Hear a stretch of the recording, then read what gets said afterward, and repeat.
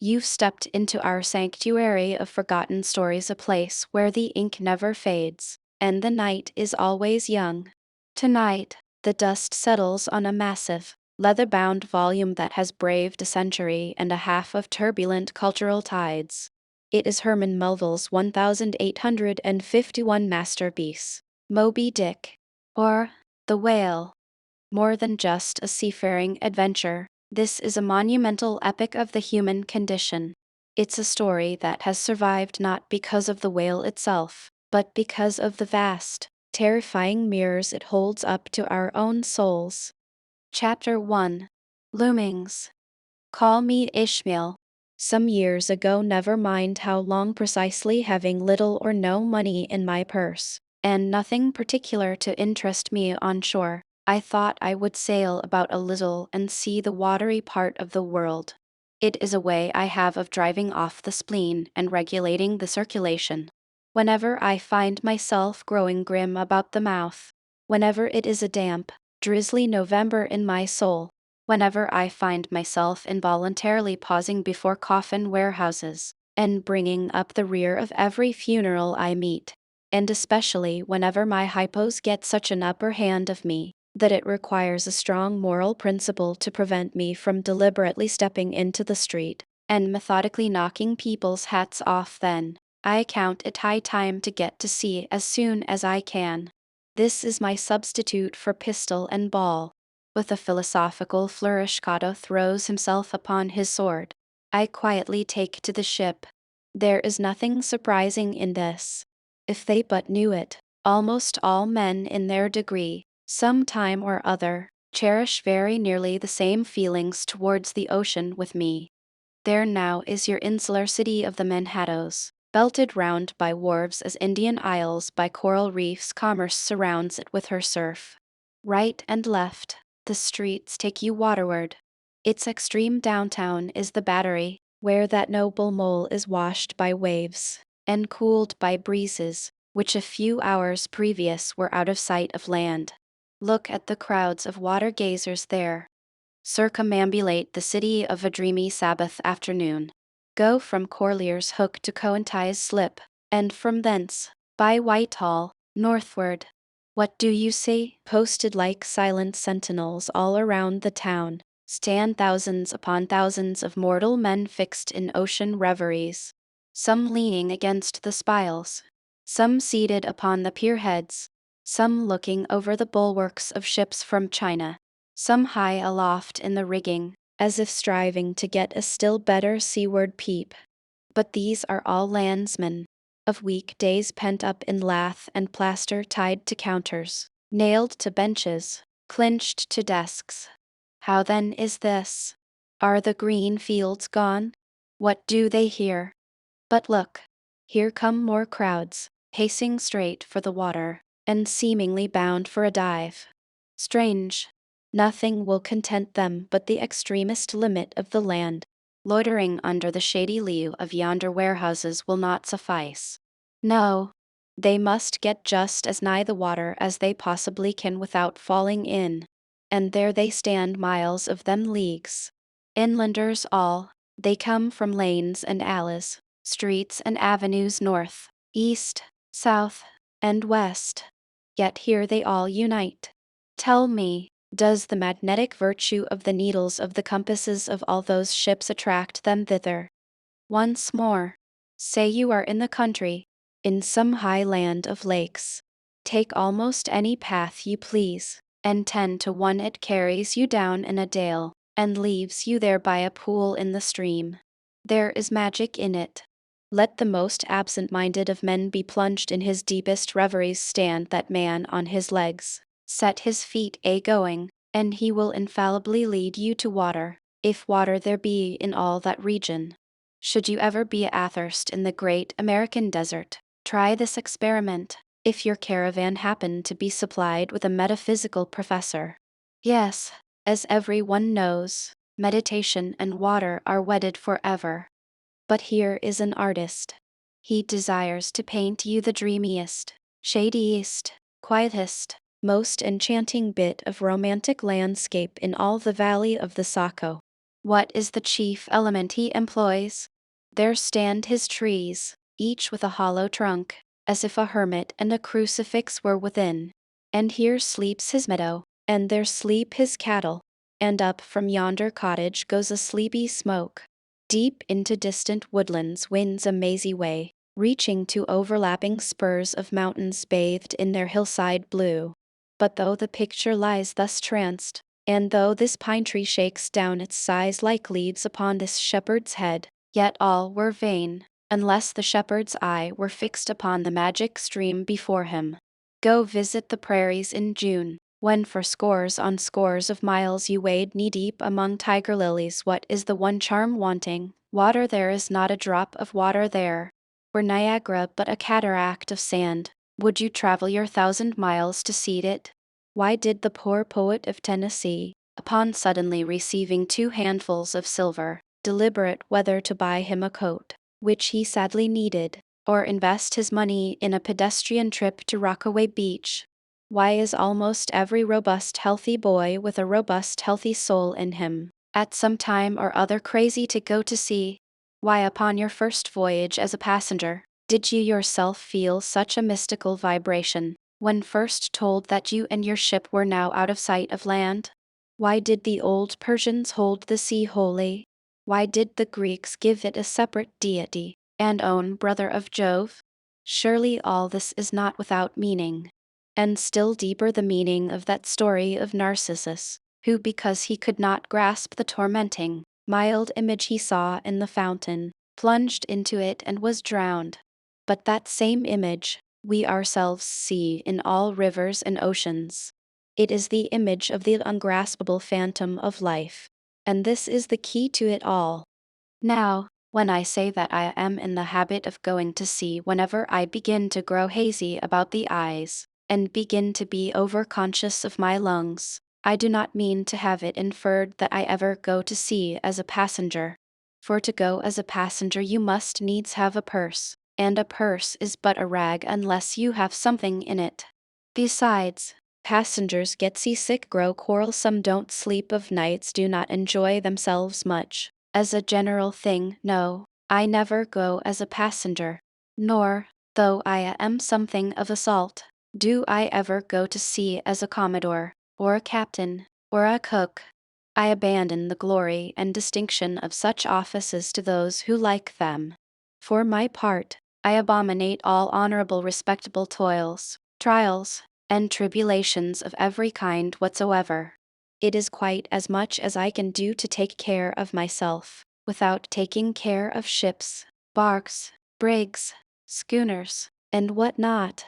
And as for going as cook, though I confess there is considerable glory in that, a cook being a sort of officer on shipboard, yet, somehow, I never fancied broiling fowls, though once broiled, judiciously buttered, and judgmatically salted and peppered. There is no one who will speak more respectfully, not to say reverentially, of a broiled fowl than I will. It is out of the idolatrous doatings of the old Egyptians upon broiled ibis and roasted river horse, that you see the mummies of those creatures in their huge bakehouses, the pyramids. No, when I go to sea, I go as a simple sailor, right before the mast, plumb down into the forecastle, aloft there to the royal mast-head. True, they rather order me about some, and make me jump from spar to spar, like a grasshopper in a May meadow. And at first, this sort of thing is unpleasant enough. It touches one's sense of honor, particularly if you come of an old established family in the land, the Van Rensselaers, or Randolphs, or Hardicanutes. And more than all, if just previous to putting your hand into the tar pot, you have been lording it as a country schoolmaster, making the tallest boys stand in awe of you. The transition is a keen one, I assure you, from a schoolmaster to a sailor, and requires a strong decoction of Seneca and the Stoics to enable you to grin and bear it. But even this wears off in time. What of it, if some old hunks of a sea captain orders me to get a broom and sweep down the decks?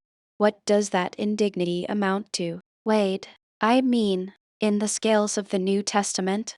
Do you think the Archangel Gabriel thinks anything the less of me, because I promptly and respectfully obey that old hunks in that particular instance? Who ain't a slave? Tell me that. Well, then, however the old sea captains may order me about, however they may thump and punch me about, I have the satisfaction of knowing that it is all right, that everybody else is one way or other served in much the same way, either in a physical or metaphysical point of view, that is. And so the universal thump is passed round, and all hands should rub each other's shoulder blades, and be content. And then, I always go to sea as a sailor, because they make a point of paying me for my trouble, whereas they never pay passengers a single penny that I ever heard of. On the contrary, passengers themselves must pay. And there is all the difference in the world between paying and being paid. The act of paying is perhaps the most uncomfortable infliction that the two orchard thieves entailed upon us. But being paid, what will compare with it?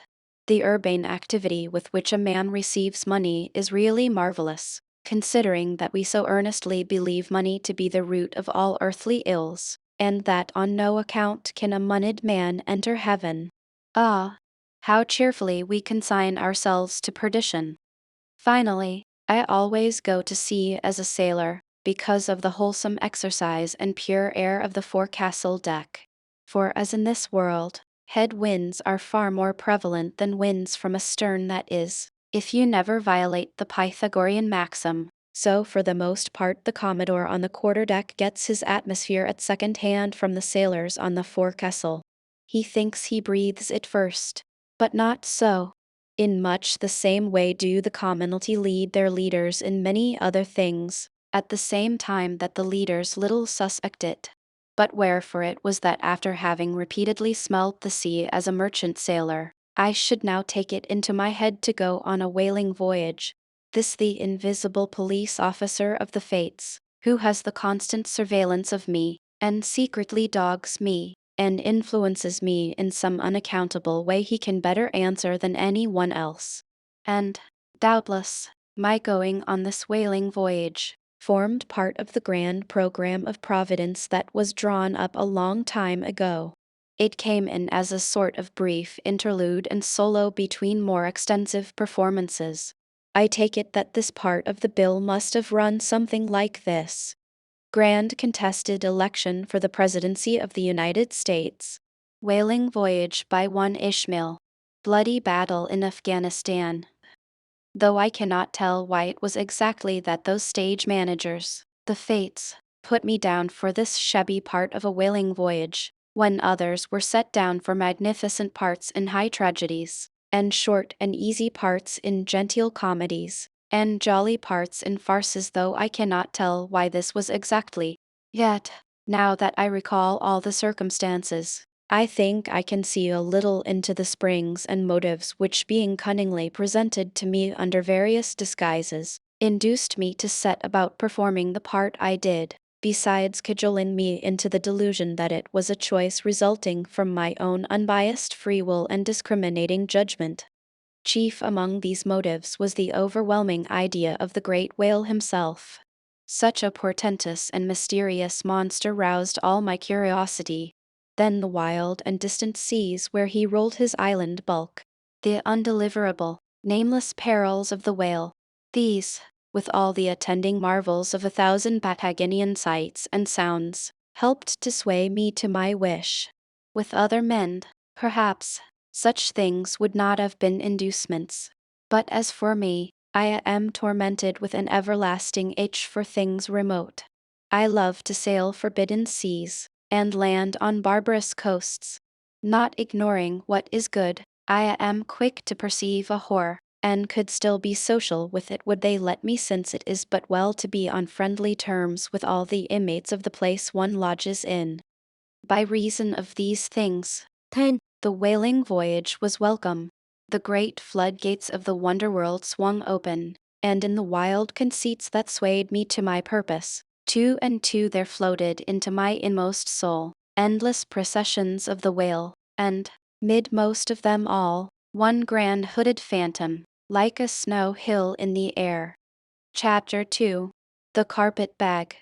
I stuffed a shirt or two into my old carpet bag, tucked it under my arm, and started for Cape Horn and the Pacific. Quitting the good city of Old Manhattan, I duly arrived in New Bedford. It was a Saturday night in December. Much was I disappointed upon learning that the little packet for Nantucket had already sailed, and that no way of reaching that place would offer, till the following Monday. As most young candidates for the pains and penalties of whaling stop at the same New Bedford, thence to embark on their voyage, it may as well be related that I, for one, had no idea of so doing.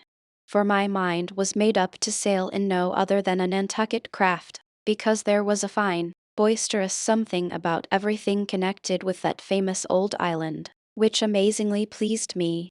Besides, though New Bedford has of late been gradually monopolizing the business of whaling, and though in this matter poor old Nantucket is now much behind her, yet Nantucket was her great original, the Tyre of this Carthage, the place where the first dead American whale was stranded.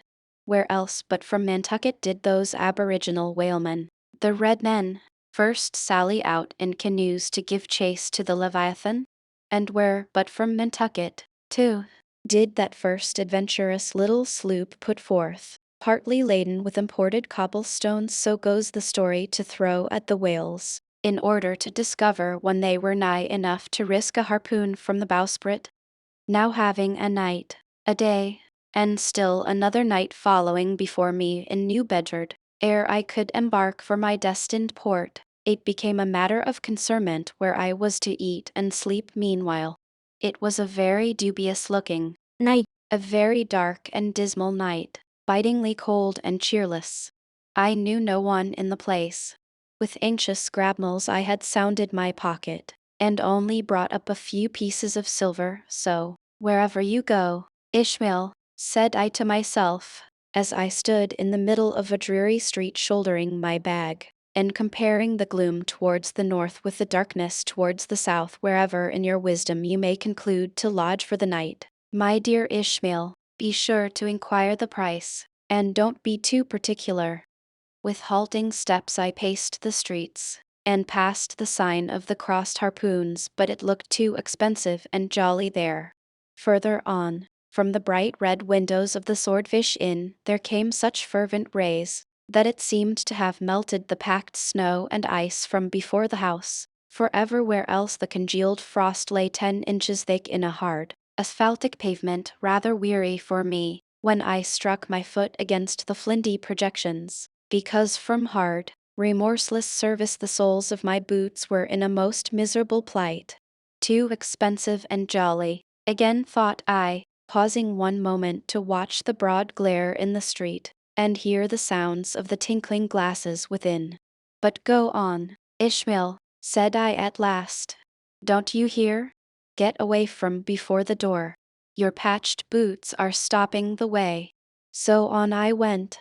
I now by instinct followed the streets that took me waterward, for there, doubtless, were the cheapest, if not the cheeriest inns. Such dreary streets, blocks of blackness, not houses, on either hand, and here and there a candle, like a candle moving about in a tomb. At this hour of the night, of the last day of the week, that quarter of the town proved all but deserted. But presently I came to a smoky light proceeding from a low, wide building, the door of which stood invitingly open. It had a careless look, as if it were meant for the uses of the public.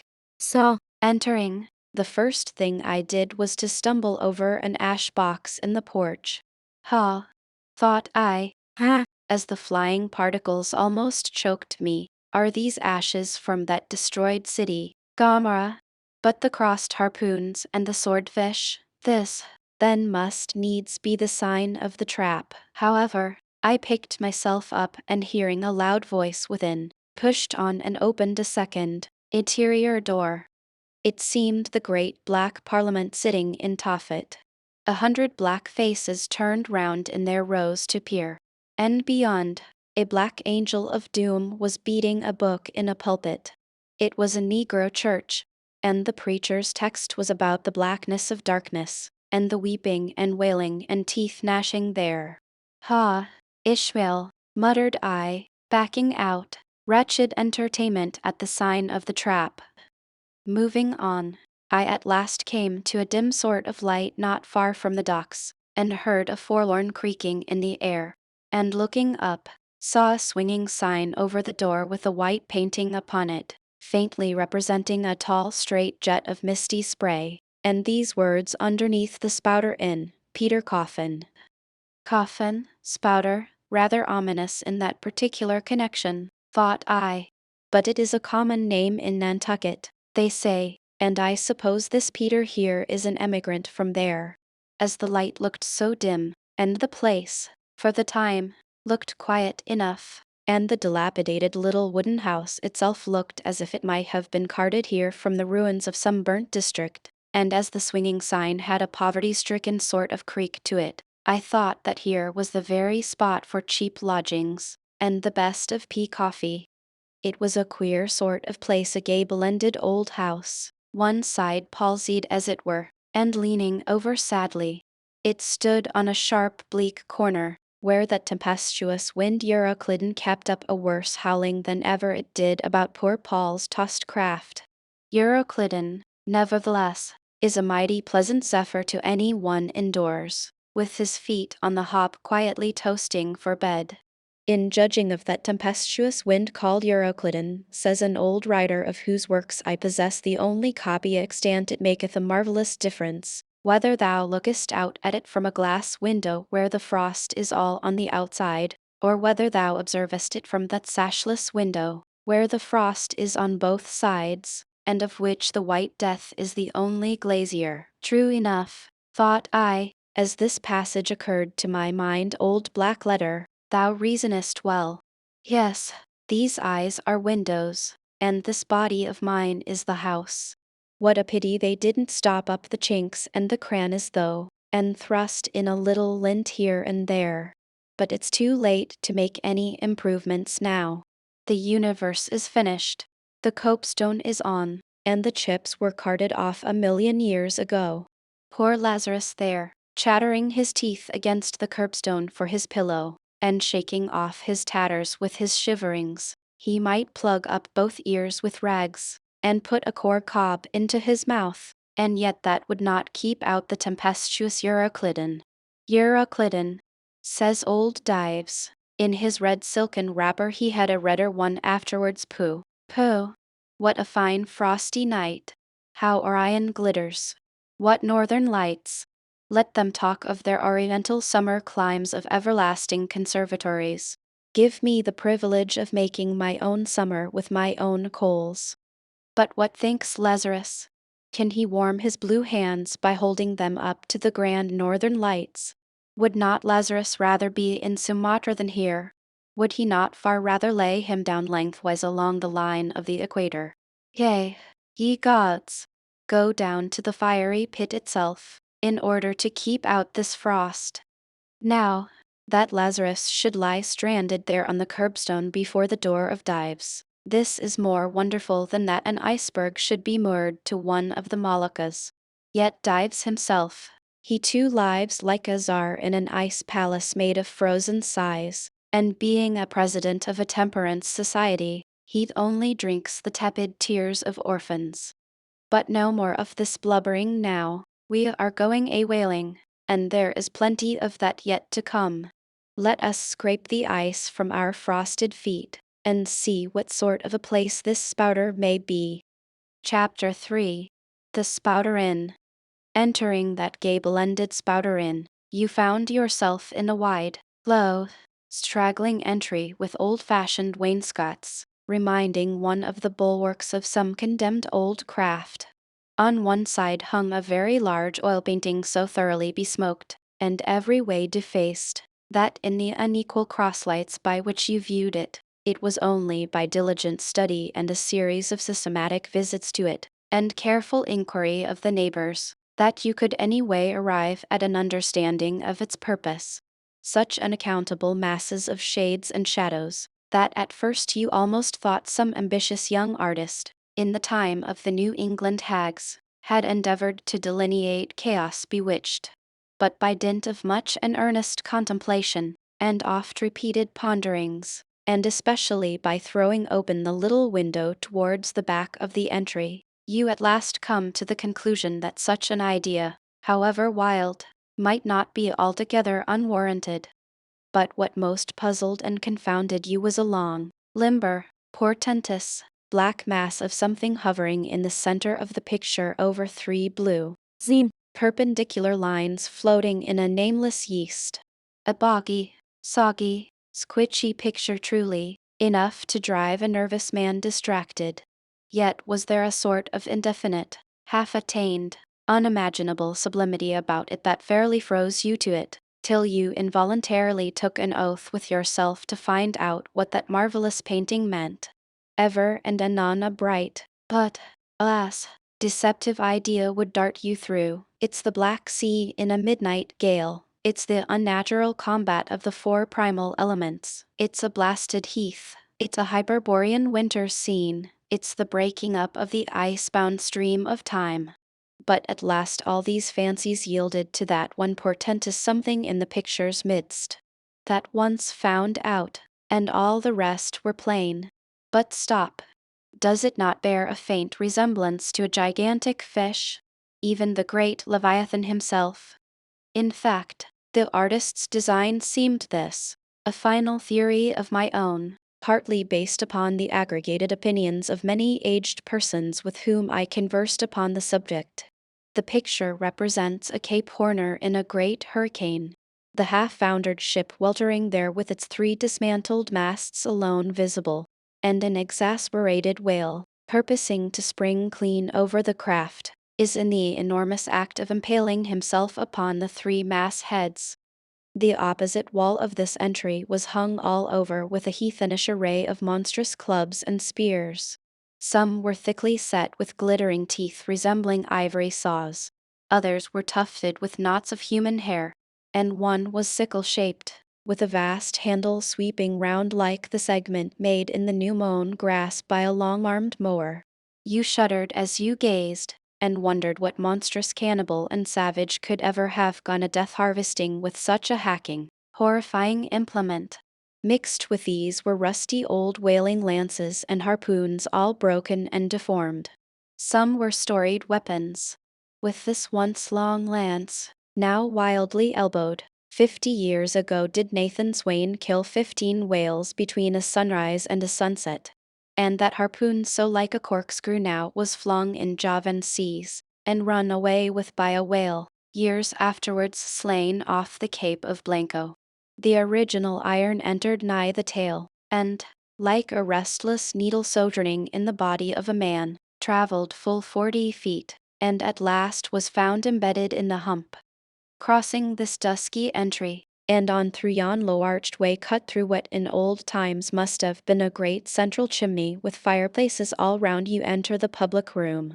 A still duskier place is this, with such low ponderous beams above, and such old wrinkled planks beneath, that you would almost fancy you trod some old craft's cockets, especially of such a howling night, when this corner-anchored old ark rocked so furiously. On one side stood a long, low, shelf-like table covered with cracked glass cases, filled with dusty rarities gathered from this wide world's remotest nooks. Projecting from the further angle of the room stands a dark-looking den, the bar a rude attempt at a right whale's head. Be that how it may, there stands the vast arched bone of the whale's jaw, so wide, a coach might almost drive beneath it. Within are shabby shelves, ranged round with old decanters, bottles, flasks, and in those jaws of swift destruction, like another cursed Jonah, by which name indeed they called him, bustles a little withered old man, who, for their money, dearly sells the sailors deliriums and death. Abominable are the tumblers into which he pours his poison, though true cylinders within, the villainous green goggling glasses deceitfully tapered downwards to a cheating bottom. Parallel meridians rudely pecked into the glass surround these footbeds. Goblets, filled to this mark, and your charge is but a penny. To this a penny more, and so on to the full glass the Cape Horn measure, which you may gulp down for a shilling. Upon entering the place I found a number of young seamen gathered about a table, examining by a dim light divers specimens of scrimshander. I sought the landlord, and telling him I desired to be accommodated with a room, received for answer that his house was full, not a bed unoccupied.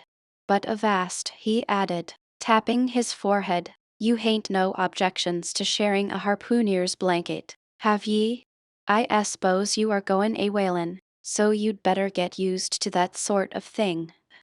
I told him that I never liked to sleep two in a bed, that if I should ever do so, it would depend upon who the harpooner might be, and that if he the landlord really had no other place for me, and the harpooner was not decidedly objectionable, why rather than wander further about a strange town on so bitter a night, I would put up with the half of any decent man's blanket. I thought so. All right. Take a seat. Supper, you want supper? Supper'll be ready directly. I sat down on an old wooden settle, carved all over like a bench on the battery. At one end a ruminating tar was still further adorning it with his jackknife, stooping over and diligently working away at the space between his legs. He was trying his hand at a ship under full sail, but he didn't make much headway, I thought. At last some 4 or 5 of us were summoned to our meal in an adjoining room. It was cold as Iceland, no fire at all. The landlord said he couldn't afford it. Nothing but 2 dismal tallow candles, each in a winding sheet. We were fain to button up our monkey jackets, and hold to our lips cups of scalding tea with our half-frozen fingers.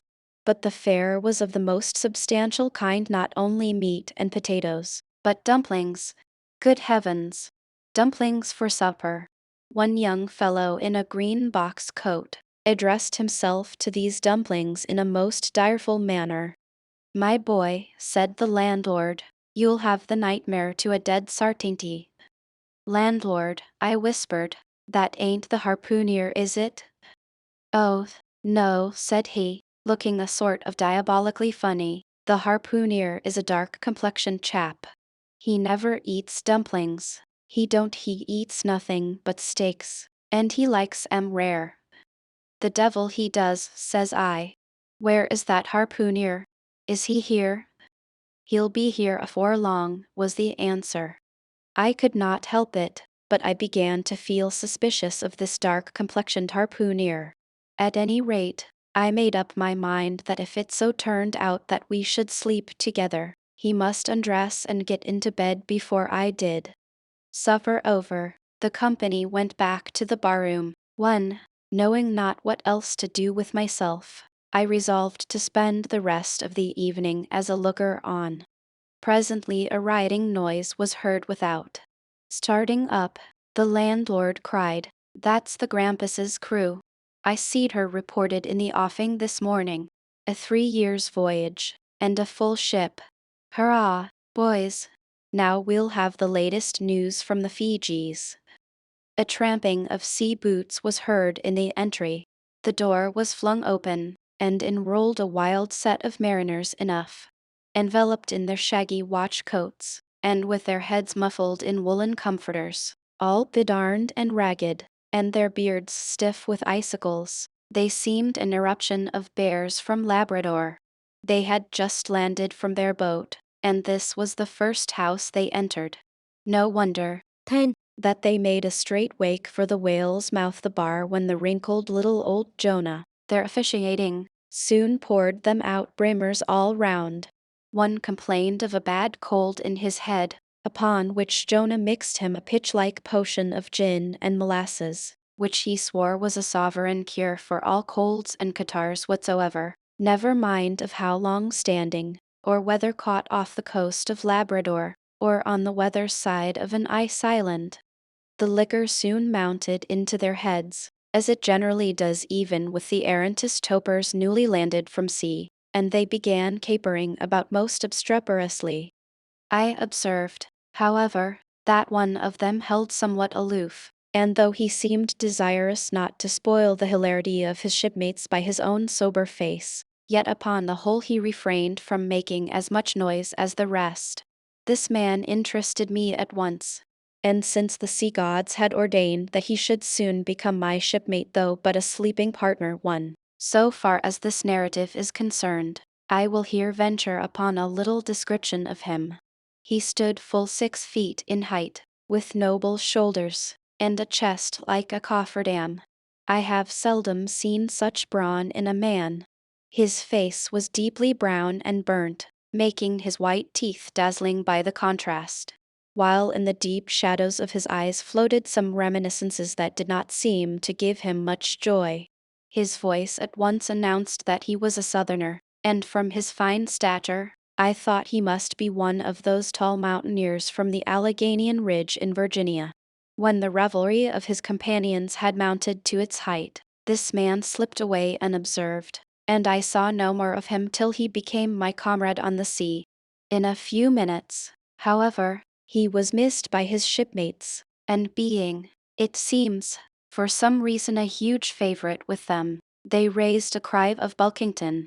Bulkington! Where's Bulkington? And darted out of the house in pursuit of him. It was now about 9 o'clock, and the room seeming almost supernaturally quiet after these orgies, I began to congratulate myself upon a little plan that had occurred to me just previous to the entrance of the seamen. No man prefers to sleep two in a bed. In fact, you would a good deal rather not sleep with your own brother. I don't know how it is, but people like to be private when they are sleeping. And when it comes to sleeping with an unknown stranger, in a strange inn, in a strange town, and that stranger a harpooner, then your objections indefinitely multiply. Nor was there any earthly reason why I as a sailor should sleep two in a bed, more than anybody else. For sailors no more sleep two in a bed at sea, than bachelor kings do ashore. To be sure they all sleep together in one apartment, but you have your own hammock, and cover yourself with your own blanket, and sleep in your own skin. The more I pondered over this harpooner, the more I abominated the thought of sleeping with him. It was fair to presume that being a harpooner, his linen or woolen, as the case might be, would not be of the tidiest, certainly none of the finest. I began to twitch all over. Besides, it was getting late, and my decent harpooner ought to be home and going bedwards. Suppose now, he should tumble in upon me at midnight, how could I tell from what vile hole he had been coming? Landlord, I've changed my mind about that harpooner, I shan't sleep with him. I'll try the bench here. Just as you please. I'm sorry I can't spare ye a tablecloth for a mattress, and it's a plague I rough board here feeling of the knots and notches. But wait a bit, Scrinchander, I've got a carpenter's plane there in the bar, wait, I say, and I'll make ye snug enough. So saying he procured the plane, and with his old silk handkerchief first dusting the bench, vigorously set to planing away at my bed, the while grinning like an ape. The shavings flew right and left, till at last the plain iron came bump against an indestructible knot. The landlord was near spraining his wrist, and I told him for heaven's sake to quit. The bed was soft enough to suit me, and I did not know how all the planing in the world could make eider down of a pine plank. So gathering up the shavings with another grin, and throwing them into the great stove in the middle of the room, he went about his business, and left me in a brown study. I now took the measure of the bench, and found that it was a foot too short, but that could be mended with a chair. But it was a foot too narrow, and the other bench in the room was about 4 inches higher than the planed one, so there was no yoking them. I then placed the first bench lengthwise along the only clear space against the wall, leaving a little interval between, for my back to settle down in. But I soon found that there came such a draught of cold air over me from under the sill of the window, that this plan would never do at all, especially as another current from the rickety door met the one from the window. and both together formed a series of small whirlwinds in the immediate vicinity of the spot where I had thought to spend the night. The devil fetch that harpooner, thought I, but stop. Couldn't I steal a march on him, bolt his door inside, and jump into his bed, not to be wakened by the most violent knockings? It seemed no bad idea, but upon second thoughts I dismissed it. For who could tell but what the next morning, so soon as I popped out of the room, the harpooner might be standing in the entry, all ready to knock me down. Still, looking round me again, and seeing no possible chance of spending a sufferable night unless in some other person's bed, I began to think that after all I might be cherishing unwarrantable prejudices against this unknown harpooner. Thinks I, I'll wait a while. He must be dropping in before long. I'll have a good look at him then, and perhaps we may become jolly good bedfellows after all, there's no telling. But though the other boarders kept coming in by ones, twos, and threes, and going to bed, yet no sign of my harpooner. Landlord, said I, what sort of a chap is he? Does he always keep such late hours? It was now hard upon 12 o'clock. The landlord chuckled again with his lean chuckle, and seemed to be mightily tickled at something beyond my comprehension. No, he answered, generally he's an early bird, early to bed and early to rise. Yes, he's the bird what catches the worm. But tonight he went out a peddling, you see, and I don't see what on earth keeps him so late, unless, may be, he can't sell his head. Can't sell his head? What sort of a bamboozling story is this you are telling me? Getting into a towering rage. Do you pretend to say, landlord, that this harpooner is actually engaged this blessed Saturday night, or rather Sunday morning, in peddling his head around this town?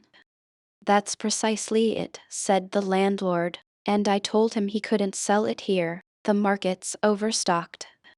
With what? Shouted I. With heads, to be sure. Ain't there too many heads in the world? I tell you what it is, landlord, said I quite calmly, you'd better stop spinning that yarn to me. I'm not green. Maybe not, taking out a stick and whittling a toothpick, but I rather guess you'll be done brown if that air harpooner hears you a slanderin' his head. I'll break it for him, said I, now flying into a passion again at this unaccountable farrago of the landlord's. It's broke already, said he. Broke, said I. Broke, do you mean? Sartain, and that's the very reason he can't sell it, I guess. Landlord, said I, going up to him as cool as nt. Hecla in a snowstorm, landlord, stop whittling. You and I must understand one another, and that too without delay. I come to your house and want a bed. You tell me you can only give me half a one, that the other half belongs to a certain harpooner. And about this harpooner, whom I have not yet seen, you persist in telling me the most mystifying and exasperating stories, tending to beget in me an uncomfortable feeling towards the man whom you design for my bedfellow, a sort of connection, landlord, which is an intimate and confidential one in the highest degree. I now demand of you to speak out and tell me who and what this harpooner is, and whether I shall be in all respects safe to spend the night with him. And in the first place, you will be so good as to unsay that story about selling his head, which if true I take to be good evidence that this harpooner is stark mad, and I've no idea of sleeping with a madman.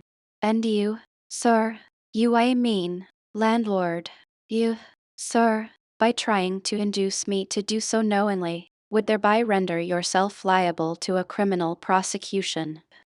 Wall, said the landlord, fetching a long breath, that's a purty long sarmon for a chap that rips a little now and then. But be easy, be easy. This here harpooner I have been tellin' you of has just arrived from the South Seas, where he bought up a lot of bomb New Zealand heads, great curios, you know, and he sold all on 'em but one, and that one he's trying to sell tonight, 'cause tomorrow's Sunday, and it would not do to be sellin' human heads about the streets when folks is goin' to churches. He wanted to, last Sunday, but I stopped him just as he was going out of the door with 4 heads strung on a string, for all the earth like a string of anions. This account cleared up the otherwise unaccountable mystery, and showed that the landlord, after all, had had no idea of fooling me, but at the same time, what could I think of a harpooner who stayed out of a Saturday night clean into the holy Sabbath, engaged in such a cannibal business as selling the heads of dead idolaters? Depend upon it, landlord, that harpooner is a dangerous man. He pays reglar, was the rejoinder. But come, it's getting dreadful late. You had better be turning flukes, it's a nice bed. Sal and me slept in that air bed the night we were spliced. There's plenty of room for 2 to kick about in that bed. It's an almighty big bed that. Why, afore we gave it up, Sal used to put our Sam and little Johnny in the foot of it. But I got a dreaming and sprawling about one night, and somehow, Sam got pitched on the floor, and came near breaking his arm. Arter that, Sal said it wouldn't do. Come along here, I'll give ye a glim in a jiffy, and so saying he lighted a candle and held it towards me, offering to lead the way. But I stood irresolute. When looking at a clock in the corner, he exclaimed, "I vomit Sunday, you won't see that harpooner tonight. He's come to anchor somewhere, come along then. Do come. Won't ye come?" I considered the matter a moment, and then upstairs we went, and I was ushered into a small room, cold as a clam, and furnished, sure enough, with a prodigious bed, almost big enough indeed for any 4 harpooners to sleep abreast. "There," said the landlord, placing the candle on a crazy old sea chest that did double duty as a washstand and center table. "There, make yourself comfortable now, and good night to ye." I turned round from eyeing the bed, but he had disappeared. Folding back the counterpane, I stooped over the bed. Though none of the most elegant, it yet stood the scrutiny tolerably well. I then glanced round the room, and besides the bedstead and center table, could see no other furniture belonging to the place, but a rude shelf, the 4 walls, and a papered fireboard representing a man striking a whale. Of things not properly belonging to the room, there was a hammock lashed up and thrown upon the floor in one corner, also a large seaman's bag, containing the harpooner's wardrobe, no doubt in lieu of a land trunk. Likewise, there was a parcel of outlandish bone-fish hooks on the shelf over the fireplace, and a tall harpoon standing at the head of the bed. But what is this on the chest? I took it up, and held it close to the light, and felt it, and smelt it, and tried every way possible to arrive at some satisfactory conclusion concerning it. I can compare it to nothing but a large door-mat, ornamented at the edges with little tinkling tags, something like the stained porcupine quills round an Indian moccasin. There was a hole or slit in the middle of this mat, as you see the same in South American ponchos. But could it be possible that any sober harpooner would get into a doormat and parade the streets of any Christian town in that sort of guise? I put it on, to try it, and it weighed me down like a hamper, being uncommonly shaggy and thick, and I thought a little damp, as though this mysterious harpooner had been wearing it of a rainy day. I went up in it to a bit of glass stuck against the wall, and I never saw such a sight in my life. I tore myself out of it in such a hurry that I gave myself a kink in the neck. I sat down on the side of the bed, and commenced thinking about this head-beddling harpooner, and his door-mat. After thinking some time on the bedside, I got up and took off my monkey jacket, and then stood in the middle of the room thinking. I then took off my coat, and thought a little more in my shirt sleeves, but beginning to feel very cold now, half undressed as I was, and remembering what the landlord said about the harpooner's not coming home at all that night, it being so very late, I made no more ado, but jumped out of my pantaloons and boots, and then blowing out the light tumbled into bed, and commended myself to the care of heaven. Whether that mattress was stuffed with corn cobs or broken crockery, There is no telling, but I rolled about a good deal, and could not sleep for a long time. At last I slid off into a light doze, and had pretty nearly made a good offing towards the land of Nod, when I heard a heavy footfall in the passage, and saw a glimmer of light come into the room from under the door. Lord save me, thinks I, that must be the harpooner, the infernal head peddler. But I lay perfectly still, and resolved not to say a word till spoken to. Holding a light in one hand, and that identical New Zealand head in the other, the stranger entered the room, and without looking towards the bed, placed his candle a good way off from me on the floor in one corner, and then began working away at the knotted cords of the large bag I before spoke of as being in the room. I was all eagerness to see his face, but he kept it averted for some time while employed in unlacing the bag's mouth. This accomplished, however, he turned round when, good heavens, what a sight! Such a face! It was of a dark, purplish, yellow color, here and there stuck over with large blackish-looking squares. Yes, it's just as I thought. He's a terrible bedfellow. He's been in a fight, got dreadfully cut, and here he is, just from the surgeon. But at that moment he chanced to turn his face so towards the light, that I plainly saw they could not be sticking plasters at all, those black squares on his cheeks. They were stains of some sort or other. At first I knew not what to make of this, but soon an inkling of the truth occurred to me. I remembered a story of a white man, a whaleman too, who, falling among the cannibals, had been tattooed by them. I concluded that this harpooner, in the course of his distant voyages, must have met with a similar adventure. And what is it, thought I, after all? It's only his outside. A man can be honest in any sort of skin. But then, what to make of his unearthly complexion, that part of it, I mean, lying round about, and completely independent of the squares of tattooing? To be sure, it might be nothing but a good coat of tropical tanning, but I never heard of a hot sun's tanning a white man into a purplish yellow one. However, I had never been in the South Seas, and perhaps the sun there produced these extraordinary effects upon the skin. Now, while all these ideas were passing through me like lightning, this harpooner never noticed me at all. But, after some difficulty having opened his bag, he commenced fumbling in it, and presently pulled out a sort of tomahawk, and the sealskin wallet with the hair on.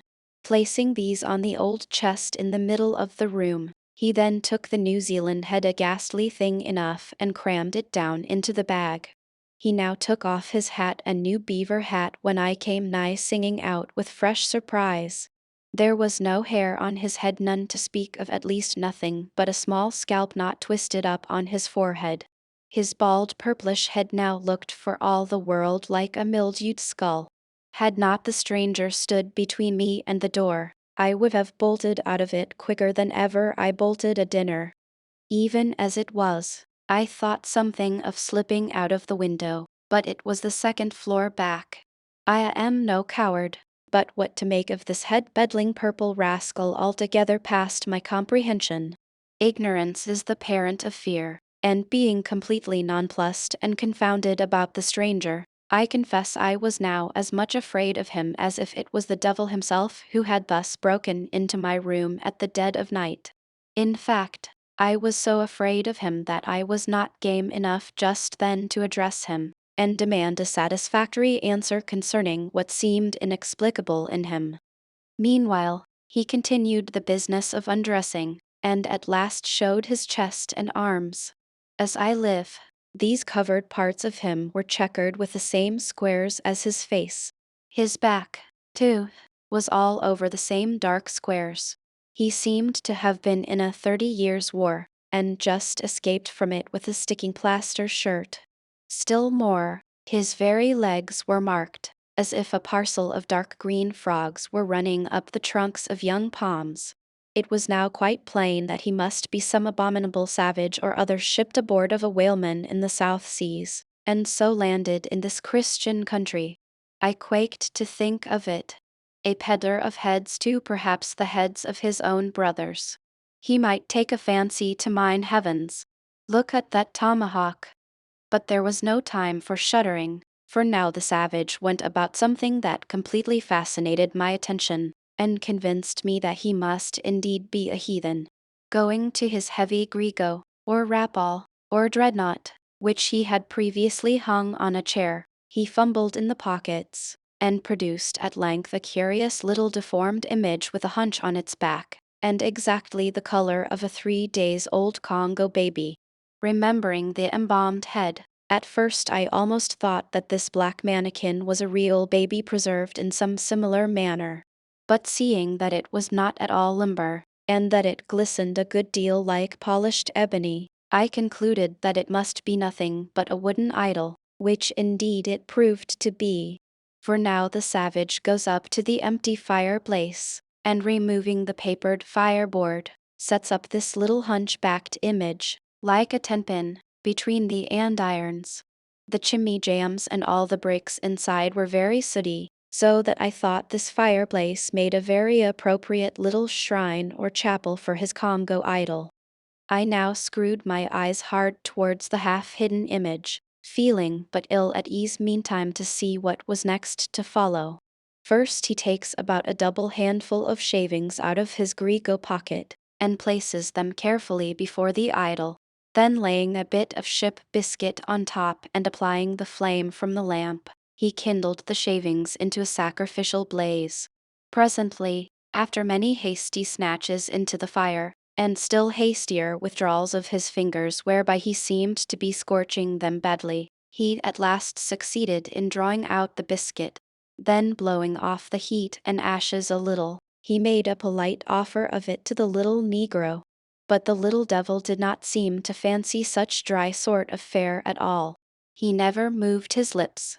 All these strange antics were accompanied by still stranger guttural noises from the devotee, who seemed to be praying in a sing-song or else singing some pagan psalmody or other, during which his face twitched about in the most unnatural manner. At last extinguishing the fire, he took the idol up very unceremoniously, and bagged it again in his grego pocket as carelessly as if he were a sportsman bagging a dead woodcock. All these queer proceedings increased my uncomfortableness, and seeing him now exhibiting strong symptoms of concluding his business operations, and jumping into bed with me, I thought it was high time, now or never, before the light was put out, to break the spell in which I had so long been bound. But the interval I spent in deliberating what to say was a fatal one. Taking up his tomahawk from the table, he examined the head of it for an instant, and then holding it to the light, with his mouth at the handle, he puffed out great clouds of tobacco smoke. The next moment the light was extinguished, and this wild cannibal, tomahawk between his teeth, sprang into bed with me. I sang out.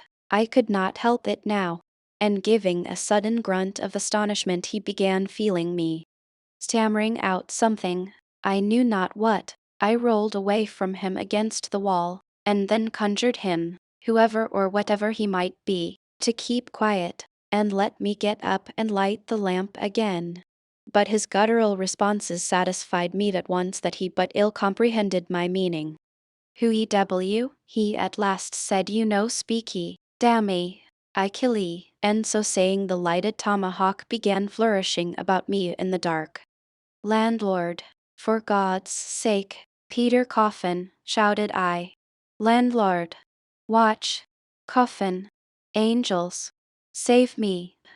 Speak ye, tell ye me who ye be, or damn me, I kill ye," again growled the cannibal, while his horrid flourishings of the tomahawk scattered the hot tobacco ashes about me till I thought my linen would get on fire. But thank heaven, at that moment the landlord came into the room light in hand, and leaping from the bed I ran up to him. "Don't be afraid now," said he, grinning again. Quick here wouldn't harm a hair of your head."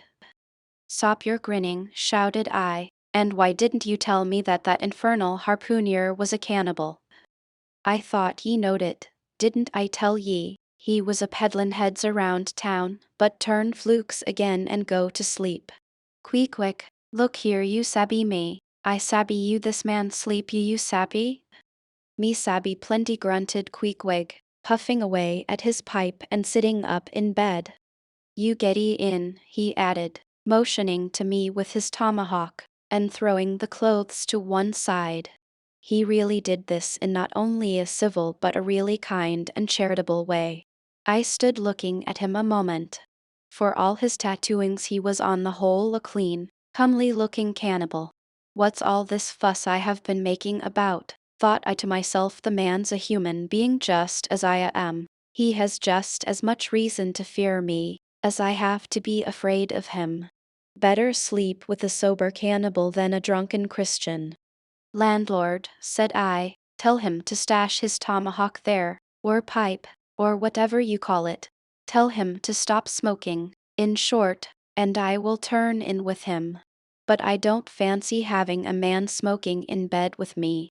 It's dangerous. Besides, I ain't insured. This being told to Queequeg, he at once complied, and again politely motioned me to get into bed, rolling over to one side as much as to say, I won't touch a leg of ye. Good night, landlord, said I, you may go. I turned in, and never slept better in my life. Chapter 4. The Counterbane. Upon waking next morning about daylight, I found Queequeg's arm thrown over me in the most loving and affectionate manner. You had almost thought I had been his wife. The counterbane was of patchwork, full of odd little party-colored squares and triangles. And this arm of his tattooed all over with an interminable cretin labyrinth of a figure, no two parts of which were of one precise shade, owing I suppose to his keeping his arm at sea unmethodically in sun and shade. His shirt sleeves irregularly rolled up at various times. The same arm of his, I say, looked for all the world like a strip of that same patchwork quilt. Indeed, partly lying on it as the arm did when I first awoke, I could hardly tell it from the quilt, they so blended their hues together. And it was only by the sense of weight and pressure that I could tell that Queequeg was hugging me. My sensations were strange. Let me try to explain them. When I was a child, I well remember a somewhat similar circumstance that befell me. Whether it was a reality or a dream, I never could entirely settle. The circumstance was this. I had been cutting up some caper or other, I think it was trying to crawl up the chimney, as I had seen a little sweep do a few days previous.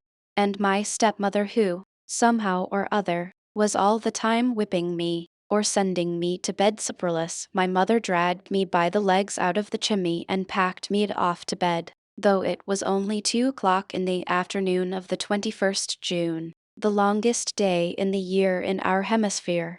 I felt dreadfully, but there was no help for it, so upstairs I went to my little room in the 3rd floor, undressed myself as slowly as possible so as to kill time, and with a bitter sigh got between the sheets. I lay there dismally calculating that 16 entire hours must elapse before I could hope for resurrection. 16 hours in bed. The small of my back ached to think of it.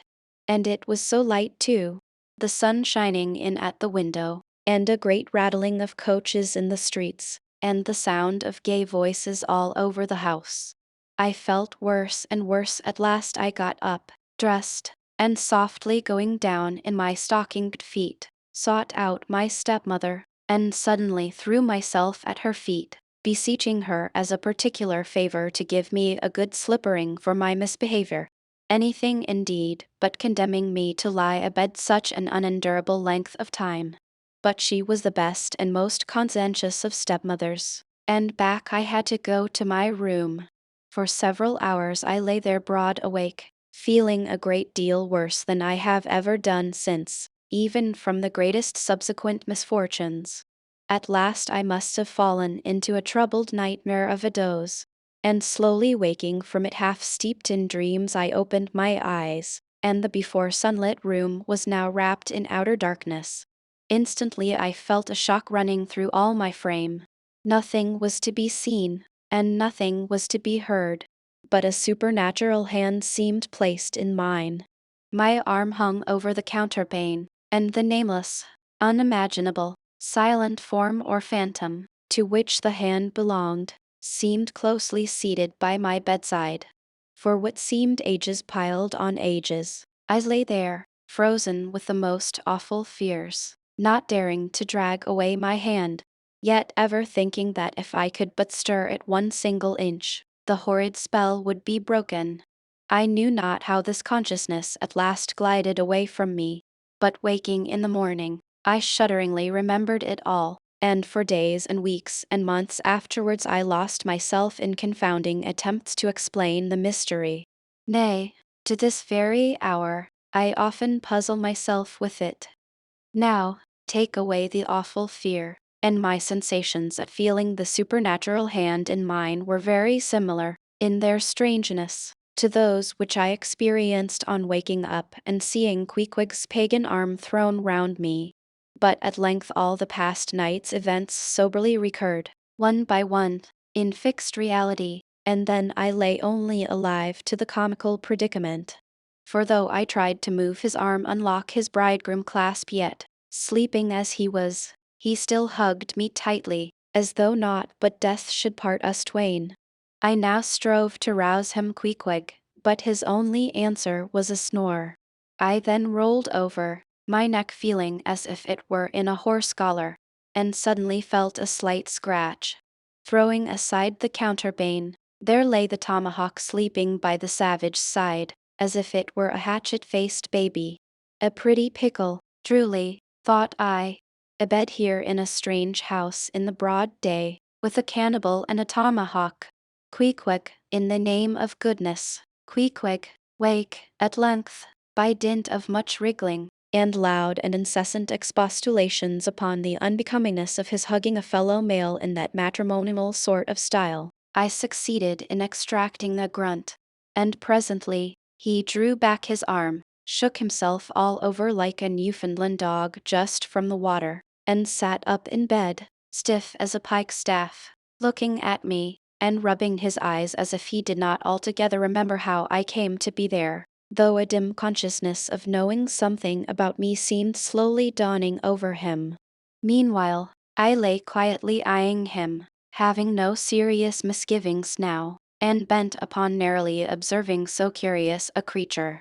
When, at last, his mind seemed made up touching the character of his bedfellow, and he became, as it were, reconciled to the fact, he jumped out upon the floor, and by certain signs and sounds gave me to understand that, if it pleased me, he would dress first and then leave me to dress afterwards, leaving the whole apartment to myself.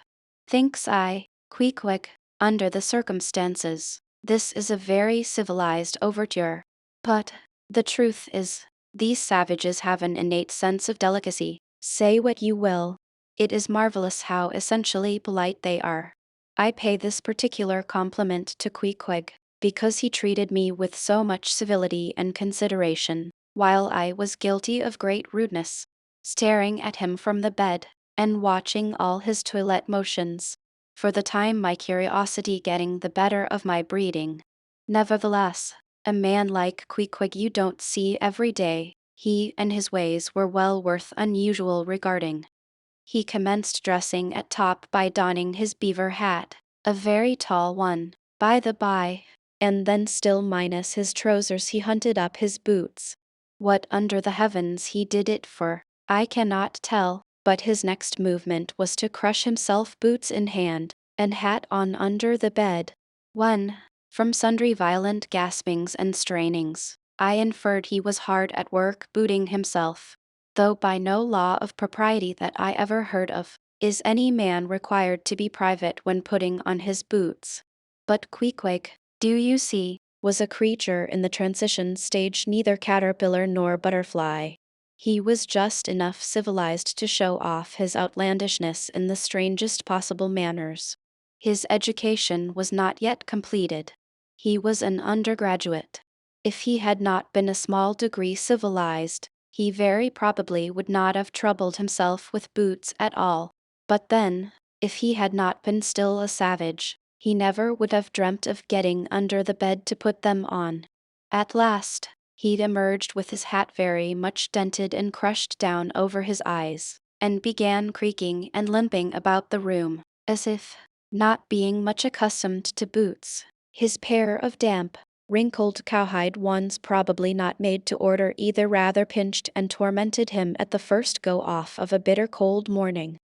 Seeing, now, that there were no curtains to the window, and that the street being very narrow, the house opposite commanded a plain view into the room, and observing more and more the indecorous figure that Queequeg made, staving about with little else but his hat and boots on, I begged him as well as I could to accelerate his toilet somewhat, and particularly to get into his pantaloons as soon as possible. He complied, and then proceeded to wash himself. At that time in the morning any Christian would have washed his face, but Queequeg, to my amazement, contented himself with restricting his ablutions to his chest, arms, and hands. He then donned his waistcoat, and taking up a piece of hard soap on the washstand center table, dipped it into water and commenced lathering his face. I was watching to see where he kept his razor, when lo and behold, he takes the harpoon from the bed corner, slips out the long wooden stock, and sheathes the head, wets it a little on his boot, and striding up to the bit of mirror against the wall, begins a vigorous scraping, or rather harpooning of his cheeks. Thinks I, Queequeg, this is using Rogers's best cutlery with a vengeance. Afterwards I wondered the less at this operation when I came to know of what fine steel the head of a harpoon is made, and how exceedingly sharp the long straight edges are always kept. The rest of his toilet was soon achieved, and he proudly marched out of the room, wrapped up in his great pilot monkey jacket, and sporting his harpoon like a marshal's baton. Chapter 5. Breakfast. I quickly followed suit, and descending into the barroom accosted the grinning landlord very pleasantly. I cherished no malice towards him, though he had been skylarking with me not a little in the matter of my bedfellow. However, a good laugh is a mighty good thing, and rather too scarce a good thing. The more's the pity. So, if any one man, in his own proper person, afford stuff for a good joke to anybody, let him not be backward, but let him cheerfully allow himself to spend and be spent in that way. And the man that has anything bountifully laughable about him, be sure there is more in that man than you perhaps think for. The barroom was now full of the boarders who had been dropping in the night previous, and whom I had not as yet had a good look at. They were nearly all whalemen, chief mates, and second mates, and third mates, and sea carpenters, and sea coopers, and sea blacksmiths, and harpooneers, and ship keepers, a brown and brawny company, with bosky beards, and unshorn, shaggy set, all wearing monkey jackets for morning gowns. You could pretty plainly tell how long each one had been ashore. This young fellow's healthy cheek is like a sun-toasted pear in hue, and would seem to smell almost as musky. He cannot have been 3 days landed from his Indian voyage. That man next him looks a few shades lighter. You might say a touch of satin wood is in him. In the complexion of a third still lingers a tropic tan, but slightly bleached withal. He doubtless has tarried whole weeks ashore. But who could show a cheek like Queequeg, which, barred with various tints, seemed like the Andes' western slope, to show forth in one array, contrasting climates, zone by zone. Grub, ho, now cried the landlord, flinging open a door, and in we went to breakfast. They say that men who have seen the world, thereby become quite at ease in manner, quite self-possessed in company. Not always, though.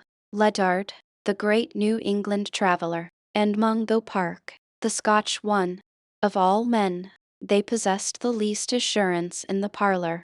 But perhaps the mere crossing of Siberia in a sledge drawn by dogs as Ledyard did, or the taking a long solitary walk on an empty stomach, in the Negro heart of Africa, which was the sum of poor Mungo's performances. This kind of travel, I say, may not be the very best mode of attaining a high social polish.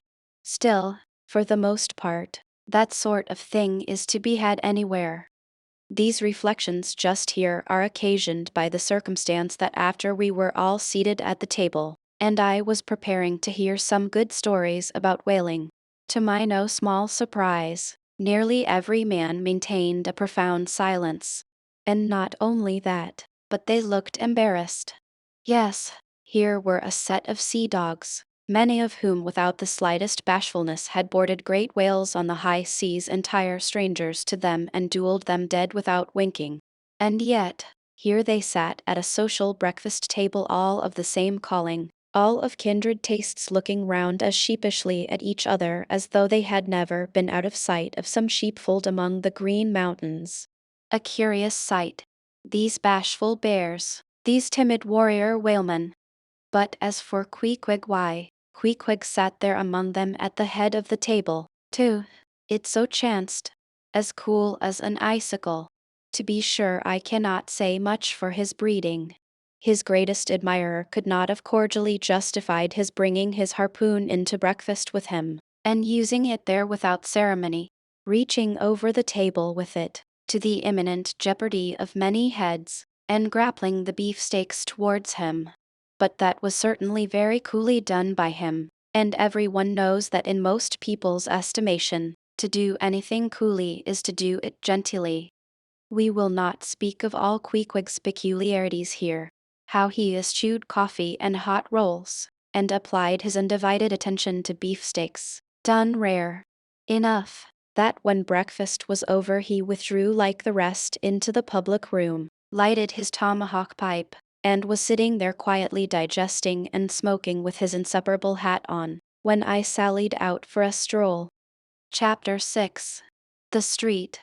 If I had been astonished at first catching a glimpse of so outlandish an individual as Queequeg circulating among the polite society of a civilized town, that astonishment soon departed upon taking my first daylight stroll through the streets of New Bedford. In thoroughfares nigh the docks, any considerable seaport will frequently offer to view the queerest-looking nondescripts from foreign parts. Even in Broadway and Chestnut streets, Mediterranean mariners will sometimes jostle the affrighted ladies. Regent Street is not unknown to Lascars and Malays, and at Bombay, in the Apollo Green, live Yankees have often scared the natives. But New Bedford beats all Water Street and Wapping. In these last-mentioned haunts you see only sailors. But in New Bedford, actual cannibals stand chatting at street corners. Savages outright, many of whom yet carry on their bones unholy flesh. It makes a stranger stare.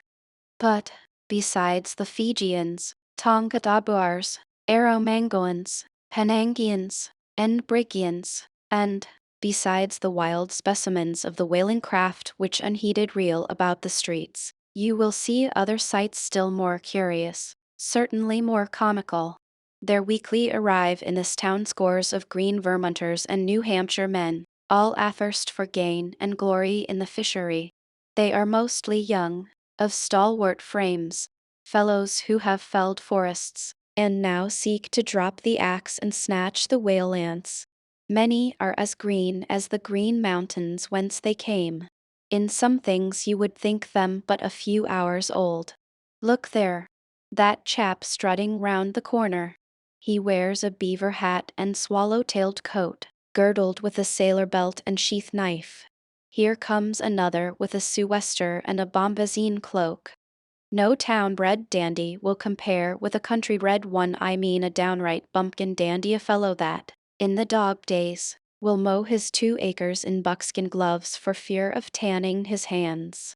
Now when a country dandy like this takes it into his head to make a distinguished reputation, and joins the great whale fishery, you should see the comical things he does upon reaching the seaport. In bespeaking his sea outfit, he orders bell-buttons to his waistcoats, straps to his canvas trousers. Ah, poor hayseed! How bitterly will burst those straps in the first howling gale, when thou art driven. Straps, buttons, and all, down the throat of the tempest. But think not that this famous town has only harpooneers, cannibals, and bumpkins to show her visitors. Not at all. Still, New Bedford is a queer place. Had it not been for us whalemen, that tract of land would this day perhaps have been in as howling condition as the coast of Labrador. As it is, parts of her back country are enough to frighten one, they look so bony. The town itself is perhaps the dearest place to live in all New England. It is a land of oil, true enough, but not like Canaan.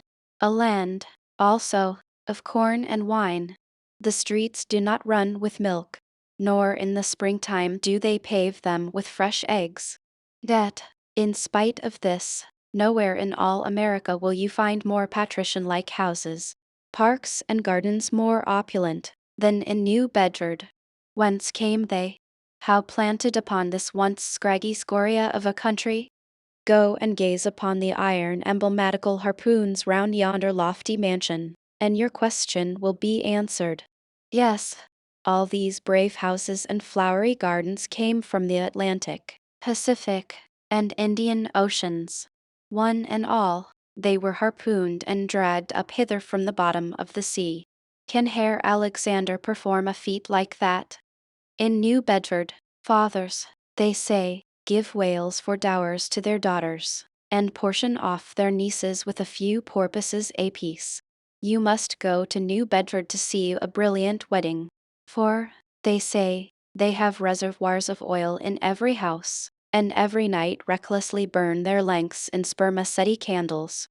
In summer-time, the town is sweet to see, full of fine maples, long avenues of green and gold. And in August, high in air, the beautiful and bountiful horse chestnuts, candelabra-wise, proffer the passer-by their tapering upright cones of congregated blossoms. So omnipotent is art, which in many a district of New Bedford has superinduced bright terraces of flowers upon the barren refuse rocks thrown aside at creation's final day. And the women of New Bedford, they bloom like their own red roses. But roses only bloom in summer, whereas the fine carnation of their cheeks is perennial as sunlight in the seventh heavens.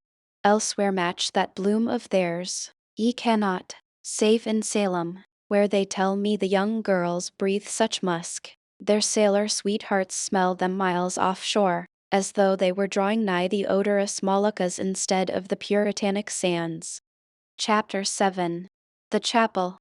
In this same New Bedford there stands a whaleman's chapel, and few are the moody fishermen, shortly bound for the Indian Ocean or Pacific, who fail to make a Sunday visit to the spot.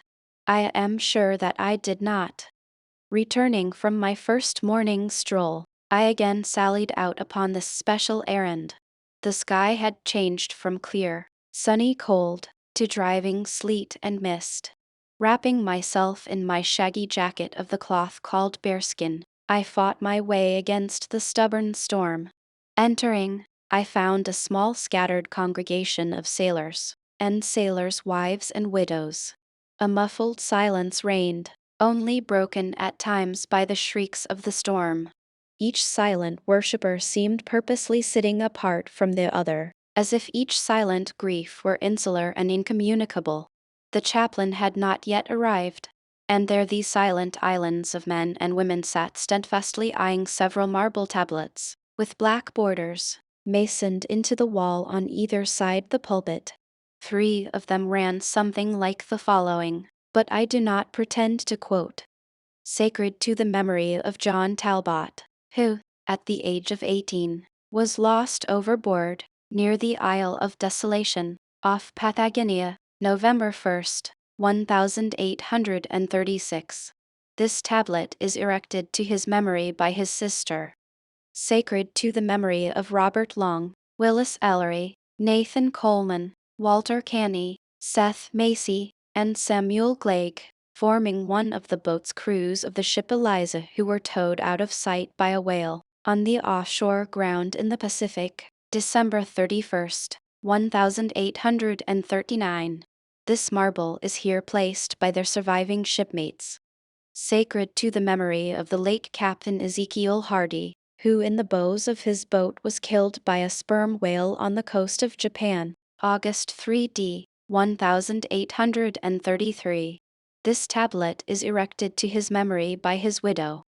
Shaking off the sleet from my ice-glazed hat and jacket, I seated myself near the door, and turning sideways was surprised to see Pequod near me.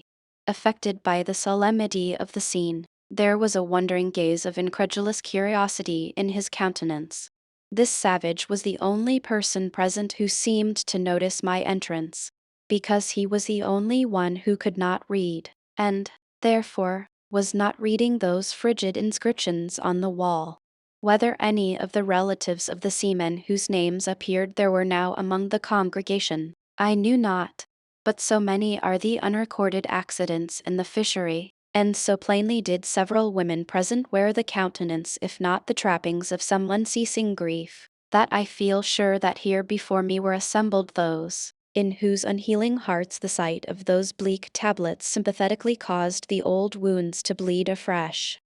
Oh, ye whose dead lie buried beneath the green grass, who standing among flowers can say here lies my beloved. Ye know not the desolation that broods in bosoms like these. What bitter blanks in those black-bordered marbles which cover no ashes. What despair in those immovable inscriptions. What deadly voids and unbidden infidelities in the lines that seem to gnaw upon all faith, and refuse resurrections to the beings who have placelessly perished without a grave. As well might those tablets stand in the cave of Elephanta as here. In what census of living creatures the dead of mankind are included? Why it is that a universal proverb says of them, that they tell no tales, though containing more secrets than the Goodwin sands. How it is that to his name who yesterday departed for the other world, we prefix so significant and infidel a word, and yet do not thus entitle him, if he but embarks for the remotest Indies of this living earth. Why the life insurance companies pay death forfeitures upon immortals. In what eternal and stirring paralysis and deadly, hopeless trance yet lies antique Adam who died 60 round centuries ago. How it is that we still refuse to be comforted for those who we nevertheless maintain are dwelling in unspeakable bliss. Why all the living so strive to hush all the dead. Wherefore but the rumor of a knocking in a tomb will terrify a whole city. All these things are not without their meanings. But faith, like a jackal, feeds among the tombs, and even from these dead doubts she gathers her most vital hope. It needs scarcely to be told, with what feelings, on the eve of a Nantucket voyage, I regarded those marble tablets, and by the murky light of that darkened, doleful day read the fate of the whalemen who had gone before me. Yes, Ishmael, the same fate may be thine. But somehow I grew merry again. Delightful inducements to embark, fine chance for promotion. It seems a stove boat will make me an immortal by brevet. Yes, there is death in this business of whaling a speechlessly quick chaotic bundling of a man into eternity. But what then? Methinks we have hugely mistaken this matter of life and death. Methinks that what they call my shadow here on earth is my true substance. Methinks that in looking at things spiritual, we are too much like oysters observing the sun through the water, and thinking that thick water the thinnest of air. Methinks my body is but the lees of my better being. In fact, take my body who will, take it I say, it is not me. And therefore 3 cheers for Nantucket, and come a stove boat and stove body when they will, for stave my soul, Jove himself cannot. Chapter 8. The Pulpit. I had not been seated very long ere a man of a certain venerable robustness entered. Immediately as the storm-pelted door flew back upon admitting him, a quick regardful eyeing of him by all the congregation sufficiently attested that this fine old man was the chaplain. Yes, it was the famous Father Mapple, so called by the whalemen, among whom he was a very great favorite. He had been a sailor and a harpooner in his youth, but for many years past had dedicated his life to the ministry. At the time I now write of, Father Mapple was in the hardy winter of a healthy old age, that sort of old age which seems merging into a second flowering youth, for among all the fissures of his wrinkles, there shone certain mild gleams of a newly developing bloom, the spring verdure peeping forth even beneath February's snow. No one having previously heard his history could for the first time behold Father Mapple without the utmost interest, because there were certain engrafted clerical peculiarities about him, imputable to that adventurous maritime life he had led. When he entered, I observed that he carried no umbrella, and certainly had not come in his carriage, for his tarpaulin hat ran down with melting sleet, and his great pilot cloth jacket seemed almost to drag him to the floor with the weight of the water it had absorbed.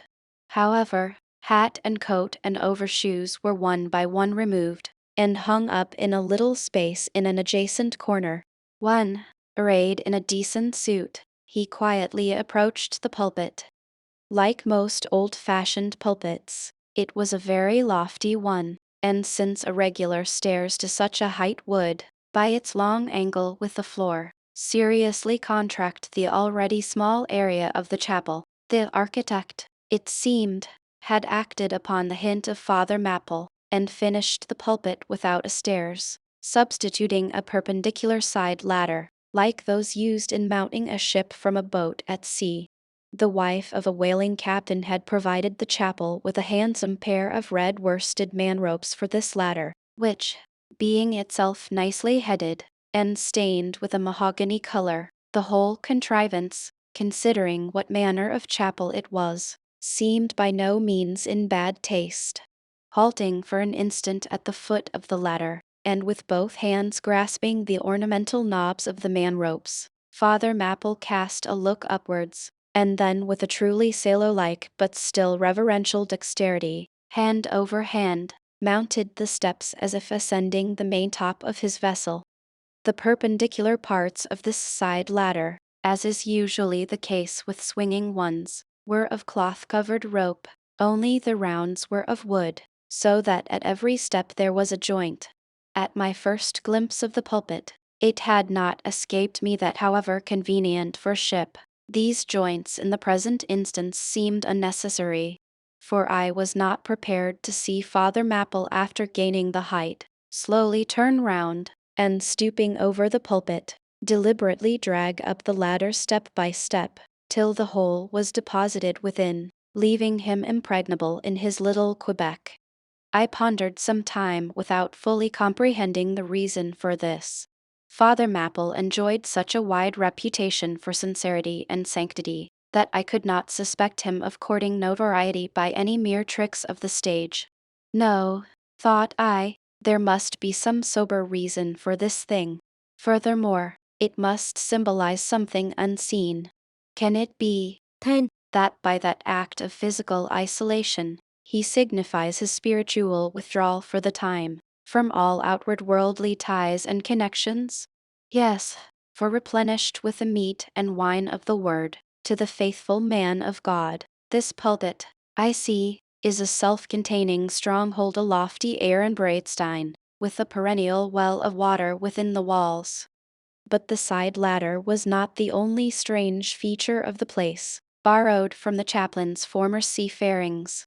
Between the marble cenotaphs on either hand of the pulpit, the wall which formed its back was adorned with a large painting representing a gallant ship beating against a terrible storm off a lee coast of black rocks and snowy breakers.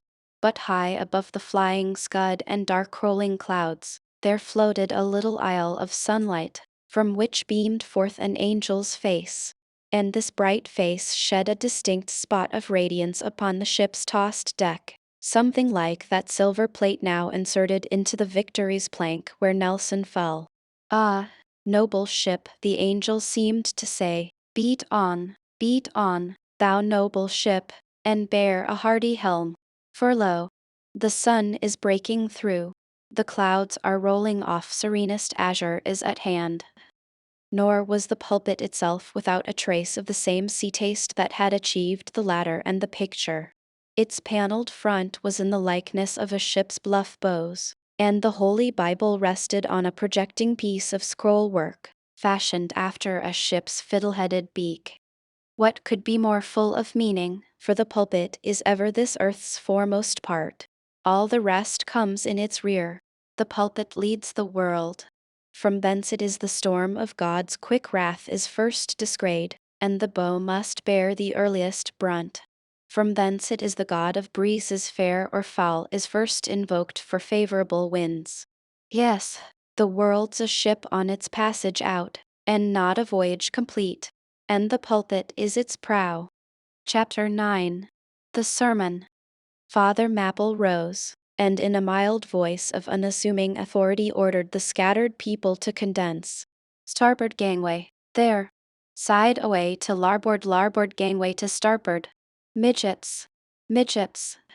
There was a low rumbling of heavy sea boots among the benches, and a still slighter shuffling of women's shoes, and all was quiet again, and every eye on the preacher. He paused a little, then kneeling in the pulpit's bows, folded his large brown hands across his chest, uplifted his closed eyes, and offered a prayer so deeply devout that he seemed kneeling and praying at the bottom of the sea.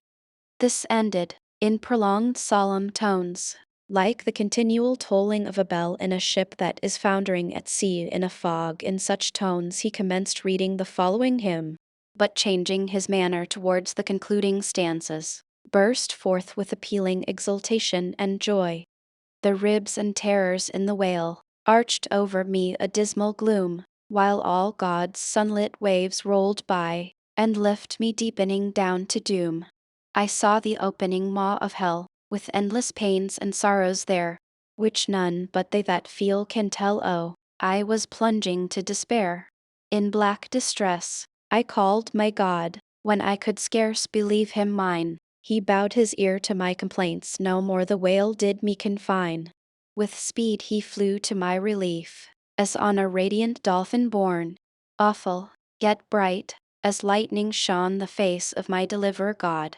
My song forever shall record that terrible, that joyful hour.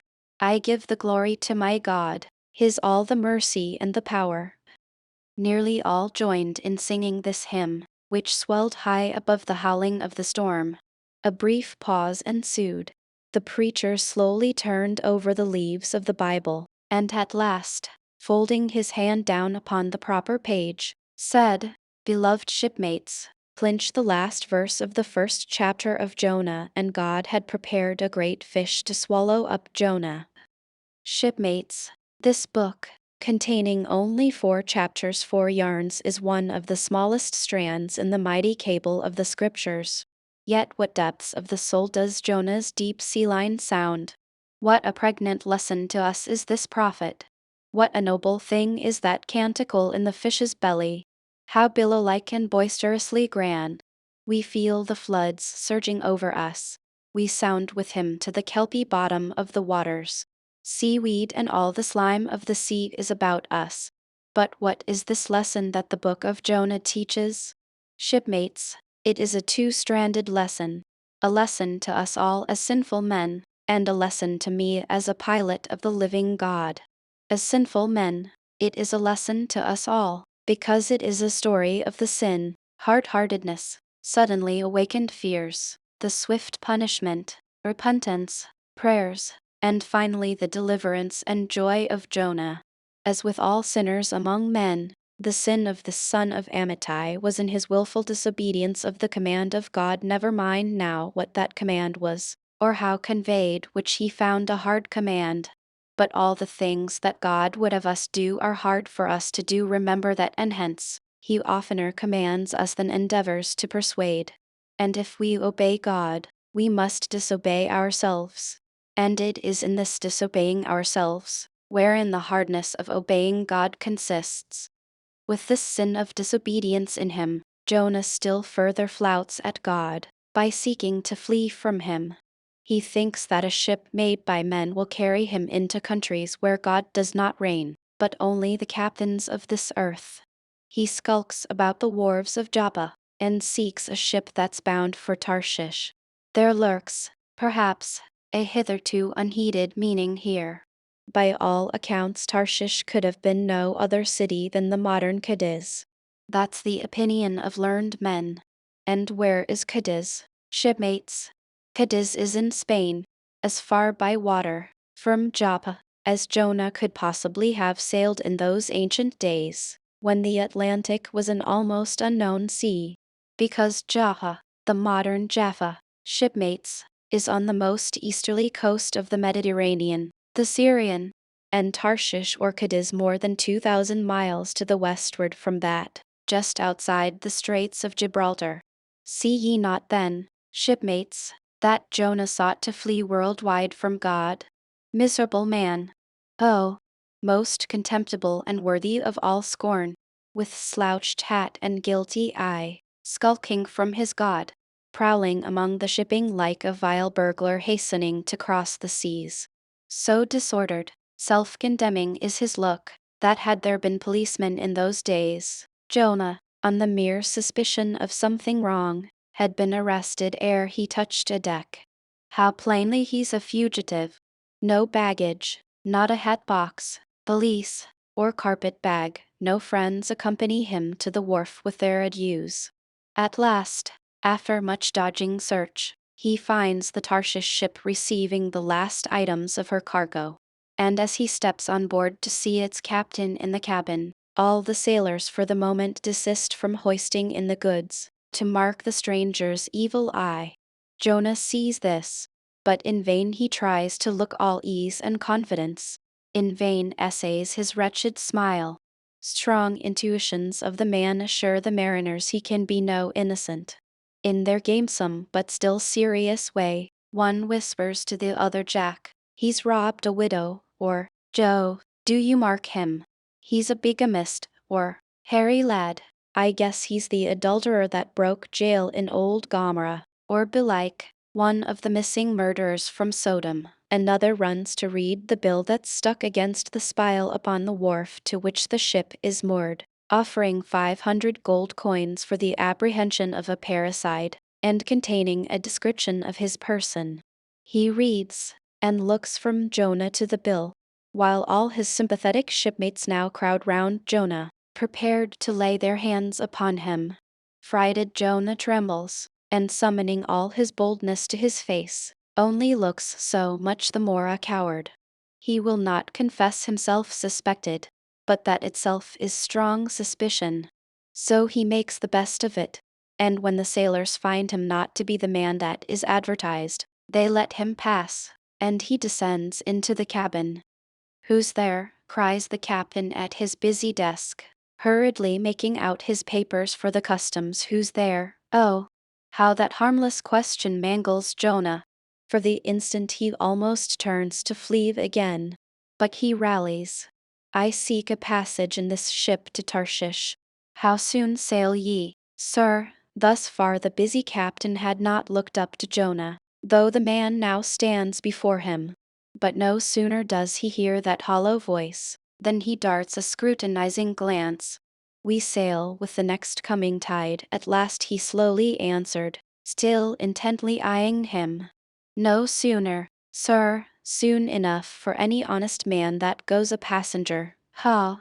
Jonah, that's another stab. But he swiftly calls away the captain from that scent. I'll sail with ye, he says. The passage money, how much is that? I'll pay now, for it is particularly written, shipmates, as if it were a thing not to be overlooked in this history, that he paid the fare thereof ere the craft did sail. And taken with the context, this is full of meaning. Now Jonah's captain, shipmates, was one whose discernment detects crime in any, but whose cupidity exposes it only in the penniless. In this world, shipmates, sin that pays its way can travel freely, and without a passport, whereas virtue, if a pauper, is stopped at all frontiers. So Jonah's captain prepares to test the length of Jonah's purse, ere he judge him openly. He charges him thrice the usual sum, and it's assented to. Then the captain knows that Jonah is a fugitive, but at the same time resolves to help a flight that paves its rear with gold. Yet when Jonah fairly takes out his purse, Prudent suspicions still molest the captain. He rings every coin to find a counterfeit. Not a forger, anyway, he mutters. And Jonah is put down for his passage. Point out my stateroom, sir, says Jonah now. I'm travel weary. I need sleep. Thou lookest like it, says the captain. There's thy room. Jonah enters, and would lock the door, but the lock contains no key. Hearing him foolishly fumbling there, the captain laughs slowly to himself, and mutters something about the doors of convicts' cells being never allowed to be locked within. All dressed and dusty as he is, Jonah throws himself into his berth, and finds the little stateroom ceiling almost resting on his forehead. The air is close, and Jonah gasps. Then, in that contracted hole, sunk, too, beneath the ship's waterline, Jonah feels the heralding presentiment of that stifling hour, when the whale shall hold him in the smallest of his bowels wards. Screwed at its axis against the side, a swinging lamp slightly oscillates in Jonah's room, and the ship, heeling over towards the wharf with the weight of the last bales received, the lamp, flame and all, though in slight motion, still maintains a permanent obliquity with reference to the room, though, in truth, infallibly straight itself. It but made obvious the false, lying levels among which it hung. The lamp alarms and frightens Jonah, as lying in his berth his tormented eyes roll round the place, and this thus far successful fugitive finds no refuge for his restless glance. But that contradiction in the lamp more and more appalls him. The floor, the ceiling, and the side, are all awry. Oh, so my conscience hangs in me, he groans, straight upwards, so it burns. But the chambers of my soul are all in crookedness. Like one who after a night of drunken revelry hies to his bed, still reeling, but with conscience yet pricking him, as the plungings of the Roman race-horse but so much the more strike his steel tags into him, as one who in that miserable plight still turns and turns in giddy anguish, praying God for annihilation until the fit be past, and at last amid the whirl of woe he feels, a deep stupor steals over him, as over the man who bleeds to death, for conscience is the wound, and there's naught to staunch it. So, after sore wrestlings in his berth, Jonah's prodigy of ponderous misery drags him drowning down to sleep. And now the time of tide has come. The ship casts off her cables, and from the deserted wharf the uncheered ship for Tarshish, all careening, glides to sea. That ship, my friends, was the first of recorded smugglers. The contraband was Jonah, but the sea rebels. He will not bear the wicked burden. A dreadful storm comes on. The ship is like to break. But now when the boatswain calls all hands to lighten her, when boxes, bales, and jars are clattering overboard, when the wind is shrieking, and the men are yelling, and every plank thunders with trampling feet right over Jonah's head, in all this raging tumult, Jonah sleeps his hideous sleep. He sees no black sky and raging sea, feels not the reeling timbers, and little hears he or heeds he the far rush of the mighty whale, which even now with open mouth is cleaving the seas after him. Aye, shipmates, Jonah was gone down into the sides of the ship, a berth in the cabin as I have taken it, and was fast asleep. But the frightened master comes to him, and shrieks in his dead ear, "What meanest thou, thou sleeper?" Arise, startled from his lethargy by that direful cry, Jonah staggers to his feet, and stumbling to the deck, grasps a shroud, to look out upon the sea. But at that moment he is sprung upon by a panther billow leaping over the bulwarks. Wave after wave thus leaps into the ship, and finding no speedy vent runs roaring fore and aft, till the mariners come nigh to drowning while yet afloat. And ever, as the white moon shows her affrighted face from the steep gullies in the blackness overhead, aghast Jonah sees the rearing bowsprit pointing high upward, but soon beat downward again towards the tormented deep. Tears upon tears run shouting through his soul. In all his cringing attitudes, The god fugitive is now too plainly known. The sailors mark him. More and more certain grow their suspicions of him, and at last, fully to test the truth, by referring the whole matter to high heaven, they fall to casting lots, to see for whose cause this great tempest was upon them. The lot is Jonah's. That discovered, then how furiously they mob him with their questions. What is thine occupation? Whence camest thou? Thy country? What people? But mark now, my shipmates, the behavior of poor Jonah. The eager mariners but ask him who he is, and where from. Whereas, they not only receive an answer to those questions, but likewise another answer to a question not put by them. But the unsolicited answer is forced from Jonah by the hard hand of God that is upon him. I am a Hebrew, he cries, and then I fear the Lord the God of heaven who hath made the sea and the dry land. Fear him, O Jonah. Aye, well mightest thou fear the Lord God then. Straightway, he now goes on to make a full confession, whereupon the mariners became more and more appalled, but still are pitiful. For when Jonah, not yet supplicating God for mercy, since he but too well knew the darkness of his deserts, when wretched Jonah cries out to them to take him and cast him forth into the sea, for he knew that for his sake this great tempest was upon them, they mercifully turn from him, and seek by other means to save the ship. But all in vain. The indignant gale howls louder. 10. With one hand raised invokingly to God, with the other they not unreluctantly lay hold of Jonah. And now behold Jonah taken up as an anchor and dropped into the sea, when instantly an oily comus floats out from the east, and the sea is still, as Jonah carries down the gale with him, leaving smooth water behind. He goes down in the whirling heart of such a masterless commotion that he scarce heeds the moment when he drops seething into the yawning jaws awaiting him. And the whale shoots to all his ivory teeth, like so many white bolts, upon his prison. Then Jonah prayed unto the Lord out of the fish's belly. But observe his prayer, and learn a weighty lesson. For sinful as he is, Jonah does not weep and wail for direct deliverance. He feels that his dreadful punishment is just.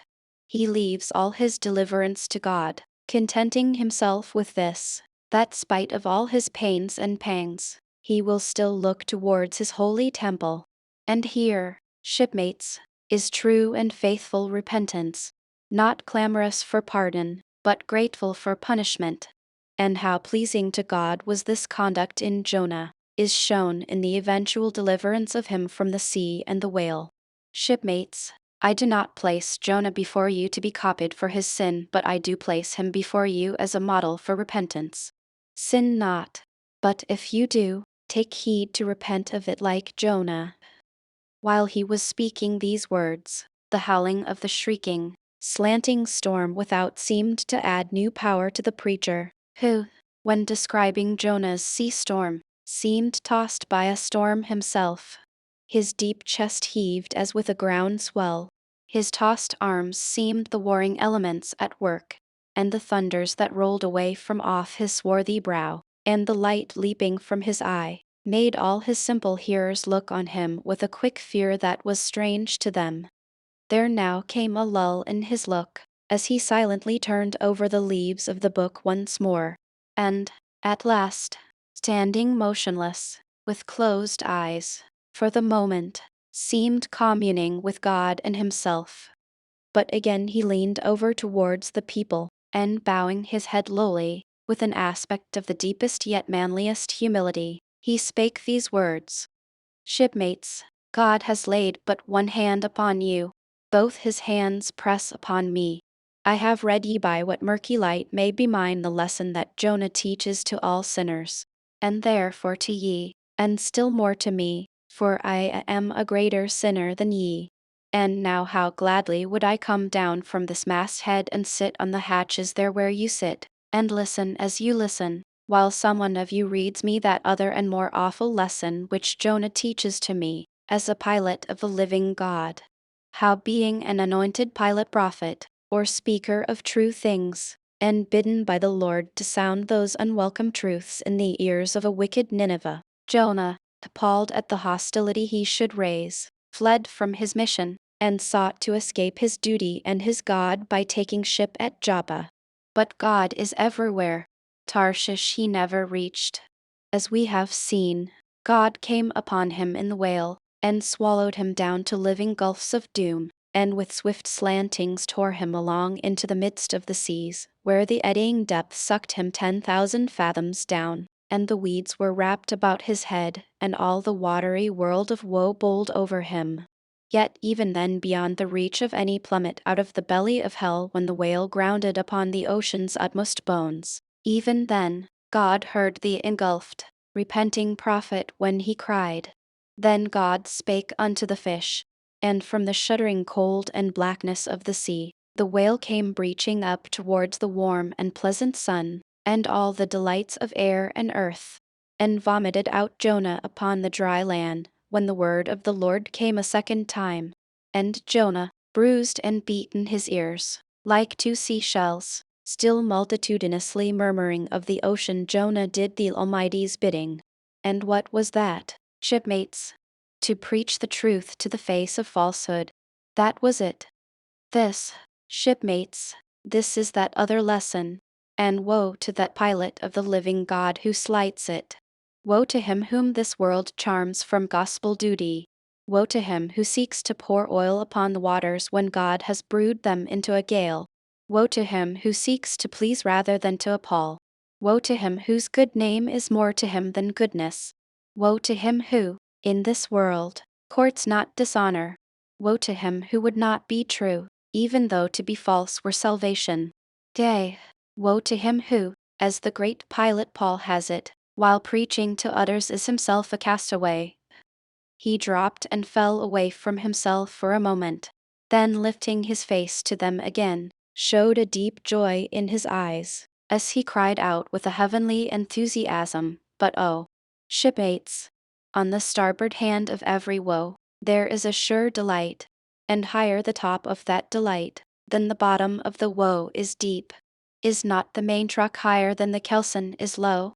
Delight is to him afar, far upward, and inward delight who against the proud gods and commodores of this earth, ever stands forth his own inexorable self. Delight is to him whose strong arms yet support him, when the ship of the space-treacherous world has gone down beneath him. Delight is to him who gives no quarter in the truth, and kills, burns, and destroys all sin though he pluck it out from under the robes of senators and judges. Delight, top-gallant delight is to him who acknowledges no law or lord, but the Lord his God, and is only a patriot to heaven. Delight is to him whom all the waves of the billows of the seas of the boisterous mob can never shake from this sure keel of the ages. And eternal delight and deliciousness will be his, who coming to lay him down, can say with his final breath, O Father, chiefly known to me by thy rod mortal or immortal, here I die. I have striven to be thine, more than to be this world's, or mine own. Yet this is nothing, I leave eternity to thee, for what is man that he should live out the lifetime of his God? He said no more, but slowly waving a benediction, covered his face with his hands, and so remained kneeling, till all the people had departed, and he was left alone in the place. Chapter 10. A Bosom Friend. Returning to the Spouter Inn from the chapel, I found Queequeg there quite alone, he having left the chapel before the benediction some time. He was sitting on a bench before the fire, with his feet on the stove hearth, and in one hand was holding close up to his face that little negro idol of his, peering hard into its face, and with a jackknife gently whittling away at its nose, meanwhile humming to himself in his heathenish way. But being now interrupted, he put up the image, and pretty soon, going to the table, took up a large book there, and placing it on his lap began counting the pages with deliberate regularity. At every 50th page, as I fancied, stopping a moment, looking vacantly around him, and giving utterance to a long-drawn gurgling whistle of astonishment. He would then begin again at the next 50, seeming to commence at number 1 each time, as though he could not count more than 50, and it was only by such a large number of 50s being found together that his astonishment at the multitude of pages was excited. With much interest I sat watching him. Savage though he was, and hideously marred about the face, at least to my taste his countenance yet had something in it which was by no means disagreeable. You cannot hide the soul. Through all his unearthly tattooings, I thought I saw the traces of a simple honest heart. And in his large, deep eyes, fiery black and bold, there seemed tokens of a spirit that would dare 1,000 devils. And besides all this, there was a certain lofty bearing about the pagan, which even his uncouthness could not altogether maim. He looked like a man who had never cringed and never had had a creditor. Whether it was, too, that his head being shaved, his forehead was drawn out in freer and brighter relief, and looked more expansive than it otherwise would, this I will not venture to decide, but certain it was his head was phrenologically an excellent one. It may seem ridiculous, but it reminded me of General Washington's head, as seen in the popular busts of him. It had the same long, regularly graded retreating slope from above the brows, which were likewise very projecting, like two long promontories thickly wooded on top. Pequod was George Washington cannibalistically developed. Whilst I was thus closely scanning him, half pretending meanwhile to be looking out at the storm from the casement, he never heeded my presence, never troubled himself with so much as a single glance, but appeared wholly occupied with counting the pages of the marvelous book. Considering how sociably we had been sleeping together the night previous, and especially considering the affectionate arm I had found thrown over me upon waking in the morning, I thought this indifference of his very strange. But savages are strange beings. At times you do not know exactly how to take them. At first they are overawing. Their calm self-collectedness of simplicity seems a Socratic wisdom. I had noticed also that Pequod never consorted at all, or but very little, with the other seamen in the inn. He made no advances whatever, appeared to have no desire to enlarge the circle of his acquaintances. All this struck me as mighty singular. Yet, upon second thoughts, there was something almost sublime in it. Here was a man some 20,000 miles from home, by the way of Cape Horn, that is which was the only way he could get there, thrown among people as strange to him as though he were in the planet Jupiter. And yet he seemed entirely at his ease, preserving the utmost serenity, content with his own companionship, always equal to himself. Surely this was a touch of fine philosophy, though no doubt he had never heard there was such a thing as that. But, perhaps, to be true philosophers, we mortals should not be conscious of so living or so striving. So soon as I hear that such or such a man gives himself out for a philosopher, I conclude that, like the dyspeptic old woman, he must have broken his digester.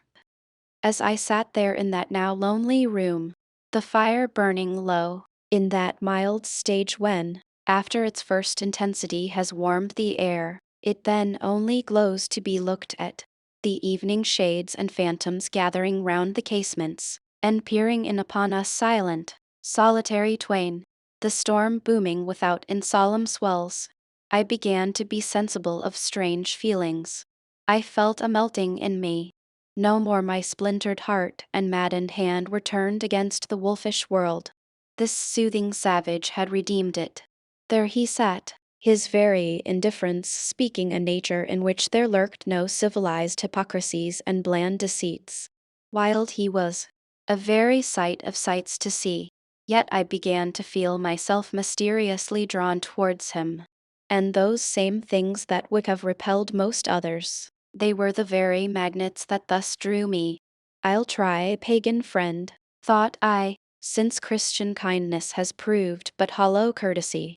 I drew my bench near him, and made some friendly signs and hints, doing my best to talk with him meanwhile. At first he little noticed these advances, but presently, Upon my referring to his last night's hospitalities, he made out to ask me whether we were again to be bedfellows. I told him yes, whereat I thought he looked pleased, perhaps a little complimented. We then turned over the book together, and I endeavored to explain to him the purpose of the printing, and the meaning of the few pictures that were in it. Thus I soon engaged his interest, and from that we went to jabbering the best we could about the various outer sights to be seen in this famous town. Soon I proposed a social smoke, and, producing his pouch and tomahawk, he quietly offered me a puff. And then we sat exchanging puffs from that wild pipe of his, and keeping it regularly passing between us. If there yet lurked any ice of indifference towards me in the pagan's breast, this pleasant, genial smoke we had soon thawed it out, and left us cronies. He seemed to take to me quite as naturally and unbiddenly as I to him, and when our smoke was over, he pressed his forehead against mine, clasped me round the waist, and said that henceforth we were married, meaning, in his country's phrase, that we were bosom friends. He would gladly die for me, if need should be. In a countryman, this sudden flame of friendship would have seemed far too premature, a thing to be much distrusted, but in this simple savage those old rules would not apply. After supper, and another social chat and smoke, we went to our room together. He made me a present of his embalmed head, took out his enormous tobacco wallet, and groping under the tobacco, drew out some $30 in silver. Then spreading them on the table, and mechanically dividing them into 2 equal portions, pushed one of them towards me, and said it was mine. I was going to remonstrate, but he silenced me by pouring them into my trousers pockets. I let them stay. He then went about his evening prayers, took out his idol, and removed the paper fireboard. By certain signs and symptoms, I thought he seemed anxious for me to join him, but well knowing what was to follow, I deliberated a moment whether, in case he invited me, I would comply or otherwise. I was a good Christian, born and bred in the bosom of the infallible Presbyterian Church. How then could I unite with this wild idolater in worshipping his piece of wood? But what is worship? Thought I. Do you suppose now, Ishmael, that the magnanimous God of heaven and earth, pagans and all included, can possibly be jealous of an insignificant bit of black wood? Impossible. But what is worship? To do the will of God, that is worship. And what is the will of God? To do to my fellow man what I would have my fellow man to do to me, that is the will of God. Now, Queequeg is my fellow man. And what do I wish that this Queequeg would do to me? Why, unite with me in my particular Presbyterian form of worship. Consequently, I must then unite with him in his. Ergo, I must turn idolater. So I kindled the shavings, helped prop up the innocent little idol, offered him burnt biscuit with Queequeg, salamed before him twice or thrice, kissed his nose, and that done, we undressed and went to bed, at peace with our own consciences and all the world. But we did not go to sleep without some little chat. How it is I know not, but there is no place like a bed for confidential disclosures between friends. Man and wife, they say, they're open the very bottom of their souls to each other. And some old couples often lie and chat over old times till nearly morning. Thus, then, in our heart's honeymoon, lay I and Queequeg a cozy, loving pair. Chapter 11. Nightgown. We had lain thus in bed, chatting and napping at short intervals, and Queequeg now and then affectionately throwing his brown tattooed legs over mine, and then drawing them back. So entirely sociable and free and easy were we. When, at last, by reason of our confabulations, what little nappishness remained in us altogether departed, and we felt like getting up again, though daybreak was yet some way down the future. Yes, we became very wakeful, so much so that our recumbent position began to grow wearisome, and by little and little we found ourselves sitting up, the clothes well tucked around us, leaning against the headboard with our 4 knees drawn up close together, and our 2 noses bending over them, as if our knee bands were warming pans. We felt very nice and snug, the more so since it was so chilly out of doors. Indeed, out of bedclothes too, seeing that there was no fire in the room. The more so, I say, because truly to enjoy bodily warmth, some small part of you must be cold, for there is no quality in this world that is not what it is merely by contrast. Nothing exists in itself. If you flatter yourself that you are all over comfortable, and have been so a long time, then you cannot be said to be comfortable any more. But if, like Queequeg and me in the bed, the tip of your nose or the crown of your head be slightly chilled, why then, indeed, in the general consciousness you feel most delightfully and unmistakably warm. For this reason a sleeping apartment should never be furnished with a fire, which is one of the luxurious discomforts of the rich. For the height of this sort of deliciousness is to have nothing but the blanket between you and your snugness and the cold of the outer air. Then there you lie like the one warm spark in the heart of an Arctic crystal. We had been sitting in this crouching manner for some time, when all at once I thought I would open my eyes. For when between sheets, whether by day or by night, and whether asleep or awake, I have a way of always keeping my eyes shut, in order the more to concentrate the snugness of being in bed. Because no man can ever feel his own identity aright except his eyes be closed, as if darkness were indeed the proper element of our essences, though light be more congenial to our clay part. Upon opening my eyes then, and coming out of my own pleasant and self-created darkness into the imposed and coarse outer gloom of the unilluminated 12 o'clock at night, I experienced a disagreeable revulsion. Nor did I at all object to the hint from Queequeg that perhaps it were best to strike a light, seeing that we were so wide awake. And besides he felt a strong desire to have a few quiet puffs from his tomahawk. Be it said, that though I had felt such a strong repugnance to his smoking in the bed the night before, yet see how elastic our stiff prejudices grow when love once comes to bend them. For now I liked nothing better than to have Queequeg smoking by me, even in bed, because he seemed to be full of such serene household joy then. I no more felt unduly concerned for the landlord's policy of insurance. I was only alive to the condensed confidential comfortableness of sharing a pipe and a blanket with a real friend. With our shaggy jackets drawn about our shoulders, we now passed the tomahawk from one to the other, till slowly there grew over us a blue hanging tester of smoke, illuminated by the flame of the new-lit lamp. Whether it was that this undulating tester rolled the savage away to far distant scenes, I know not, but he now spoke of his native island, and, eager to hear his history, I begged him to go on and tell it.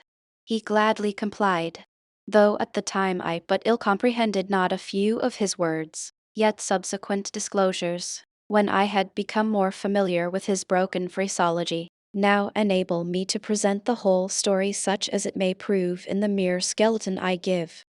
Chapter 12. Biographical. Queequeg was a native of Rockavoco, an island far away to the west and south. It is not down in any map. True places never are. When a new-hatched savage running wild about his native woodlands in a grass clout, followed by the nibbling goats, as if he were a green sapling. Even then, in Queequeg's ambitious soul, lurked a strong desire to see something more of Christendom than a specimen whaler or two. His father was a high chief, a king, his uncle a high priest, and on the maternal side he boasted aunts who were the wives of unconquerable warriors. There was excellent blood in his veins, royal stuff, though sadly vitiated, I fear, by the cannibal propensity he nourished in his untutored youth. A Sag Harbor ship visited his father's bay, and Queequeg sought a passage to Christian lands. But the ship, having her full complement of seamen, spurned his suit, and not all the king his father's influence could prevail. But Queequeg vowed a vow. Alone in his canoe, he paddled off to a distant strait, which he knew the ship must pass through when she quitted the island. On one side was a coral reef, on the other a low tongue of land, covered with mangrove thickets that grew out into the water. Hiding his canoe, still afloat, among these thickets, with its prow seaward, he sat down in the stern, paddle low in hand, and when the ship was gliding by, like a flash he darted out, gained her side, with one backward dash of his foot capsized and sank his canoe, climbed up the chains, and throwing himself at full length upon the deck, grappled a ringbolt there, and swore not to let it go, though hacked in pieces. In vain the captain threatened to throw him overboard, suspended a cutlass over his naked wrists. Queequeg was the son of a king, and Queequeg budged not. Struck by his desperate dauntlessness, and his wild desire to visit Christendom, the captain at last relented, and told him he might make himself at home. But this fine young savage, this sea prince of Wales, never saw the captain's cabin. They put him down among the sailors, and made a whaleman of him. But like Tsar Peter content to toil in the shipyards of foreign cities, Queequeg disdained no seeming ignominy, if thereby he might happily gain the power of enlightening his untutored countrymen. For at bottom, so he told me, he was actuated by a profound desire to learn among the Christians the arts whereby to make his people still happier than they were, and more than that, still better than they were. But, alas, the practices of whalemen soon convinced him that even Christians could be both miserable and wicked, infinitely more so than all his father's heathens. Arrived at last in Old Sag Harbor, and seeing what the sailors did there, and then going on to Nantucket, and seeing how they spent their wages in that place also, poor Queequeg gave it up for lost. Thought he, it's a wicked world in all meridians. I'll die a pagan. And thus an old idolater at heart, he yet lived among these Christians, wore their clothes, and tried to talk their gibberish. Hence the queer ways about him, though now some time from home. By hints, I asked him whether he did not propose going back, and having a coronation, since he might now consider his father dead and gone, he being very old and feeble at the last accounts. He answered no, not yet, and added that he was fearful Christianity, or rather Christians, had unfitted him for ascending the pure and undefiled throne of 30 pagan kings before him. But by and by, he said, he would return as soon as he felt himself baptized again. For the non-sea, however, he proposed to sail about, and sow his wild oats in all 4 oceans. They had made a harpooner of him, and that barbed iron was in lieu of a scepter now. I asked him what might be his immediate purpose, touching his future movements. He answered, to go to sea again, in his old vocation. Upon this, I told him that whaling was my own design, and informed him of my intention to sail out of Nantucket, as being the most promising port for an adventurous whaleman to embark from. He at once resolved to accompany me to that island, ship aboard the same vessel, get into the same watch, the same boat, the same mess with me, in short to share my every hap, with both my hands in his, boldly dip into the potluck of both worlds.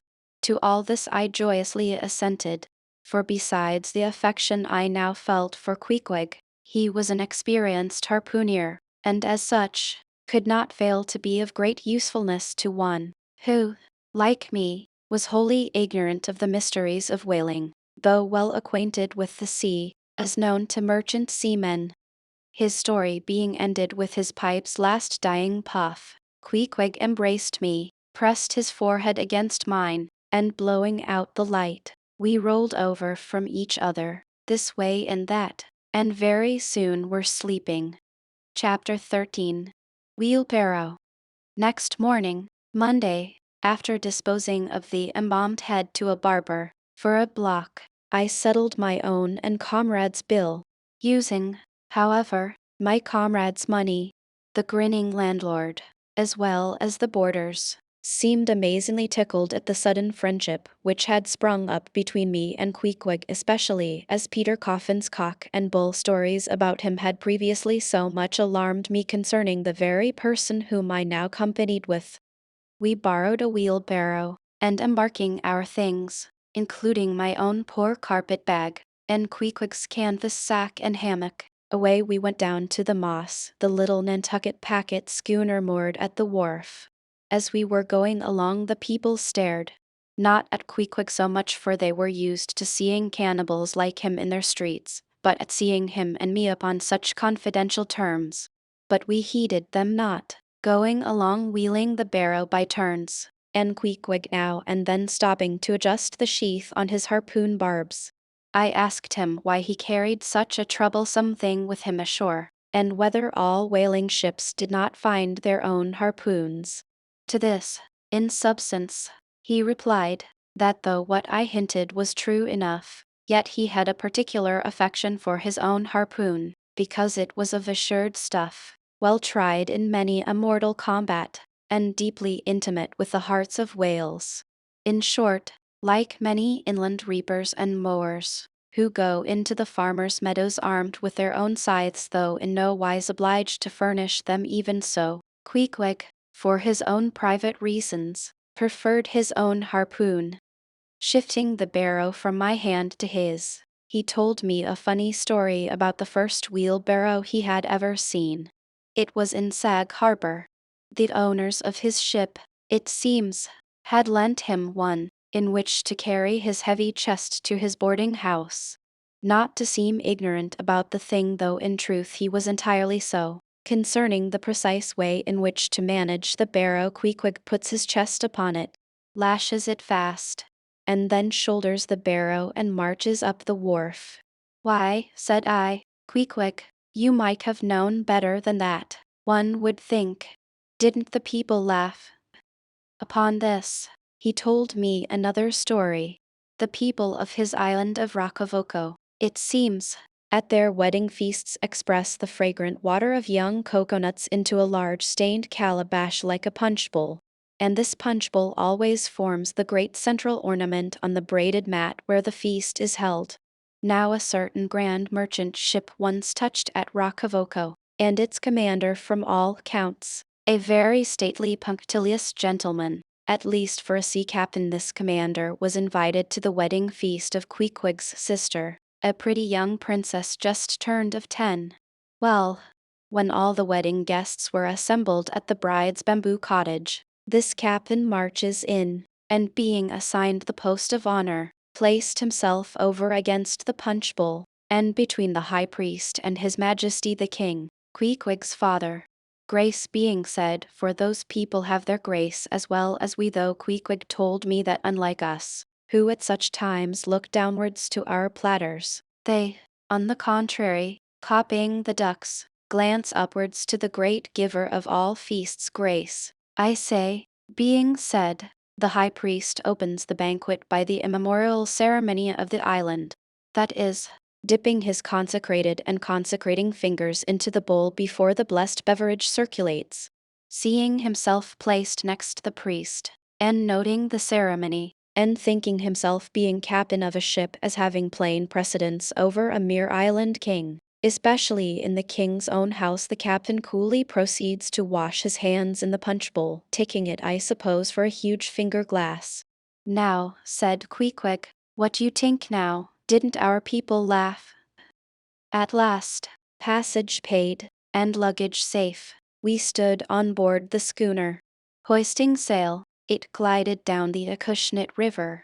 On one side, New Bedford rose in terraces of streets, their ice-covered trees all glittering in the clear, cold air. Huge hills and mountains of casks on casks were piled upon her wharves, and side by side the world-wandering whale ships lay silent and safely moored at last, while from others came a sound of carpenters and coopers, with blended noises of fires and forges to melt the pitch, all betokening that new cruises were on the start.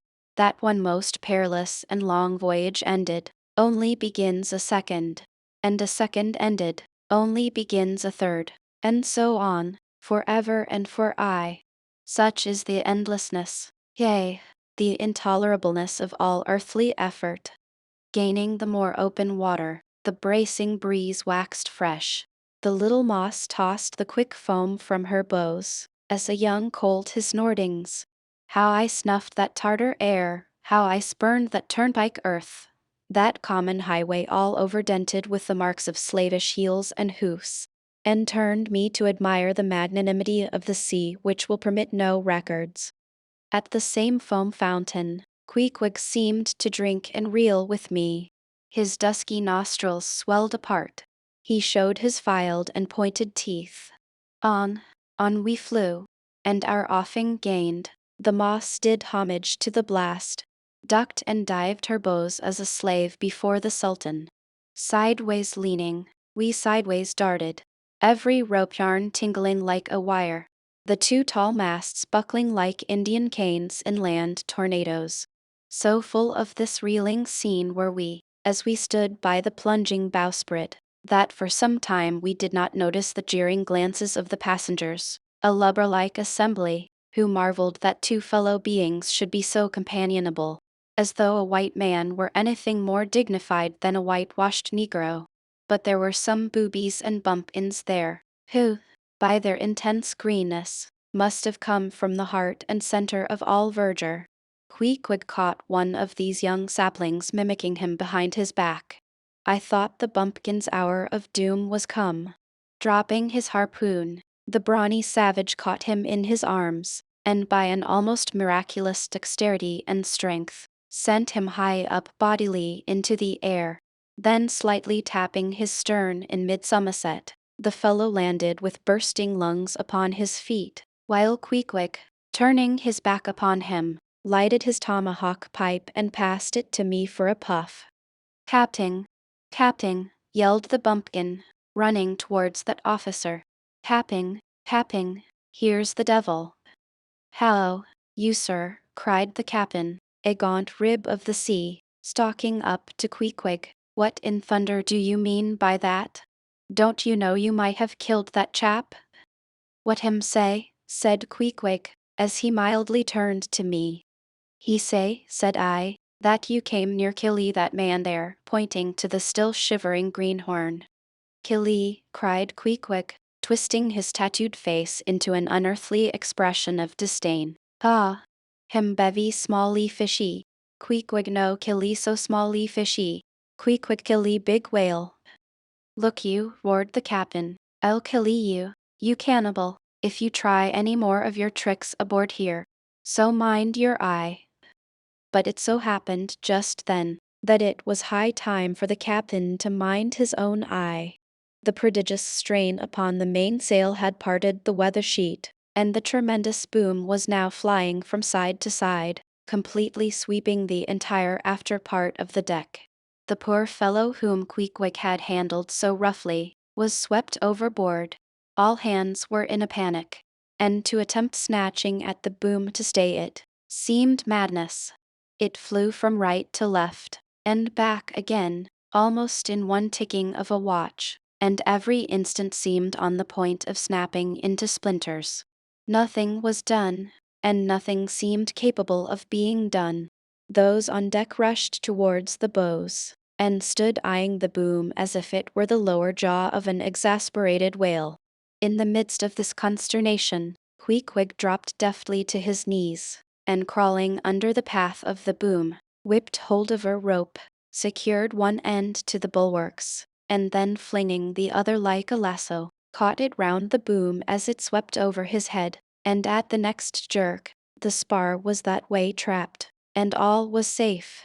The schooner was run into the wind, and while the hands were clearing away the stern boat, Queequeg, stripped to the waist, darted from the side with a long living arc of a leap. For 3 minutes or more he was seen swimming like a dog, throwing his long arms straight out before him, and by turns revealing his brawny shoulders through the freezing foam. I looked at the grand and glorious fellow, but saw no one to be saved. The greenhorn had gone down, shooting himself perpendicularly from the water. Queequeg now took an instant's glance around him, and seeming to see just how matters were, dived down and disappeared. A few minutes more, and he rose again, one arm still striking out, and with the other dragging a lifeless form. The boat soon picked them up. The poor bumpkin was restored. All hands voted Queequeg a noble trump. The captain begged his pardon. From that hour I clove to Queequeg like a barnacle. Day, till poor Queequeg took his last long dive. Was there ever such unconsciousness? He did not seem to think that he at all deserved a medal from the humane and magnanimous societies. He only asked for water, fresh water, something to wipe the brine off. That done, he put on dry clothes, lighted his pipe, and leaning against the bulwarks, and mildly eyeing those around him, seemed to be saying to himself, it's a mutual, joint stock world, in all meridians. We cannibals must help these Christians. Chapter 14. Nantucket. Nothing more happened on the passage worthy the mentioning. So, after a fine run, we safely arrived in Nantucket. Nantucket. Take out your map and look at it. See what a real corner of the world it occupies. How it stands there, away offshore, more lonely than the Eddystone Lighthouse. Look at it, a mere hillock and elbow of sand, all beach, without a background. There is more sand there than you would use in 20 years as a substitute for blotting paper. Some gamesome whites will tell you that they have to plant weeds there, they don't grow naturally, that they import Canada thistles, that they have to send beyond seas for a spile to stop a leak in an oil cask, that pieces of wood in Nantucket are carried about like bits of the true cross in Rome, that people there plant toadstools before their houses, to get under the shade in summer-time, that one blade of grass makes an oasis, 3 blades in a day's walk a prairie, that they wear quicksand shoes, something like Laplander snowshoes, that they are so shut up, belted about, every way enclosed, surrounded, and made an utter island of by the ocean, that to their very chairs and tables small clams will sometimes be found adhering, as to the backs of sea turtles. But these extravaganzas only show that Nantucket is no Illinois. Look now at the wondrous traditional story of how this island was settled by the red men. Thus goes the legend. In olden times an eagle swooped down upon the New England coast, and carried off an infant Indian in his talons. With loud lament the parents saw their child borne out of sight over the wide waters. They resolved to follow in the same direction. Setting out in their canoes, after a perilous passage they discovered the island, and there they found an empty ivory casket, the poor little Indian's skeleton. What wonder, then, that these Nantucketers, born on a beach, should take to the sea for a livelihood. They first caught crabs and quahogs in the sand. Grown bolder, they waded out with nets for mackerel. More experienced, they pushed off in boats and captured cod, and at last, launching a navy of great ships on the sea, explored this watery world, put an incessant belt of circumnavigations round it, peeped in at Behring's Straits, and in all seasons and all oceans declared everlasting war with the mightiest animated mass that has survived the flood, most monstrous and most mountainous, that Himilhan, salt sea mastodon, clothed with such portentousness of unconscious power, that his very panics are more to be dreaded than his most fearless and malicious assaults. And thus have these naked Nantucketers, these sea hermits, issuing from their ant hill in the sea, overrun and conquered the watery world like so many Alexanders, parceling out among them the Atlantic, Pacific, and Indian Oceans, as the 3 pirate powers did Poland. Let America add Mexico to Texas, and pile Cuba upon Canada. Let the English overswarm all India, and hang out their blazing banner from the sun. 2/3 of this terraqueous globe are the Nantucketers. For the sea is his. He owns it, as emperors own empires, other seamen having but a right of way through it. Merchant ships are but extension bridges, armed ones but floating forts. Even pirates and privateers, Though following the sea as highwaymen the road, they but plunder other ships, other fragments of the land like themselves, without seeking to draw their living from the bottomless deep itself. The Nantucketer, he alone resides and riots on the sea. He alone, in Bible language, goes down to it in ships, to and fro plowing it as his own special plantation. There is his home. There lies his business, which a Noah's flood would not interrupt, though it overwhelmed all the millions in China. He lives on the sea, as prairie cocks in the prairie. He hides among the waves. He climbs them as chamois hunters climb the Alps. For years he knows not the land, so that when he comes to it at last, it smells like another world, more strangely than the moon would to an earthsman. With the landless gull, that at sunset folds her wings and is rocked to sleep between billows, so at nightfall, the Nantucketer, out of sight of land, furls his sails, and lays him to his rest, while under his very pillow rush herds of walruses and whales. Chapter 15. Chowder. It was quite late in the evening when the little Moss came snugly to anchor, and Queequeg and I went ashore. So we could attend to no business that day, at least none but a supper and a bed. The landlord of the Spouter Inn had recommended us to his cousin Hosea Hussey of the Trypots, whom he'd asserted to be the proprietor of one of the best-kept hotels in all Nantucket, and moreover he had assured us that cousin Hosea, as he called him, was famous for his chowders. In short, he plainly hinted that we could not possibly do better than try potluck at the Trypots.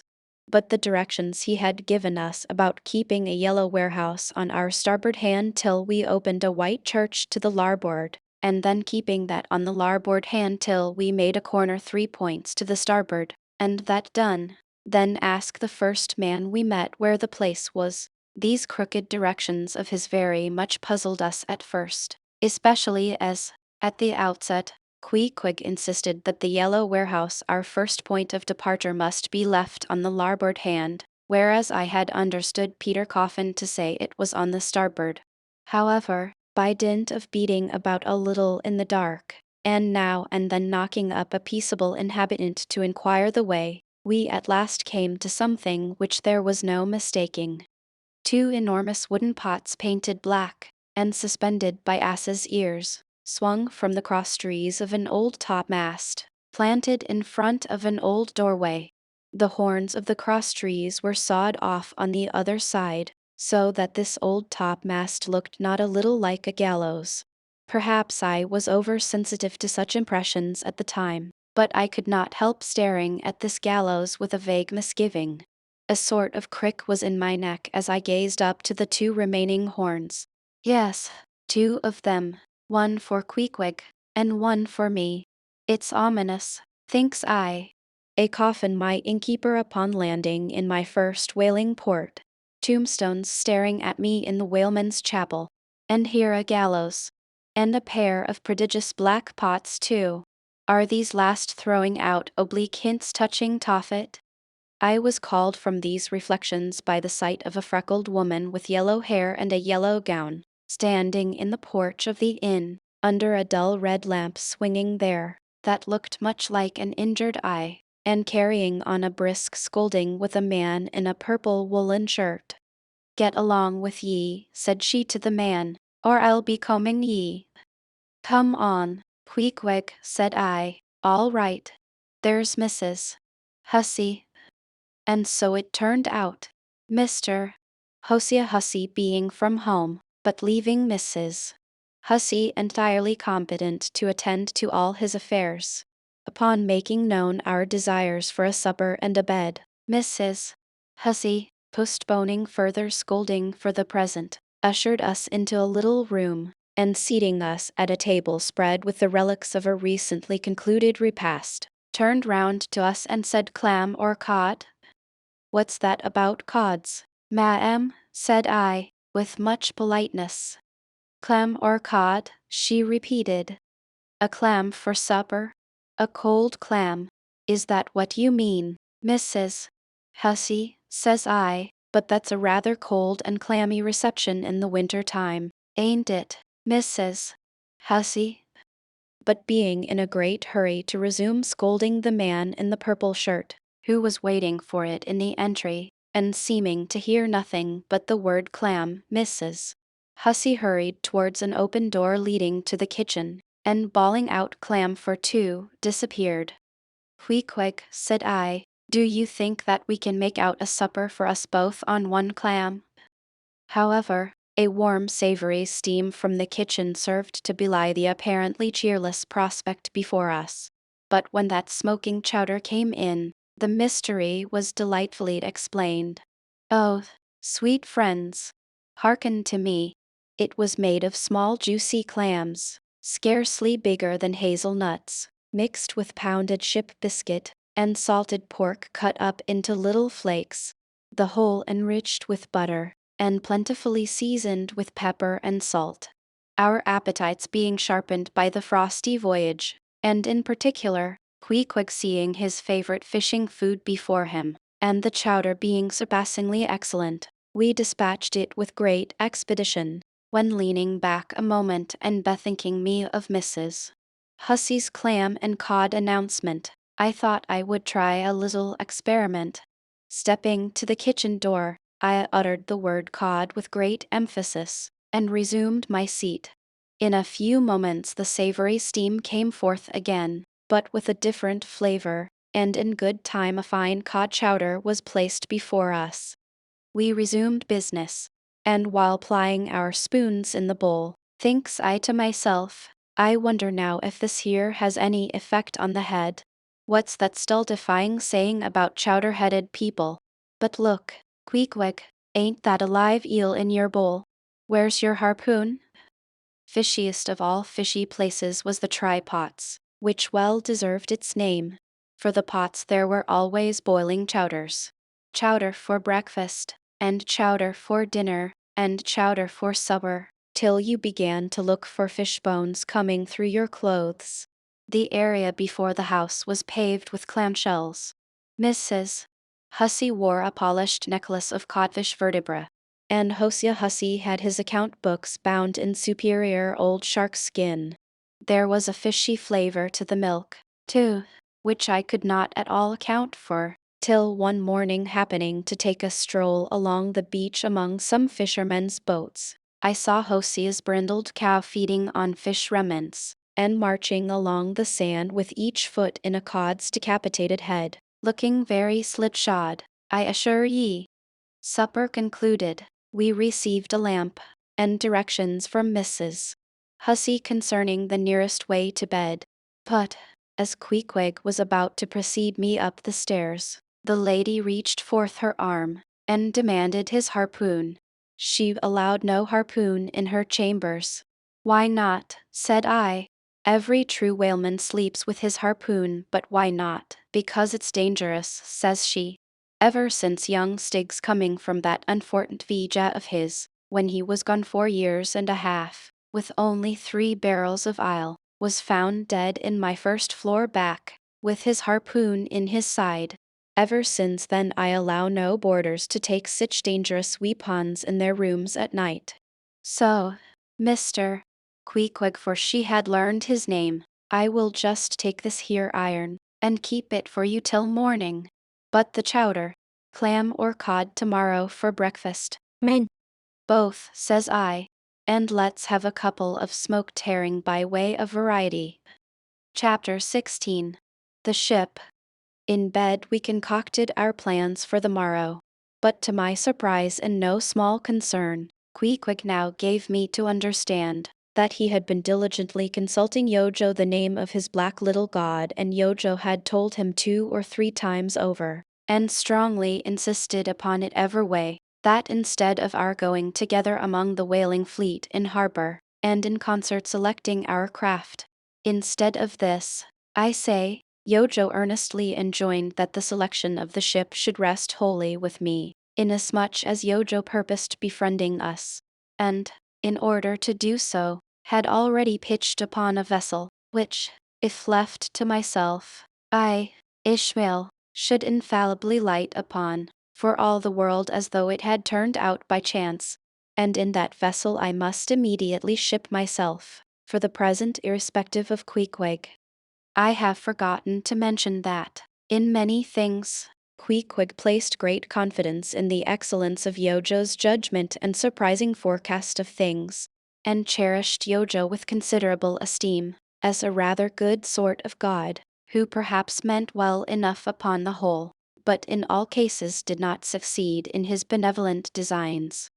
Now, this plan of Queequeg's, or rather Yojo's, touching the selection of our craft, I did not like that plan at all. I had not a little relied upon Queequeg's sagacity to point out the whaler best fitted to carry us and our fortunes securely. But as all my remonstrances produced no effect upon Queequeg, I was obliged to acquiesce, and accordingly prepared to set about this business with a determined rushing sort of energy and vigor that should quickly settle that trifling little affair. Next morning early, leaving Queequeg shut up with Yojo in our little bedroom, for it seemed that it was some sort of Lent or Ramadan, or day of fasting, humiliation, and prayer with Queequeg and Yojo that day. How it was I never could find out, for, though I applied myself to it several times, I never could master his liturgies and Roman 39 articles, leaving Queequeg fasting on his tomahawk pipe, and Yojo warming himself at his sacrificial fire of shavings. I sallied out among the shipping. After much prolonged sauntering and many random inquiries, I learned that there were 3 ships up for 3 years' voyages: the Devil Dam, the Titbit, and the Pequod. Devil Dam, I do not know the origin of. Titbit is obvious. Pequod, you will no doubt remember, was the name of a celebrated tribe of Massachusetts Indians, now extinct as the ancient Medes. I peered and pried about the Devil Dam.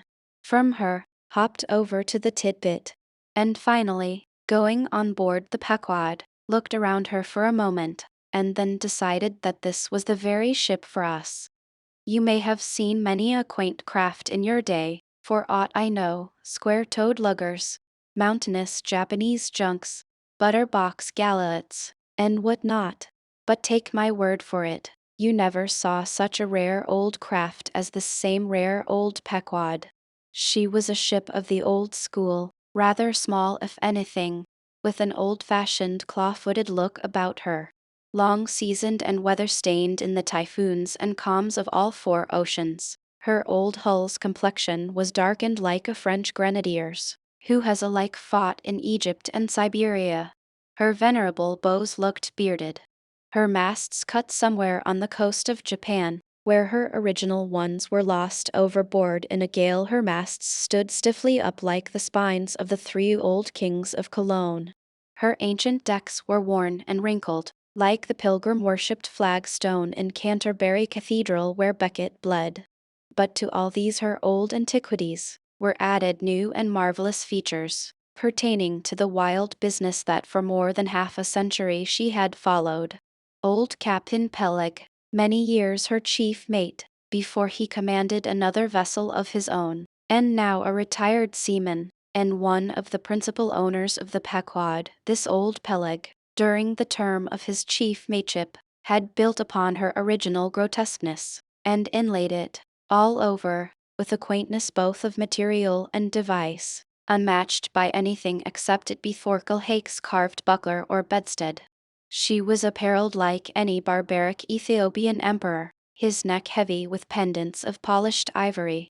She was a thing of trophies, a cannibal of a craft, tricking herself forth in the chaste bones of her enemies.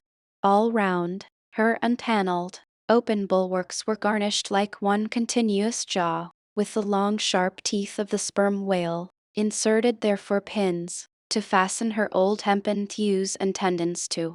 Those thews ran not through base blocks of land wood, but deftly travelled over sheaves of sea ivory. Scorning a turnstile wheel at her reverend helm, she sported there a tiller, and that tiller was in one mass, curiously carved from the long narrow lower jaw of her hereditary foe. The helmsman who steered by that tiller in a tempest, felt like the Tartar, when he holds back his fiery steed by clutching its jaw. A noble craft, but somehow a most melancholy. All noble things are touched with that. Now when I looked about the quarter deck, for someone having authority, in order to propose myself as a candidate for the voyage, at first I saw nobody, but I could not well overlook a strange sort of tent, or rather wigwam, pitched a little behind the mainmast. It seemed only a temporary erection used in port. It was of a conical shape, some 10 feet high, consisting of the long, huge slabs of limber black bone taken from the middle and highest part of the jaws of the right whale, planted with their broad ends on the deck. A circle of these slabs laced together, mutually sloped towards each other, and at the apex united in a tufted point, where the loose hairy fibers waved to and fro like the topknot on some old Potawatomi sacham's head. A triangular opening faced towards the bows of the ship, so that the insider commanded a complete view forward. And half concealed in this queer tenement, I at length found one who by his aspect seemed to have authority, and who, it being noon, and the ship's work suspended, was now enjoying respite from the burden of command. He was seated on an old-fashioned oaken chair, wriggling all over with curious carving, and the bottom of which was formed of a stout interlacing of the same elastic stuff of which the wigwam was constructed. There was nothing so very particular, perhaps, about the appearance of the elderly man I saw. He was brown and brawny, like most old seamen, and heavily rolled up in blue pilot cloth, cut in the Quaker style. Only there was a fine and almost microscopic network of the minutest wrinkles interlacing round his eyes, which must have arisen from his continual sailings in many hard gales, and always looking to windward, for this causes the muscles about the eyes to become pursed together. Such eye wrinkles are very effectual in a scowl. "Is this the captain of the Pequod?" said I, advancing to the door of the tent. "Supposing it be the captain of the Pequod, what dost thou want of him?" he demanded. "I was thinking of shipping." "Thou wast thou? I see thou art no Nantucketer, ever been in a stove boat." "No, sir, I never have." "Dost know nothing at all about whaling?" "I dare say, eh?" "Nothing, sir, but I have no doubt I shall soon learn. I've been several voyages in the merchant service, and I think that—" "Merchant service be damned. Talk not that lingo to me. Dost see that leg? I'll take that leg away from thy stern, if ever thou talkest of the merchant service to me again." "Merchant service indeed. I suppose now ye feel considerable proud of having served in those merchant ships. But flukes, man, what makes thee want to go a whaling? Eh, it looks a little suspicious, don't it? Eh, hast not been a pirate? Hast thou, didst not rob thy last captain? Didst thou, dost not think of murdering the officers when thou gettest to sea?" I protested my innocence of these things. I saw that under the mask of these half-humorous innuendos, this old seaman, as an insulated Quakerish Nantucketer, was full of his insular prejudices, and rather distrustful of all aliens, unless they hailed from Cape Cod or the Vineyard. "But what takes thee a whaling? I want to know that before I think of shipping ye." "Well, sir, I want to see what whaling is. I want to see the world." "Want to see what whaling is, eh? Have ye clapped eye on Captain Ahab?" "Who is Captain Ahab, sir?" I thought so. Captain Ahab is the captain of this ship." "I am mistaken then. I thought I was speaking to the captain himself." "Thou art speaking to Captain Peleg, that's who ye are speaking to, young man. It belongs to me and Captain Bildad to see the Pequod fitted out for the voyage, and supplied with all her needs, including crew. We are part owners and agents. But as I was going to say, if thou wantest to know what whaling is, as thou tellest ye do, I can put ye in a way of finding it out before ye bind yourself to it, past backing out. Clap eye on Captain Ahab, young man, and thou wilt find that he has only one leg." "What do you mean, sir? Was the other one lost by a whale?" "Lost by a whale. Young man, come near to me. It was devoured, chewed up, crunched by the monstrosest parmacity that ever chipped a boat. Ah, ah." I was a little alarmed by his energy, perhaps also a little touched at the hearty grief in his concluding exclamation, but said as calmly as I could, "What you say is no doubt true enough, sir. But how could I know there was any peculiar ferocity in that particular whale, though indeed I might have inferred as much from the simple fact of the accident. Look ye now, young man, thy lungs are a sort of soft, d'ye see, thou dost not talk shark a bit. Sure, ye have been to sea before now, sure of that?" "Sir," said I thought I told you that I had been 4 voyages in the merchant." "Hard down out of that. Mind what I said about the merchant service, don't aggravate me, I won't have it. But let us understand each other. I have given thee a hint about what whaling is. Do ye yet feel inclined for it?" "I do, sir." "Very good. Now, art thou the man to pitch a harpoon down a live whale's throat, and then jump after it? Answer, quick." "I am, sir, if it should be positively indispensable to do so. Not to be got rid of, that is, which I don't take to be the fact." "Good again. Now then, thou not only wantest to go a whaling, to find out by experience what whaling is, but ye also want to go in order to see the world. Was not that what ye said?" "I thought so." "Well then, just step forward there, and take a peep over the weather bow, and then back to me and tell me what ye see there." For a moment I stood a little puzzled by this curious request, not knowing exactly how to take it, whether humorously or in earnest. But concentrating all his crow's feet into one scowl, Captain Peleg started me on the errand.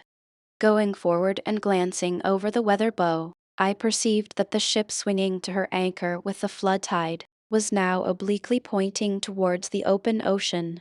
The prospect was unlimited, but exceedingly monotonous and forbidding. Not the slightest variety that I could see. "Well, what's the report?" said Peleg when I came back. "What did ye see?" "Not much," I replied, "nothing but water. Considerable horizon though, and there's a squall coming up, I think." "Well, what does thou think then of seeing the world? Do ye wish to go round Cape Horn to see any more of it, eh? Can't ye see the world where you stand?" I was a little staggered, but go a whaling I must, and I would, and the Pequod was as good a ship as any, I thought, the best, and all this I now repeated to Peleg. Seeing me so determined, he expressed his willingness to ship me. "And thou mayest as well sign the papers right off," he added, "come along with ye," and so saying, he led the way below deck into the cabin. Seated on the transom was what seemed to me a most uncommon and surprising figure. It turned out to be Captain Bildad, who along with Captain Peleg was one of the largest owners of the vessel. The other shares, as is sometimes the case in these ports, being held by a crowd of old annuitants, widows, fatherless children, and chancery wards, each owning about the value of a timber head, or a foot of plank, or a nail or two in the ship. People in Nantucket invest their money in whaling vessels, the same way that you do yours in approved state stocks, bringing in good interest.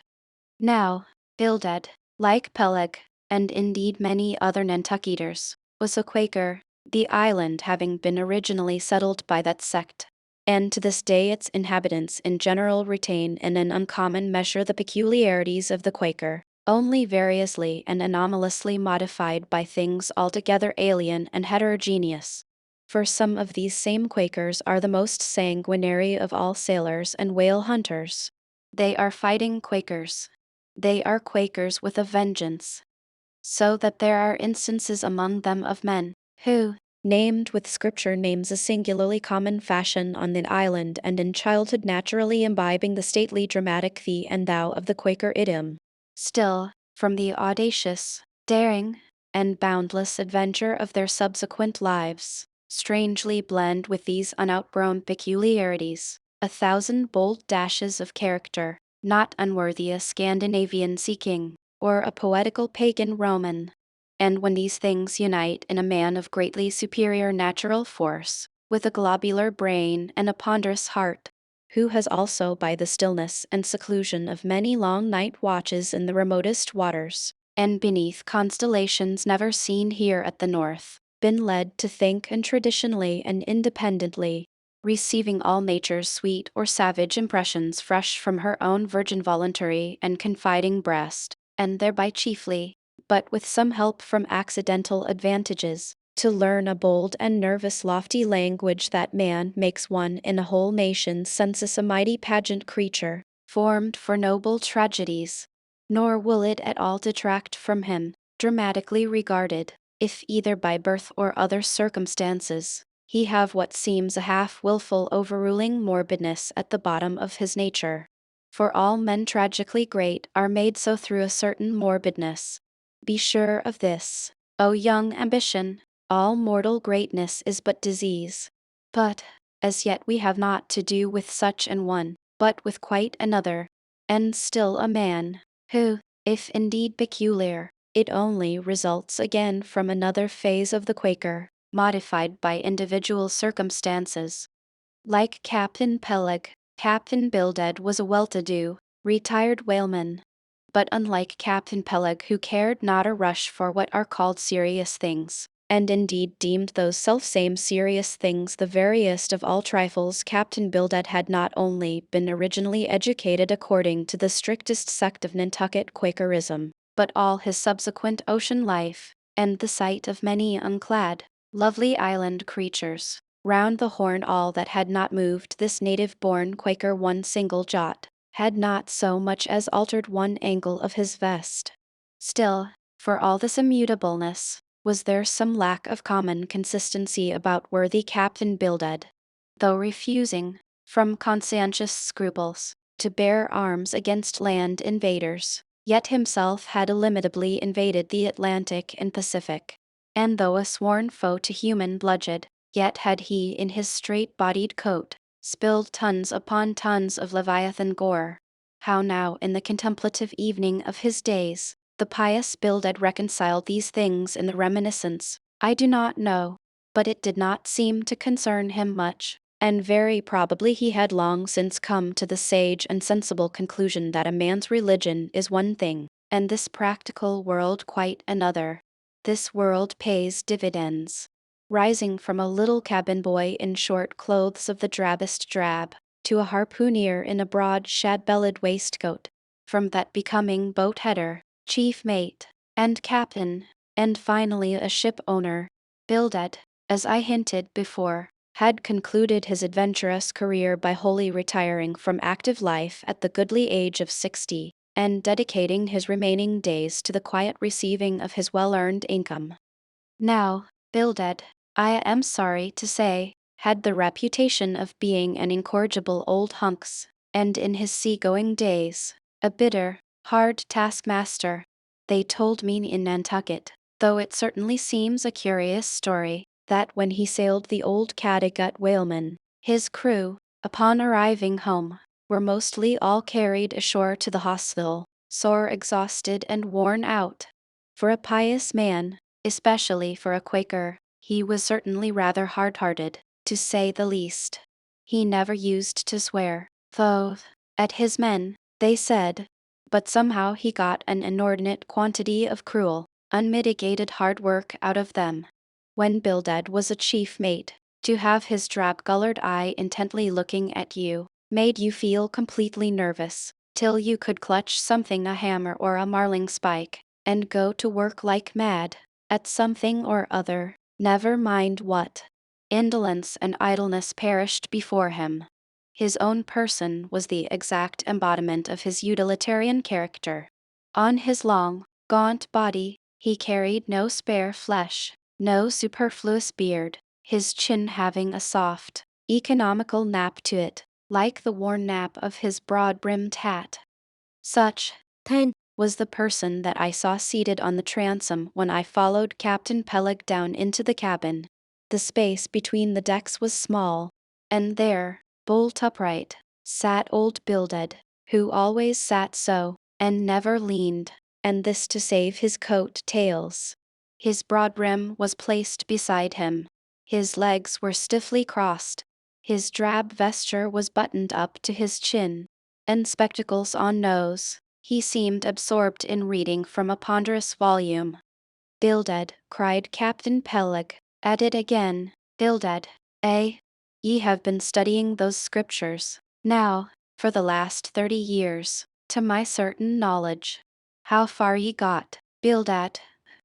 As if long habituated to such profane talk from his old shipmate, Bildad, without noticing his present irreverence, quietly looked up, and seeing me, glanced again inquiringly towards Peleg. He says he's our man, Bildad, said Peleg. He wants to ship. Dost thee? Said Bildad, in a hollow tone, and turning round to me. I dost, said I unconsciously, he was so intense a Quaker. What do ye think of him, Bildad? Said Peleg. He'll do, said Bildad, eyeing me, and then went on spelling away at his book in a mumbling tone quite audible. I thought him the queerest old Quaker I ever saw, especially as Peleg, his friend and old shipmate, seemed such a blusterer. But I said nothing, only looking round me sharply.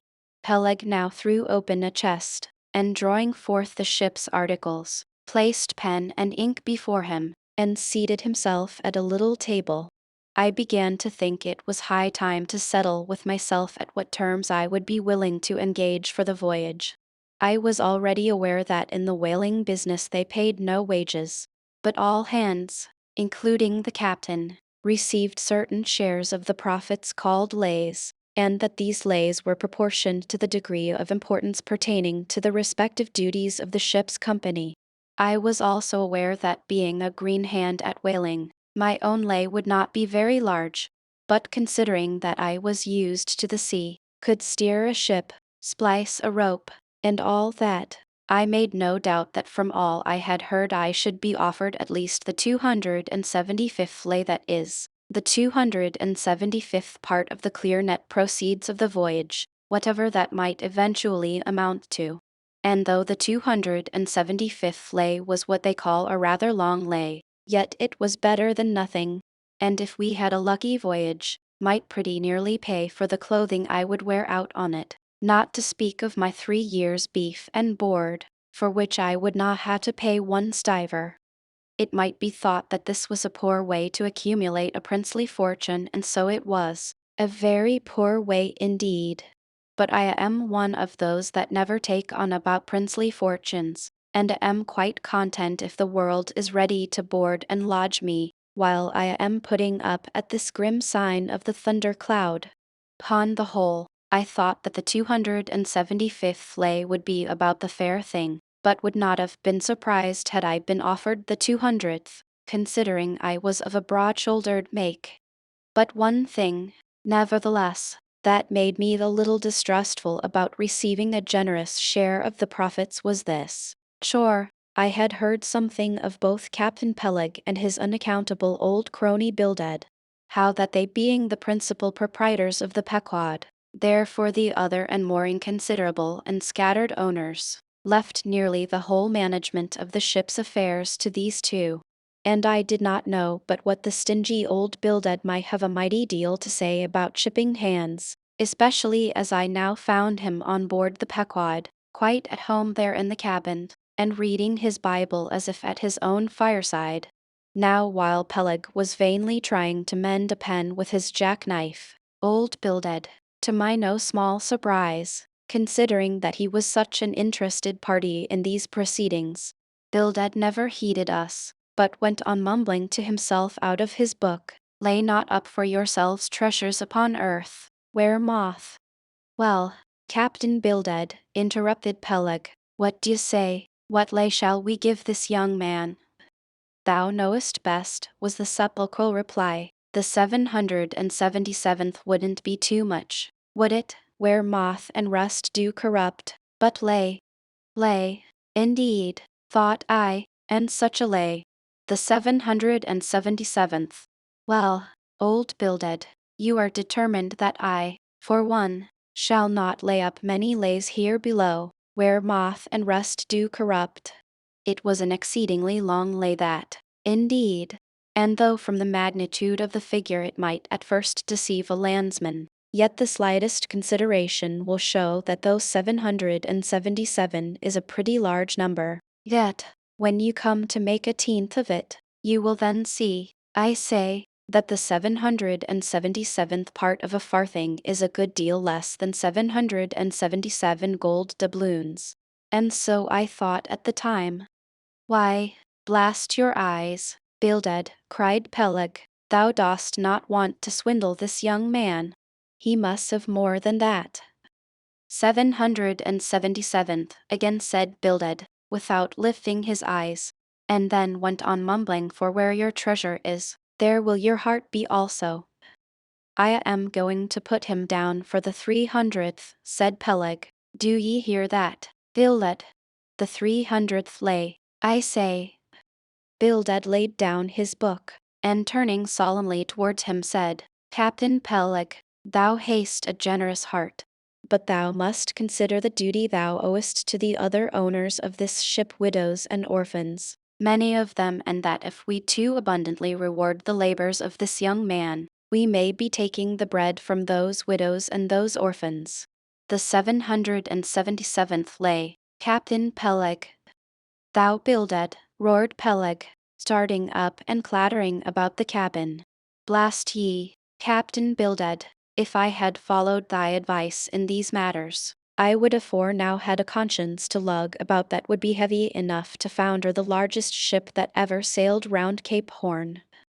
Captain Peleg, said Bildad steadily, thy conscience may be drawing 10 inches of water, or 10 fathoms, I can't tell.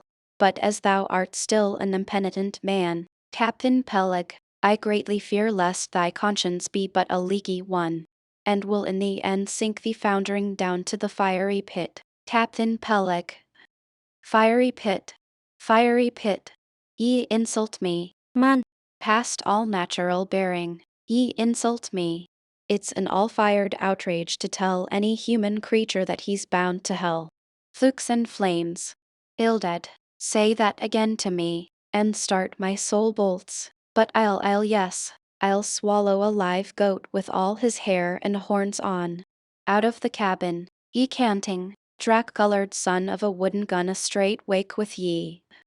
As he thundered out this he made a rush at Bildad, but with a marvelous oblique, sliding celerity, Bildad for that time eluded him. Alarmed at this terrible outburst between the two principal and responsible owners of the ship, and feeling half a mind to give up all idea of sailing in a vessel so questionably owned and temporarily commanded, I stepped aside from the door to give egress to Bildad, who, I made no doubt, was all eagerness to vanish from before the awakened wrath of Peleg. But to my astonishment, he sat down again on the transom very quietly, and seemed to have not the slightest intention of withdrawing. He seemed quite used to impenitent Peleg and his ways. As for Peleg, after letting off his rage as he had, there seemed no more left in him, and he, too, sat down like a lamb, though he twitched a little as if still nervously agitated. Phew, he whistled at last, the squall's gone off to leeward, I think. Bildad, thou used to be good at sharpening a lance. Mend that pen, will ye? My jackknife here needs the grindstone. That's he. Thank ye, Bildad. Now then, my young man, Ishmael's thy name, didn't ye say? Well then, down ye go here, Ishmael, for the 300th lay. Captain Peleg, said I have a friend with me who wants to ship too. Shall I bring him down tomorrow? To be sure, said Peleg. Fetch him along, and we'll look at him. What lay does he want? Groaned Bildad. glancing up from the book in which he had again been burying himself. "Oh, never thee mind about that, Bildad," said Peleg. "Has he ever whaled it any?" turning to me. "Killed more whales than I can count, Captain Peleg." "Well, bring him along then." And, after signing the papers, off I went, nothing doubting but that I had done a good morning's work, and that the Pequod was the identical ship that Yojo had provided to carry Queequeg and me round the Cape. But I had not proceeded far, when I began to bethink me that the captain with whom I was to sail yet remained unseen by me. Though, indeed, in many cases, a whale ship will be completely fitted out, and receive all her crew on board, ere the captain makes himself visible by arriving to take command. For sometimes these voyages are so prolonged, and the shore intervals at home so exceedingly brief, that if the captain have a family, or any absorbing concernment of that sort, he does not trouble himself much about his ship in port, but leaves her to the owners till all is ready for sea. However, it is always as well to have a look at him before irrevocably committing yourself into his hands. Turning back, I accosted Captain Peleg, inquiring where Captain Ahab was to be found. "And what dost thou want of Captain Ahab?" "It's all right enough. Thou art shipped." "Yes, but I should like to see him." "But I don't think thou wilt be able to at present. I don't know exactly what's the matter with him, but he keeps close inside the house, a sort of sick, and yet he don't look so. In fact, he ain't sick, but no, he isn't well either. Anyhow, young man, he won't always see me, so I don't suppose he will thee. He's a queer man, Captain Ahab, so some think, but a good one." "Oh, thou'lt like him well enough. No fear, no fear. He's a grand, ungodly, godlike man, Captain Ahab. Doesn't speak much, but, when he does speak, then you may well listen. Mark ye, be forewarned. Ahab's above the common. Ahab's been in colleges, as well as 'mong the cannibals. Been used to deeper wonders than the waves. Fixed his fiery lance in mightier, stranger foes than whales. His lance, aye, the keenest and the surest that out of all our isle. Though, he ain't Captain Bildad. No, and he ain't Captain Peleg. He's Ahab, boy, and Ahab of old, thou knowest, was a crowned king, and a very vile one. When that wicked king was slain, the dogs, did they not lick his blood?" "Come hither to me, hither, hither," said Peleg, with a significance in his eye that almost startled me. "Look ye, lad, never say that on board the Pequod. Never say it anywhere. Captain Ahab did not name himself. 'Twas a foolish, ignorant whim of his crazy, widowed mother, who died when he was only a 12-month old. And yet the old squatistic, at Gayhead, said that the name would somehow prove prophetic. And, perhaps, other fools like her may tell thee the same. I wish to warn thee. It's a lie. I know Captain Ahab well. I've sailed with him as mate years ago. I know what he is, a good man, not a pious good man, like Bildad, but a swearing good man, something like me, only there's a good deal more of him. I, I know that he was never very jolly, and I know that on the passage home, he was a little out of his mind for a spell, but it was the sharp shooting pains in his bleeding stump that brought that about, as any one might see. I know, too, that ever since he lost his leg last voyage by that accursed whale, he's been a kind of moody, desperate, moody, and savage sometimes, but that will all pass off. And once for all, let me tell thee and assure thee, young man, it's better to sail with a moody good captain than a laughing bad one. So goodbye to thee, and wrong not Captain Ahab, because he happens to have a wicked name. Besides, my boy, he has a wife not 3 voyages wedded, a sweet, resigned girl. Think of that. By that sweet girl that old man has a child, Hold ye then there can be any utter, hopeless harm in Ahab? No, No, my lad. Stricken, blasted, if he be, Ahab has his humanities. As I walked away, I was full of thoughtfulness. What had been incidentally revealed to me of Captain Ahab filled me with a certain wild vagueness of painfulness concerning him. And somehow, at the time, I felt a sympathy and a sorrow for him, but for I don't know what, unless it was the cruel loss of his leg. And yet I also felt a strange awe of him, but that sort of awe, which I cannot at all describe, was not exactly awe. I do not know what it was. But I felt it, and it did not disincline me towards him, though I felt impatience at what seemed like mystery in him, so imperfectly as he was known to me then.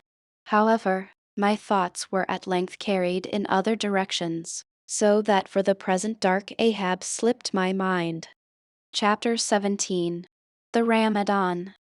As Queequeg's Ramadan, or fasting and humiliation, was to continue all day, I did not choose to disturb him till towards nightfall, for I cherish the greatest respect towards everybody's religious obligations, never mind how comical, and could not find it in my heart to undervalue even a congregation of ants worshipping a toadstool, or those other creatures in certain parts of our earth, who with a degree of footmanism quite unprecedented in other planets, bow down before the torso of a deceased landed proprietor merely on account of the inordinate possessions yet owned and rented in his name.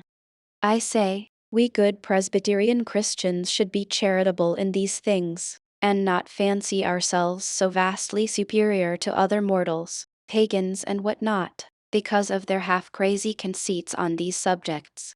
There was Queequeg, now, certainly entertaining the most absurd notions about Yojo and his Ramadan, but what of that? Queequeg thought he knew what he was about, I suppose. He seemed to be content, and there let him rest. All our arguing with him would not avail. Let him be, I say, and heaven have mercy on us all Presbyterians and pagans alike, for we are all somehow dreadfully cracked about the head, and sadly need mending. Towards evening, when I felt assured that all his performances and rituals must be over, I went up to his room and knocked at the door, but no answer. I tried to open it, but it was fastened inside. Queequeg, said I softly through the keyhole, all silent. I say, Queequeg, why don't you speak? It's I, Ishmael, but all remained still as before. I began to grow alarmed. I had allowed him such abundant time. I thought he might have had an apoplectic fit.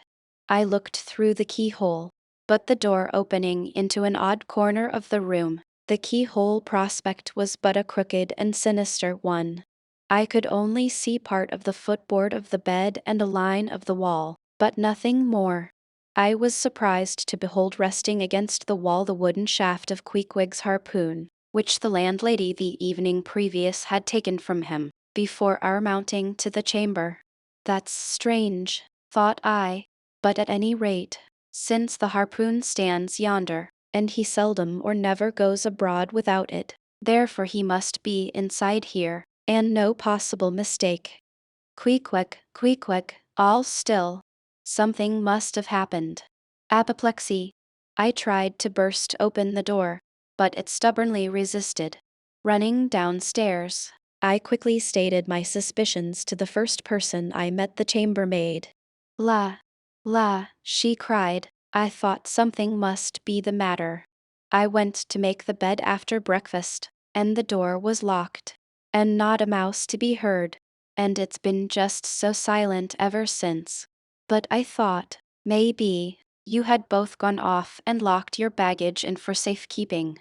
La, la, ma'am, mistress. Murder. Mrs. Hussey. Apoplexy, and with these cries, she ran towards the kitchen, I following. Mrs. Hussey soon appeared, with a mustard pot in one hand and a vinegar crute in the other, having just broken away from the occupation of attending to the castors, and scolding her little black boy meantime. Woodhouse, cried I, which way to it? Run for God's sake, and fetch something to pry open the door. The axe. The axe. He's had a stroke. Depend upon it. And so saying, I was methodically rushing upstairs again empty-handed, when Mrs. Hussey interposed the mustard pot and vinegar crute, and the entire castor of her countenance. What's the matter with you, young man? Get the axe. For God's sake, run for the doctor. Someone, while I pry it open. Look here, said the landlady, quickly putting down the vinegar crute, so as to have one hand free. Look here.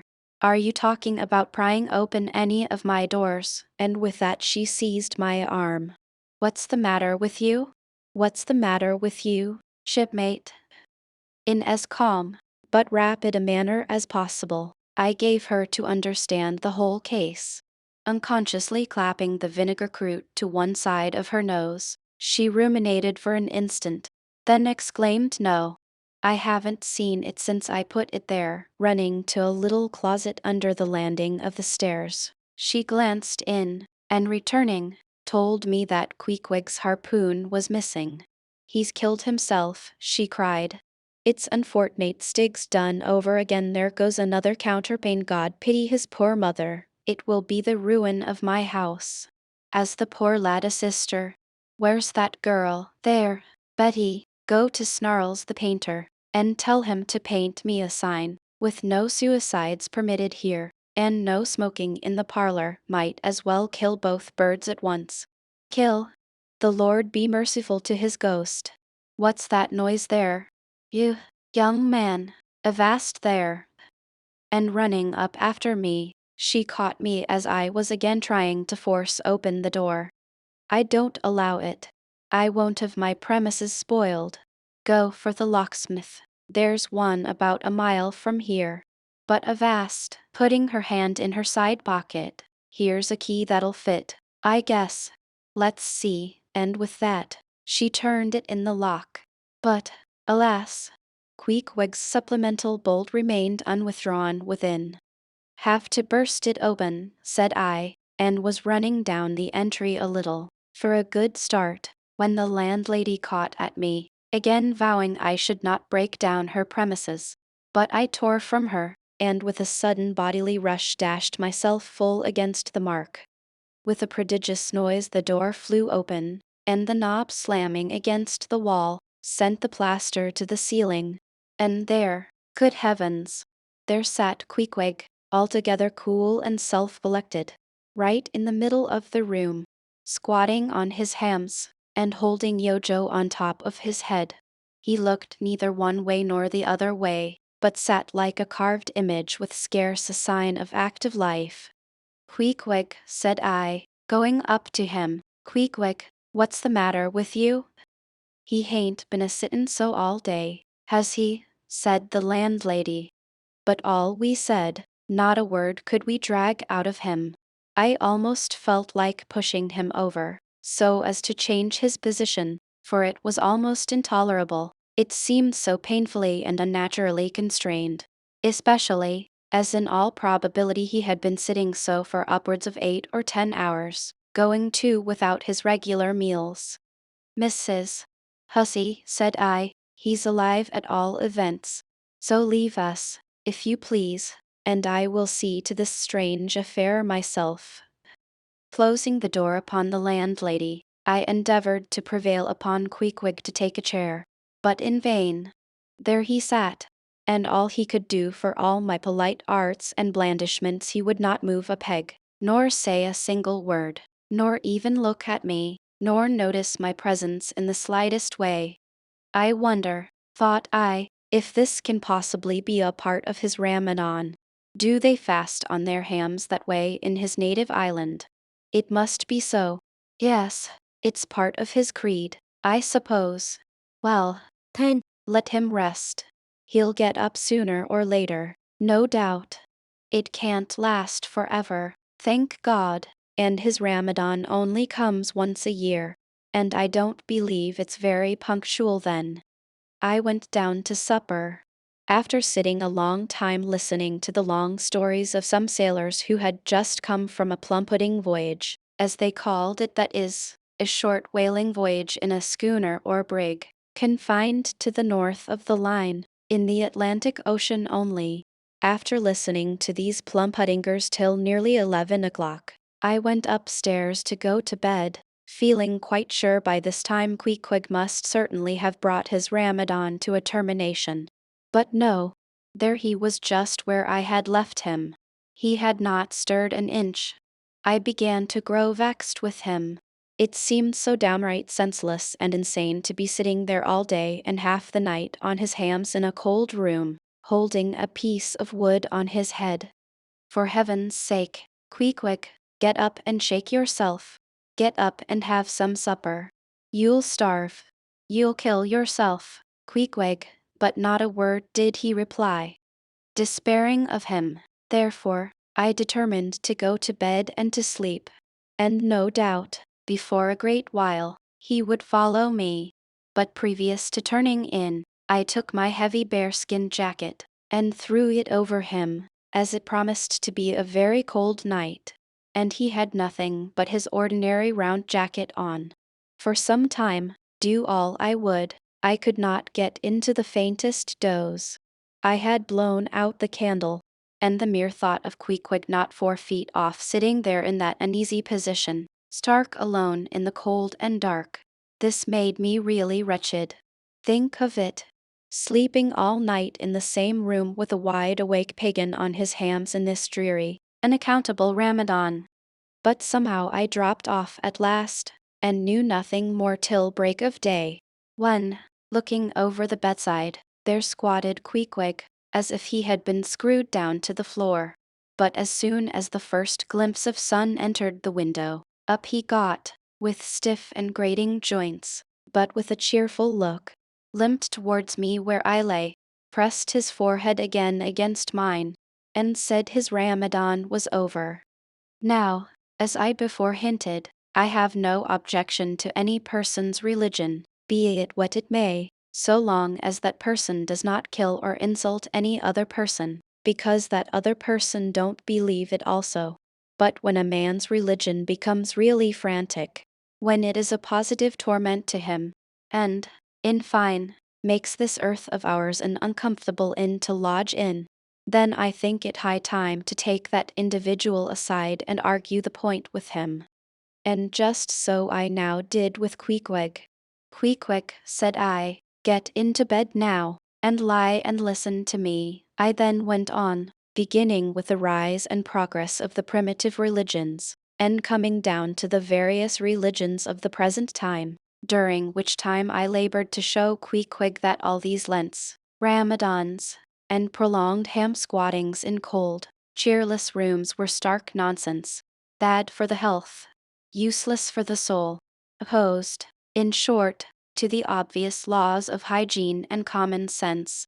I told him, too, that he being in other things such an extremely sensible and sagacious savage, it pained me, very badly pained me, to see him now so deplorably foolish about this ridiculous Ramadan of his. Besides, argued I, fasting makes the body cave in, hence the spirit caves in, and all thoughts born of a fast must necessarily be half-starved. This is the reason why most dyspeptic religionists cherish such melancholy notions about their hereafters. In one word, Queequeg, said I, rather digressively, hell is an idea first born on an undigested apple dumpling, and since then perpetuated through the hereditary dyspepsias nurtured by Ramadans. I then asked Queequeg whether he himself was ever troubled with dyspepsia, expressing the idea very plainly, so that he could take it in. He said no, only upon one memorable occasion. It was after a great feast given by his father the king, on the gaining of a great battle wherein 50 of the enemy had been killed by about 2 o'clock in the afternoon, and all cooked and eaten that very evening. No more, Queequeg, said I, shuddering. That will do, for I knew the inferences without his further hinting them. I had seen a sailor who had visited that very island, and he told me that it was the custom, when a great battle had been gained there, to barbecue all the slain in the yard or garden of the victor. And then, one by one, they were placed in great wooden trenchers, and garnished round like a pilau, with breadfruit and cocoa nuts, and with some parsley in their mouths, were sent round with the victor's compliments to all his friends, just as though these presents were so many Christmas turkeys. After all, I do not think that my remarks about religion made much impression upon Queequeg, because, in the first place, he somehow seemed dull of hearing on that important subject, unless considered from his own point of view, and, in the second place, he did not more than one-third understand me, couch my ideas simply as I would, and, finally, he no doubt thought he knew a good deal more about the true religion than I did. He looked at me with a sort of condescending concern and compassion, as though he thought it a great pity that such a sensible young man should be so hopelessly lost to evangelical pagan piety. At last we rose and dressed, and Queequeg, taking a prodigiously hearty breakfast of chowders of all sorts, so that the landlady should not make much profit by reason of his Ramadan, we sallied out to board the Pequod, sauntering along, and picking our teeth with halibut bones.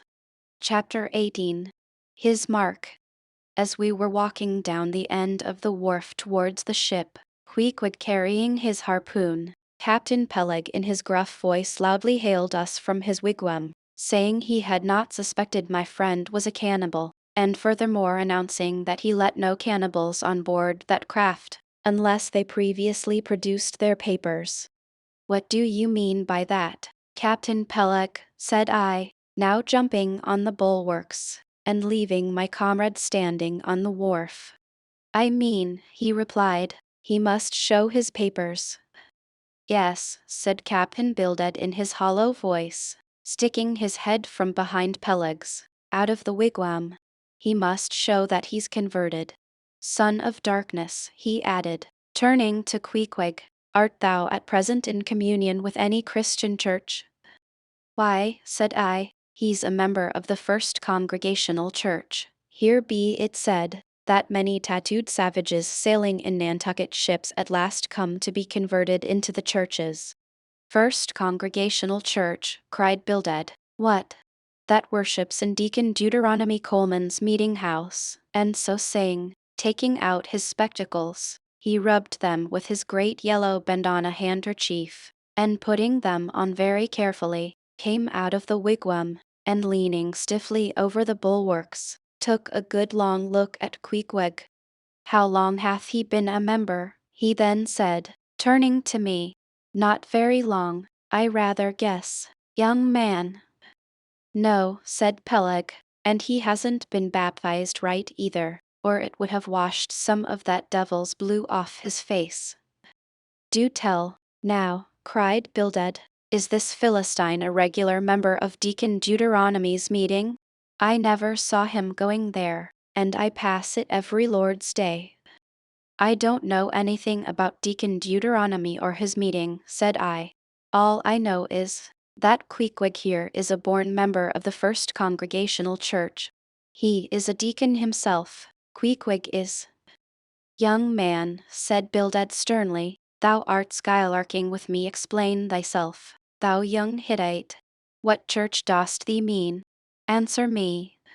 Finding myself thus hard pushed, I replied, "I mean, sir, the same ancient Catholic church to which you and I, and Captain Peleg there, and Queequeg here, and all of us, and every mother's son and soul of us belong, the great and everlasting first congregation of this whole worshipping world.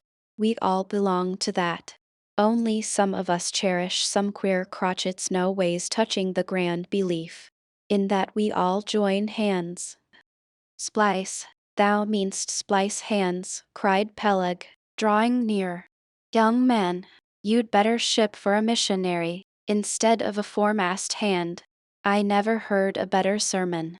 Deacon Deuteronomy, why Father Mapple himself couldn't beat it, and he's reckoned something. Come aboard, come aboard. Never mind about the papers. I say, tell Quahog there what's that you call him?" Tell Quahog to step along. By the great anchor, what a harpoon he's got there. Looks like good stuff that. And he handles it about right. I say, Quahog, or whatever your name is, did you ever stand in the head of a whaleboat? Did you ever strike a fish? Without saying a word, Queequeg, in his wild sort of way, jumped upon the bulwarks, from thence into the bows of one of the whaleboats hanging to the side, and then bracing his left knee, and poising his harpoon, cried out in some such way as this. Captain, you see him small drop tar on water dere? You see him? Well, s'pose him one whale eye. Well, den, and taking sharp aim at it, he darted the iron right over old Bildad's broad brim, clean across the ship's decks, and struck the glistening tar spot out of sight. Now, said Queequeg, quietly hauling in the line, s'pose ye him whaley eye. Why, dad whale dead. Click, Bildad, said Peleg, his partner, who, aghast at the close vicinity of the flying harpoon, had retreated towards the cabin gangway. Quick, I say, you Bildad, and get the ship's papers. We must have hedgehog there, I mean Quahog, in one of our boats. Look ye, Quahog, we'll give ye the 90th lay, and that's more than ever was given a harpooner yet out of Nantucket. So down we went into the cabin, and to my great joy Queequeg was soon enrolled among the same ship's company to which I myself belonged. When all preliminaries were over and Peleg had got everything ready for signing, he turned to me and said, I guess, Quahog there don't know how to write, does he? I say, Quahog, blast ye, dost thou sign thy name or make thy mark? But at this question, Queequeg, who had twice or thrice before taken part in similar ceremonies, looked no ways abashed, but taking the offered pen, copied upon the paper, in the proper place, an exact counterpart of a queer round figure which was tattooed upon his arm, so that through Captain Peleg's obstinate mistake touching his appellative, it stood something like this. Quahog, his X mark. Meanwhile Captain Bildad sat earnestly and steadfastly eyeing Queequeg, and at last rising solemnly and fumbling in the huge pockets of his broad-skirted drab coat, took out a bundle of tracts, and selecting one entitled The Latter Day Coming, or No Time to Lose, placed it in Queequeg's hands, and then grasping them and the book with both his, looked earnestly into his eyes, and said, Son of darkness, I must do my duty by thee. I am part owner of this ship, and feel concerned for the souls of all its crew. If thou still clingest to thy pagan ways, which I sadly fear, I beseech thee, remain not for aye a Belial bondsman. Spurn the idle bell, and the hideous dragon. Turn from the wrath to come. Mind thine eye, I say. Oh, goodness gracious! Steer clear of the fiery pit. Something of the salt sea yet lingered in old Bildad's language, heterogeneously mixed with scriptural and domestic phrases. Avast there, Bildad, avast now spoiling our harpooner, cried Peleg. Pious harpooneers never make good voyagers, it takes the shark out of 'em. No harpooner is worth a straw who ain't pretty sharkish. There was young Nat Swain, once the bravest boat header out of all Nantucket and the Vineyard. He joined the meeting, and never came to good. He got so frightened about his plaguey soul, that he shrinked and sheered away from whales, for fear of afterglaps, in case he got stove and went to Davy Jones. Peleg, said Bildad, lifting his eyes and hands, thou thyself, as I myself, hast seen many a perilous time. Thou knowest, Peleg, what it is to have the fear of death. How, then, canst thou prate in this ungodly guise? Thou beliest thine own heart. Peleg, tell me, when this same Pequod here had her 3 masts overboard in that typhoon on Japan, that same voyage when thou went mate with Captain Ahab, didst thou not think of death and the judgment then? Hear him now, cried Peleg, marching across the cabin, and thrusting his hands far down into his pockets, hear him, all of ye. Think of that. When every moment we thought the ship would sink. Death and the judgment then? What? With all three masts making such an everlasting thundering against the side, and every sea breaking over us, fore and aft. Think of death and the judgment then? No, no time to think about death then. Life was what Captain Ahab and I was thinking of. And how to save all hands, how to rig jury masts, how to get into the nearest port. That was what I was thinking of. Bildad said no more, but buttoning up his coat, stalked on deck, where we followed him. There he stood, very quietly overlooking some sailmakers who were mending a topsail in the waist.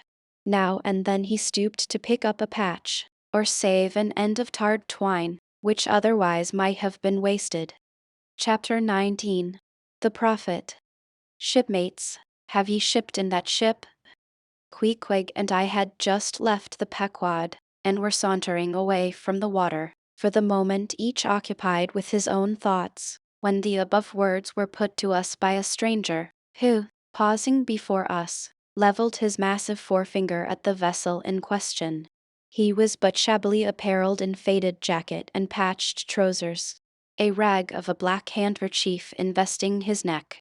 A confluent smallpox had in all directions flowed over his face, and left it like the complicated ribbed bed of a torrent, when the rushing waters have been dried up.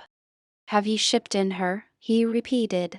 You mean the ship Pequod, I suppose, said I, trying to gain a little more time for an uninterrupted look at him. Aye, the Pequod, that ship there, he said, drawing back his whole arm, and then rapidly shoving it straight out from him, with the fixed bayonet of his pointed finger darted full at the object. Yes, said I, we have just signed the articles. Anything down there about your souls? About what? Oh, perhaps you haven't got any, he said quickly. No matter though, I know many chaps that haven't got any, good luck to 'em. And they are all the better off for it. A soul's a sort of a fifth wheel to a wagon. What are you jabbering about, shipmate? Said I. He's got enough, though, to make up for all deficiencies of that sort in other chaps, abruptly said the stranger, placing a nervous emphasis upon the word he. Queequeg, said I, let's go. This fellow has broken loose from somewhere. He's talking about something and somebody we don't know. Stop, cried the stranger. He said, true, ye haven't seen Old Thunder yet, have ye? Who's Old Thunder? Said I, again riveted with the insane earnestness of his manner. Captain Ahab. What? The captain of our ship, the Pequod. Aye, among some of us old sailor chaps, he goes by that name. Ye haven't seen him yet, have ye? No, we haven't. He's sick, they say, but is getting better, and will be all right again before long. All right again before long, laughed the stranger, with a solemnly derisive sort of laugh. Look ye, when Captain Ahab is all right, then this left arm of mine will be all right. Not before. What do you know about him? What did they tell you about him? Say that. They didn't tell much of anything about him.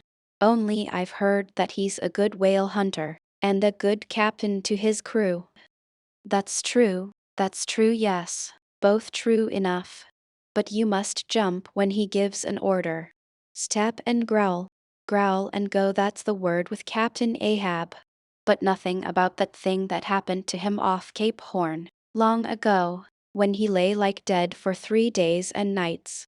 Nothing about that deadly scrimmage with the Spaniard afore the altar in Santa, heard nothing about that, eh? Nothing about the silver calabash he spat into, and nothing about his losing his leg last voyage, according to the prophecy. Didn't ye hear a word about them matters and something more, eh? No, I don't think ye did. How could ye? Who knows it? Not all Nantucket, I guess. But howsever, mayhap, ye have heard tell about the leg, and how he lost it. Aye, ye have heard of that, I dare say. Oh yes, that every one knows a'most. I mean they know he's only one leg, and that a Parmacetti took the other off. My friend, said I, what all this gibberish of yours is about, I don't know, and I don't much care, for it seems to me that you must be a little damaged in the head. But if you are speaking of Captain Ahab, of that ship there, the Pequod, then let me tell you that I know all about the loss of his leg. All about it, sure you do, all? Pretty sure. With finger pointed and eye leveled at the Pequod, the beggar-like stranger stood a moment, as if in a troubled reverie, then starting a little, turned and said, Ye have shipped, have ye?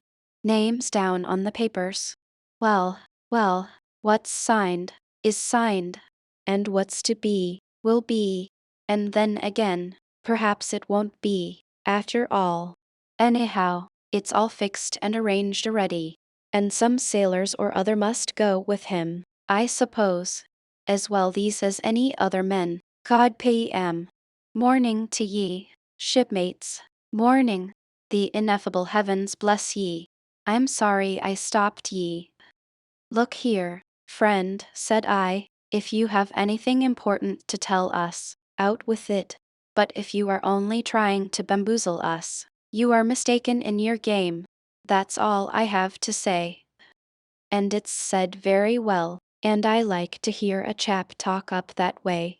You are just the man for him, the likes of ye. Morning to ye, shipmates, morning. Oh, when ye get there, tell 'em I've concluded not to make one of 'em. Ah, my dear fellow, you can't fool us that way, you can't fool us. It is the easiest thing in the world for a man to look as if he had a great secret in him. Morning to ye, shipmates, morning. Morning it is, said I. Come along, quick, let's leave this crazy man. But stop, tell me your name, will you? Elijah. Elijah, thought I, and we walked away, both commenting, after each other's fashion, upon this ragged old sailor, and agreed that he was nothing but a humbug, trying to be a bugbear. But we had not gone perhaps above 100 yards, when chancing to turn a corner, and looking back as I did so, who should be seen but Elijah following us, though at a distance. Somehow, the sight of him struck me so, that I said nothing to Queequeg of his being behind, but passed on with my comrade, anxious to see whether the stranger would turn the same corner that we did. He did, and then it seemed to me that he was dogging us, but with what intent I could not for the life of me imagine. This circumstance, coupled with his ambiguous, half hinting, half revealing, shrouded sort of talk, now begat in me all kinds of vague wonderments and half apprehensions, and all connected with the Pequod, and Captain Ahab, and the leg he had lost, and the Cape Horn fit, and the silver calabash, and what Captain Peleg had said of him, when I left the ship the day previous, and the prediction of the squaw-tistic, and the voyage we had bound ourselves to sail, and 100 other shadowy things. I was resolved to satisfy myself whether this ragged Elijah was really dogging us or not, and with that intent crossed the way with Queequeg, and on that side of it retraced our steps. But Elijah passed on, without seeming to notice us. This relieved me, and once more, and finally as it seemed to me, I pronounced him in my heart a humbug. Chapter 20. All astir. A day or two passed, and there was great activity aboard the Pequod. Not only were the old sails being mended, but new sails were coming on board, and bolts of canvas, and coils of rigging. In short, everything betokened that the ship's preparations were hurrying to a close. Captain Peleg seldom or never went ashore, but sat in his wigwam keeping a sharp lookout upon the hands. Bildad did all the purchasing and providing at the stores, and the men employed in the hold and on the rigging were working till long after nightfall. On the day following Queequeg's signing the articles, word was given at all the inns where the ship's company were stopping that their chests must be on board before night, for there was no telling how soon the vessel might be sailing. So Queequeg and I got down our traps, resolving, however, to sleep ashore till the last.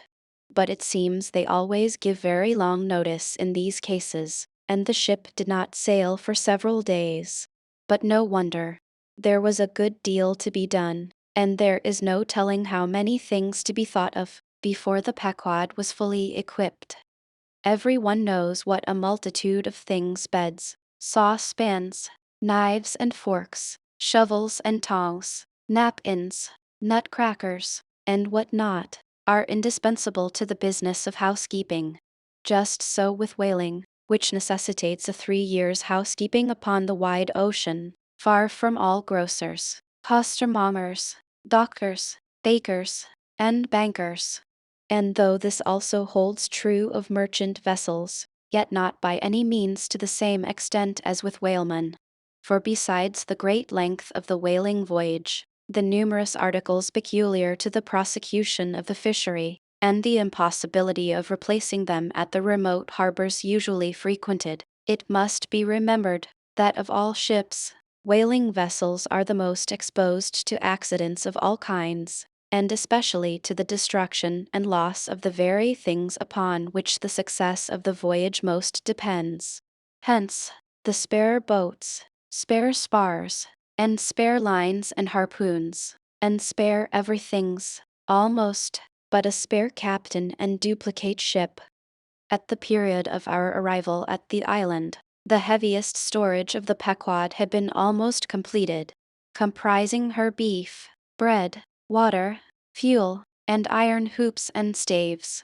But, as before hinted, for some time there was a continual fetching and carrying on board of divers odds and ends of things, both large and small.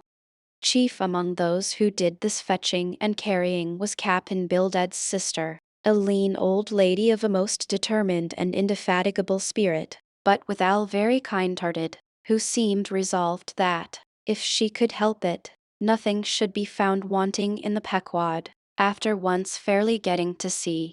At one time she would come on board with a jar of pickles for the steward's pantry, another time with a bunch of quills for the chief mate's desk, where he kept his log, a third time with a roll of flannel for the small of some one's rheumatic back.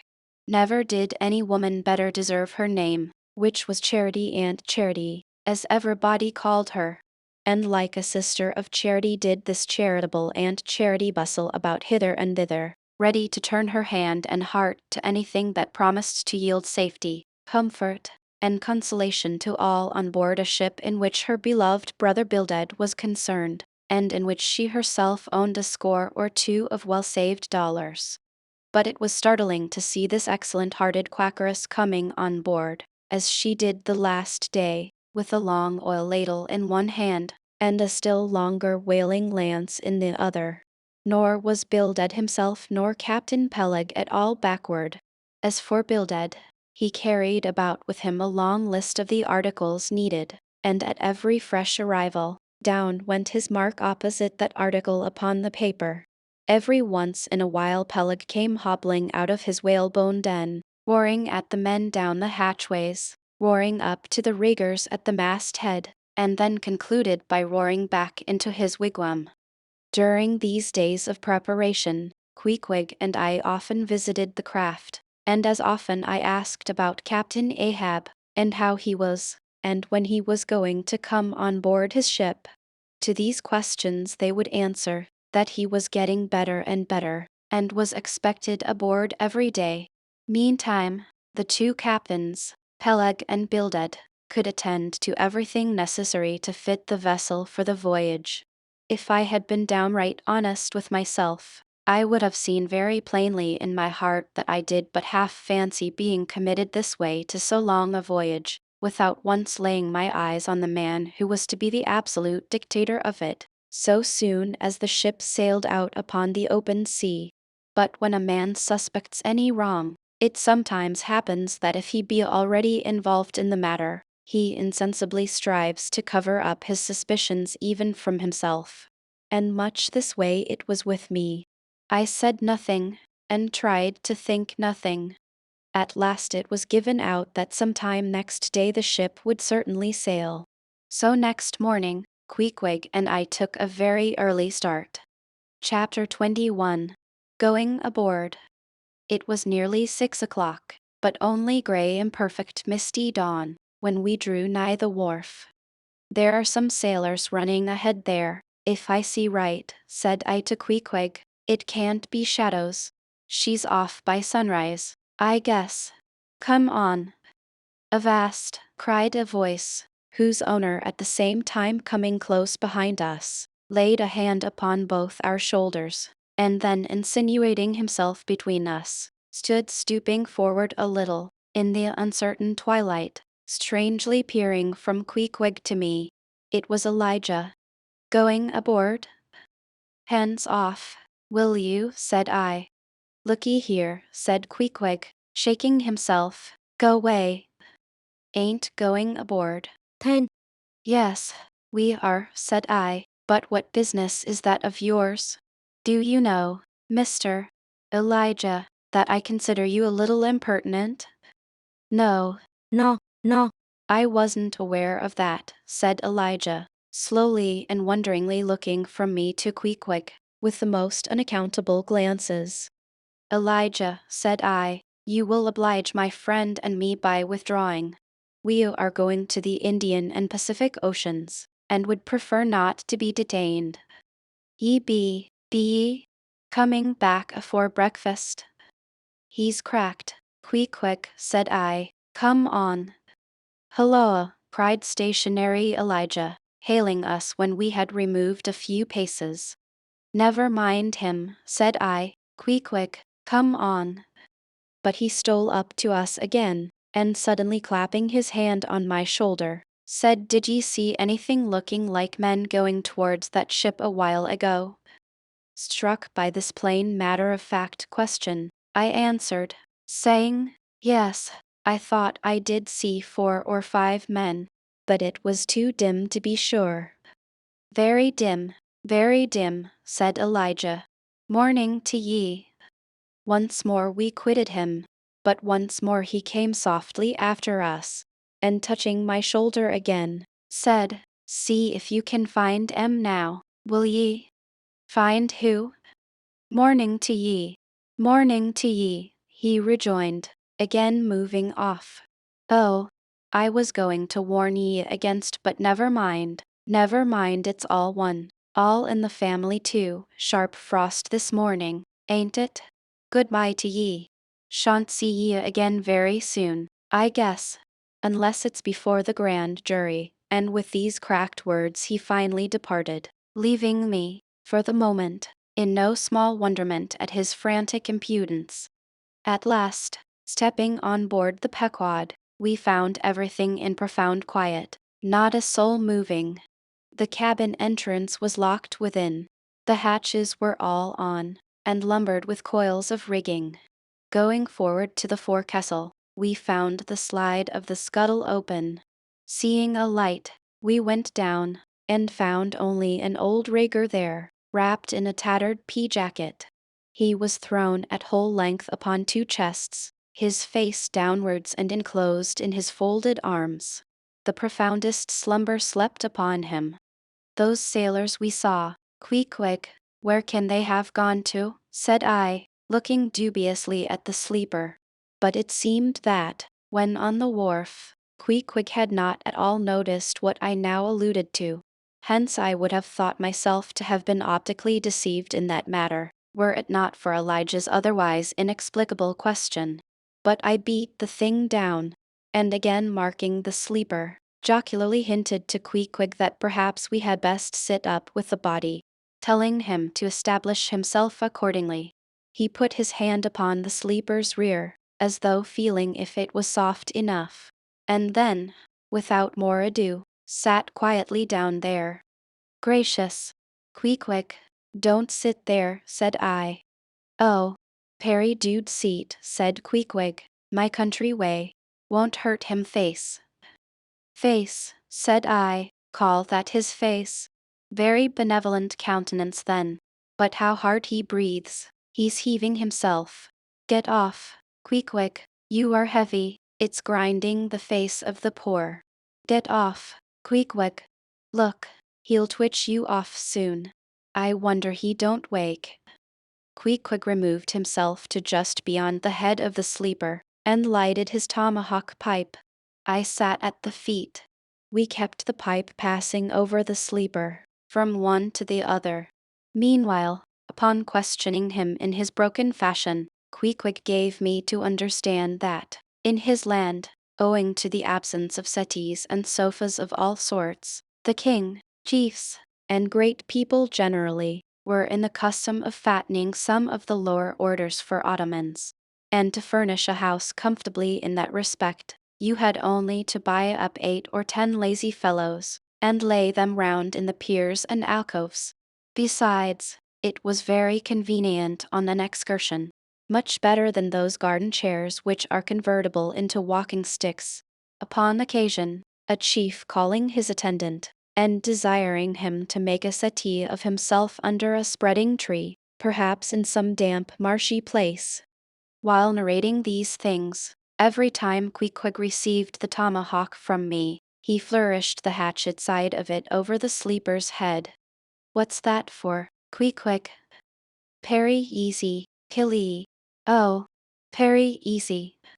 He was going on with some wild reminiscences about his tomahawk pipe, which, it seemed, had in its 2 uses both brained his foes and soothed his soul, when we were directly attracted to the sleeping rigger.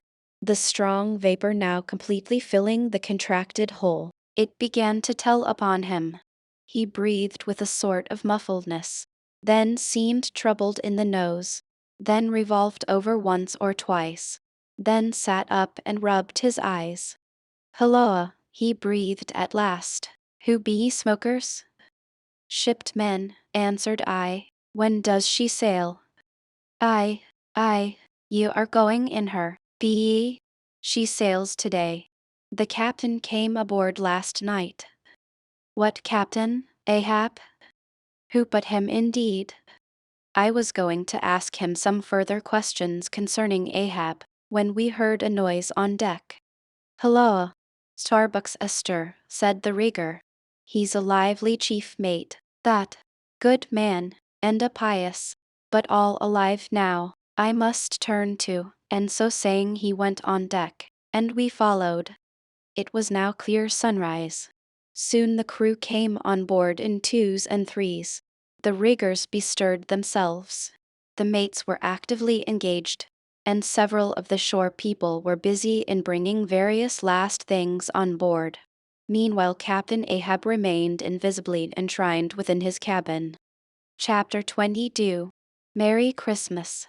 At length, towards noon, upon the final dismissal of the ship's riggers, and after the Pequod had been hauled out from the wharf, and after the ever-thoughtful Charity had come off in a whaleboat, with her last gift a nightcap for Stubb, the second mate, her brother-in-law, and a spare Bible for the steward, after all this, the 2 captains, Peleg and Bildad, issued from the cabin, and turning to the chief mate, Peleg said, Now, Mr.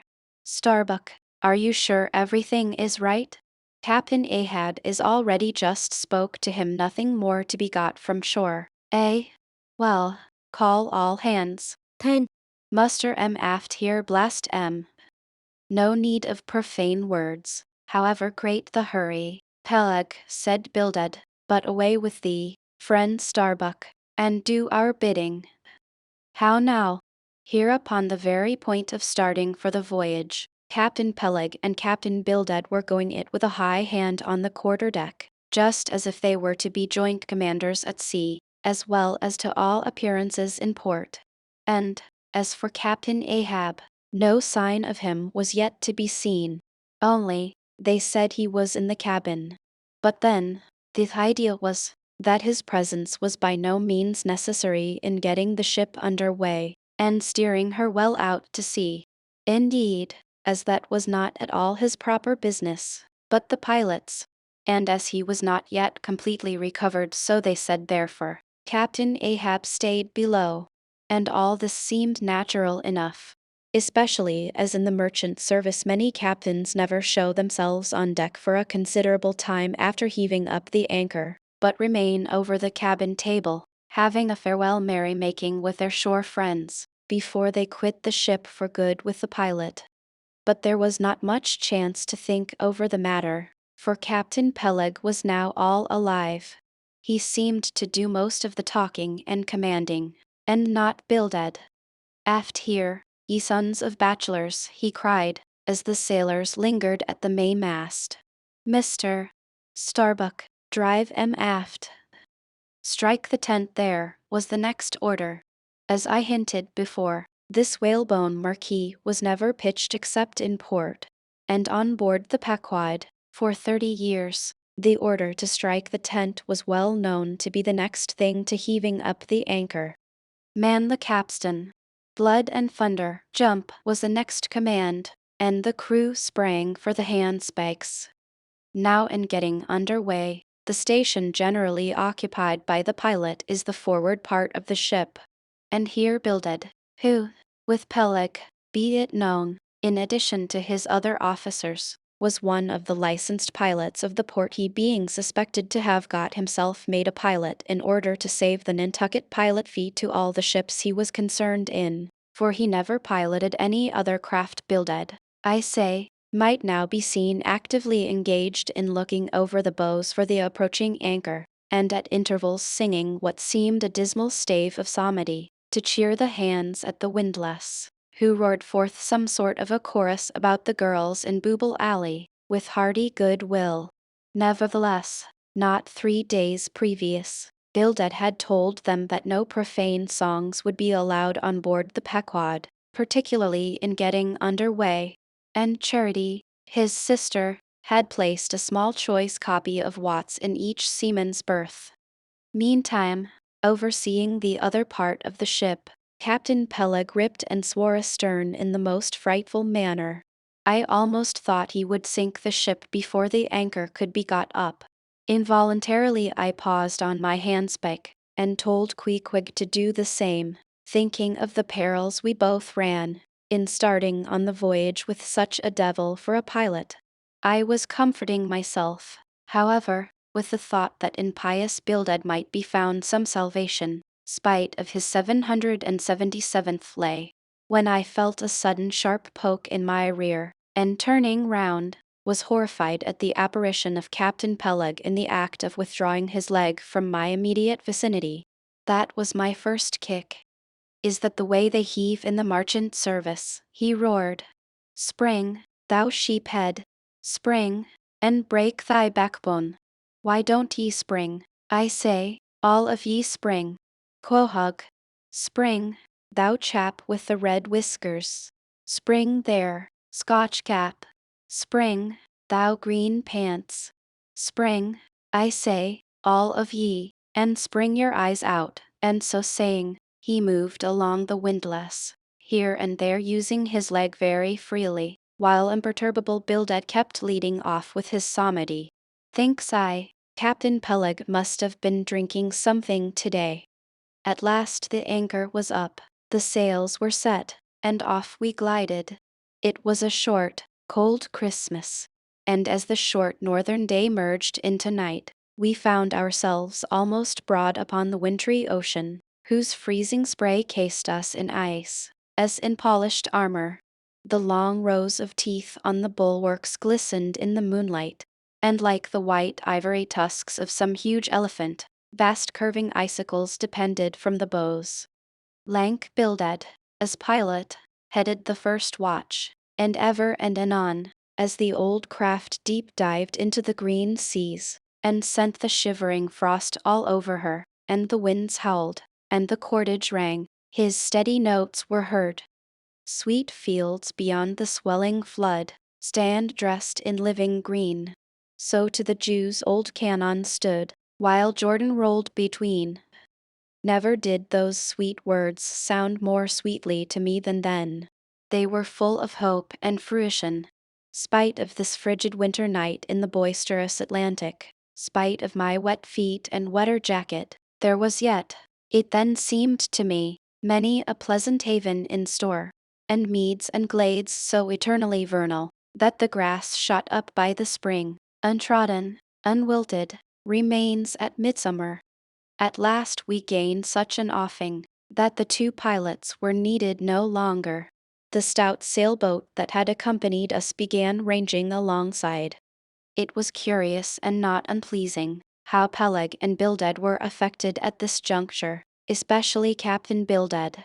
For loath to depart, yet very loath to leave, for good, a ship bound on so long and perilous a voyage beyond both stormy capes, a ship in which some thousands of his hard-earned dollars were invested, a ship in which an old shipmate sailed as captain, a man almost as old as he, once more starting to encounter all the terrors of the pitiless jaw, loath to say goodbye to a thing so every way brimful of every interest to him. Poor old Bildad lingered long, paced the deck with anxious strides, ran down into the cabin to speak another farewell word there, again came on deck, and looked to windward, looked towards the wide and endless waters, only bounded by the far-off unseen eastern continents, looked towards the land, looked aloft, looked right and left, looked everywhere and nowhere, and at last, mechanically coiling a rope upon its pin, convulsively grasped stout Peleg by the hand, and holding up a lantern, for a moment stood gazing heroically in his face, as much as to say, "Nevertheless, friend Peleg, I can stand it. Yes, I can." As for Peleg himself, he took it more like a philosopher, but for all his philosophy, there was a tear twinkling in his eye when the lantern came too near, and he, too, did not a little run from cabin to deck, now a word below, and now a word with Starbuck, the chief mate. But, at last, he turned to his comrade, with a final sort of look about him. "Captain Bildad, come, old shipmate, we must go. Back the mainyard there. Boat ahoy. Stand by to come close alongside. Now. Careful, careful, come, Bildad, boy, say your last. Luck to ye, Starbuck, luck to ye, Mr. Stubb, luck to ye, Mr. Flask, goodbye and good luck to ye all, and this day 3 years I'll have a hot supper smoking for ye in old Nantucket. Hurrah and away. God bless ye, and have ye in his holy keeping, men," murmured old Bildad, almost incoherently. "I hope ye'll have fine weather now, so that Captain Ahab may soon be moving among ye. A pleasant sun is all he needs, and ye'll have plenty of them in the tropic voyage ye go. Be careful in the hunt, ye mates. Don't stave the boats needlessly, ye harpooneers. Good white cedar plank is raised full 3% within the year. Don't forget your prayers, either. Mr. Starbuck, mind that Cooper don't waste the spare staves. Oh, the sail needles are in the green locker. Don't whale it too much a Lord's days. Men. But don't miss a fair chance either. That's rejecting heaven's good gifts. Have an eye to the molasses tierce, Mr. Stubb. It was a little leaky, I thought. If ye touch at the islands, Mr. Flask, beware of fornication. Goodbye, goodbye. Don't keep that cheese too long down in the hold, Mr. Starbuck. It'll spoil. Be careful with the butter, 20 cents the pound it was. And mind ye, if come, come, Captain Bildad. Stop palavering, away," and with that, Peleg hurried him over the side, and both dropped into the boat. Ship and boat diverged. The cold, damp night breeze blew between. A screaming gull flew overhead. The two hulls wildly rolled. We gave 3 heavy-hearted cheers, and blindly plunged like fate into the lone Atlantic. Chapter 23. The Lee Shore. Some chapters back, one Bulkington was spoken of, a tall, Newlanded mariner, encountered in New Bedford at the inn. When on that shivering winter's night, The Pequod thrust her vindictive bows into the cold malicious waves. Who should I see standing at her helm but Bulkington? I looked with sympathetic awe and fearfulness upon the man, who in midwinter just landed from a 4 years' dangerous voyage, could so unrestingly push off again for still another tempestuous term. The land seemed scorching to his feet. Wonderfulest things are ever the unmentionable. Deep memories yield no epitaphs. This 6-inch chapter is the stoneless grave of Bulkington. Let me only say that it fared with him as with the storm-tossed ship that miserably drives along the leeward land. The port would fain give succor. The port is pitiful. In the port is safety, comfort, hearthstone, supper, warm blankets, friends, all that's kind to our mortalities. But in that gale, the port, the land, is that ship's direst jeopardy. She must fly all hospitality.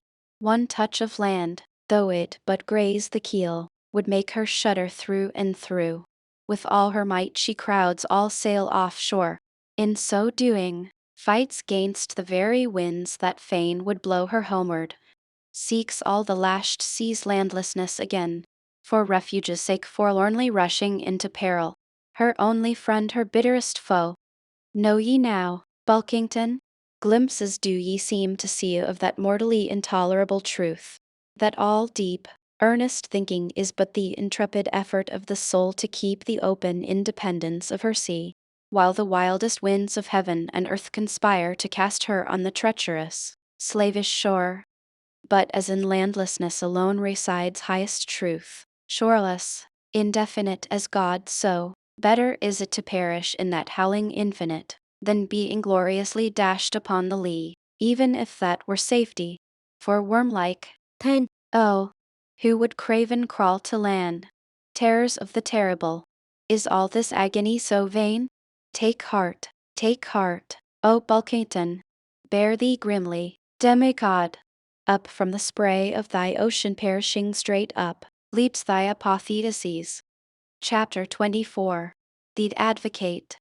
As Queequeg and I are now fairly embarked in this business of whaling, and as this business of whaling has somehow come to be regarded among landsmen as a rather unpoetical and disreputable pursuit, therefore, I am all anxiety to convince ye landsmen, of the injustice hereby done to us hunters of whales.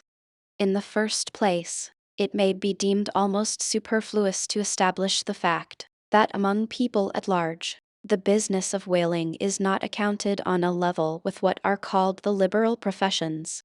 If a stranger were introduced into any miscellaneous metropolitan society, it would but slightly advance the general opinion of his merits, were he presented to the company as a harpooner. Say.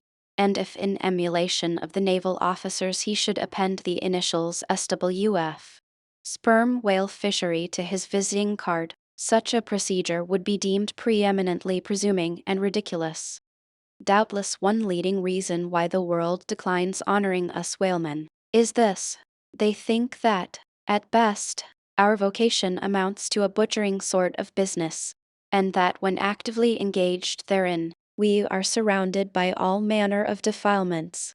Butchers we are, that is true, but butchers, also, and butchers of the bloodiest badge, have been all martial commanders whom the world invariably delights to honor.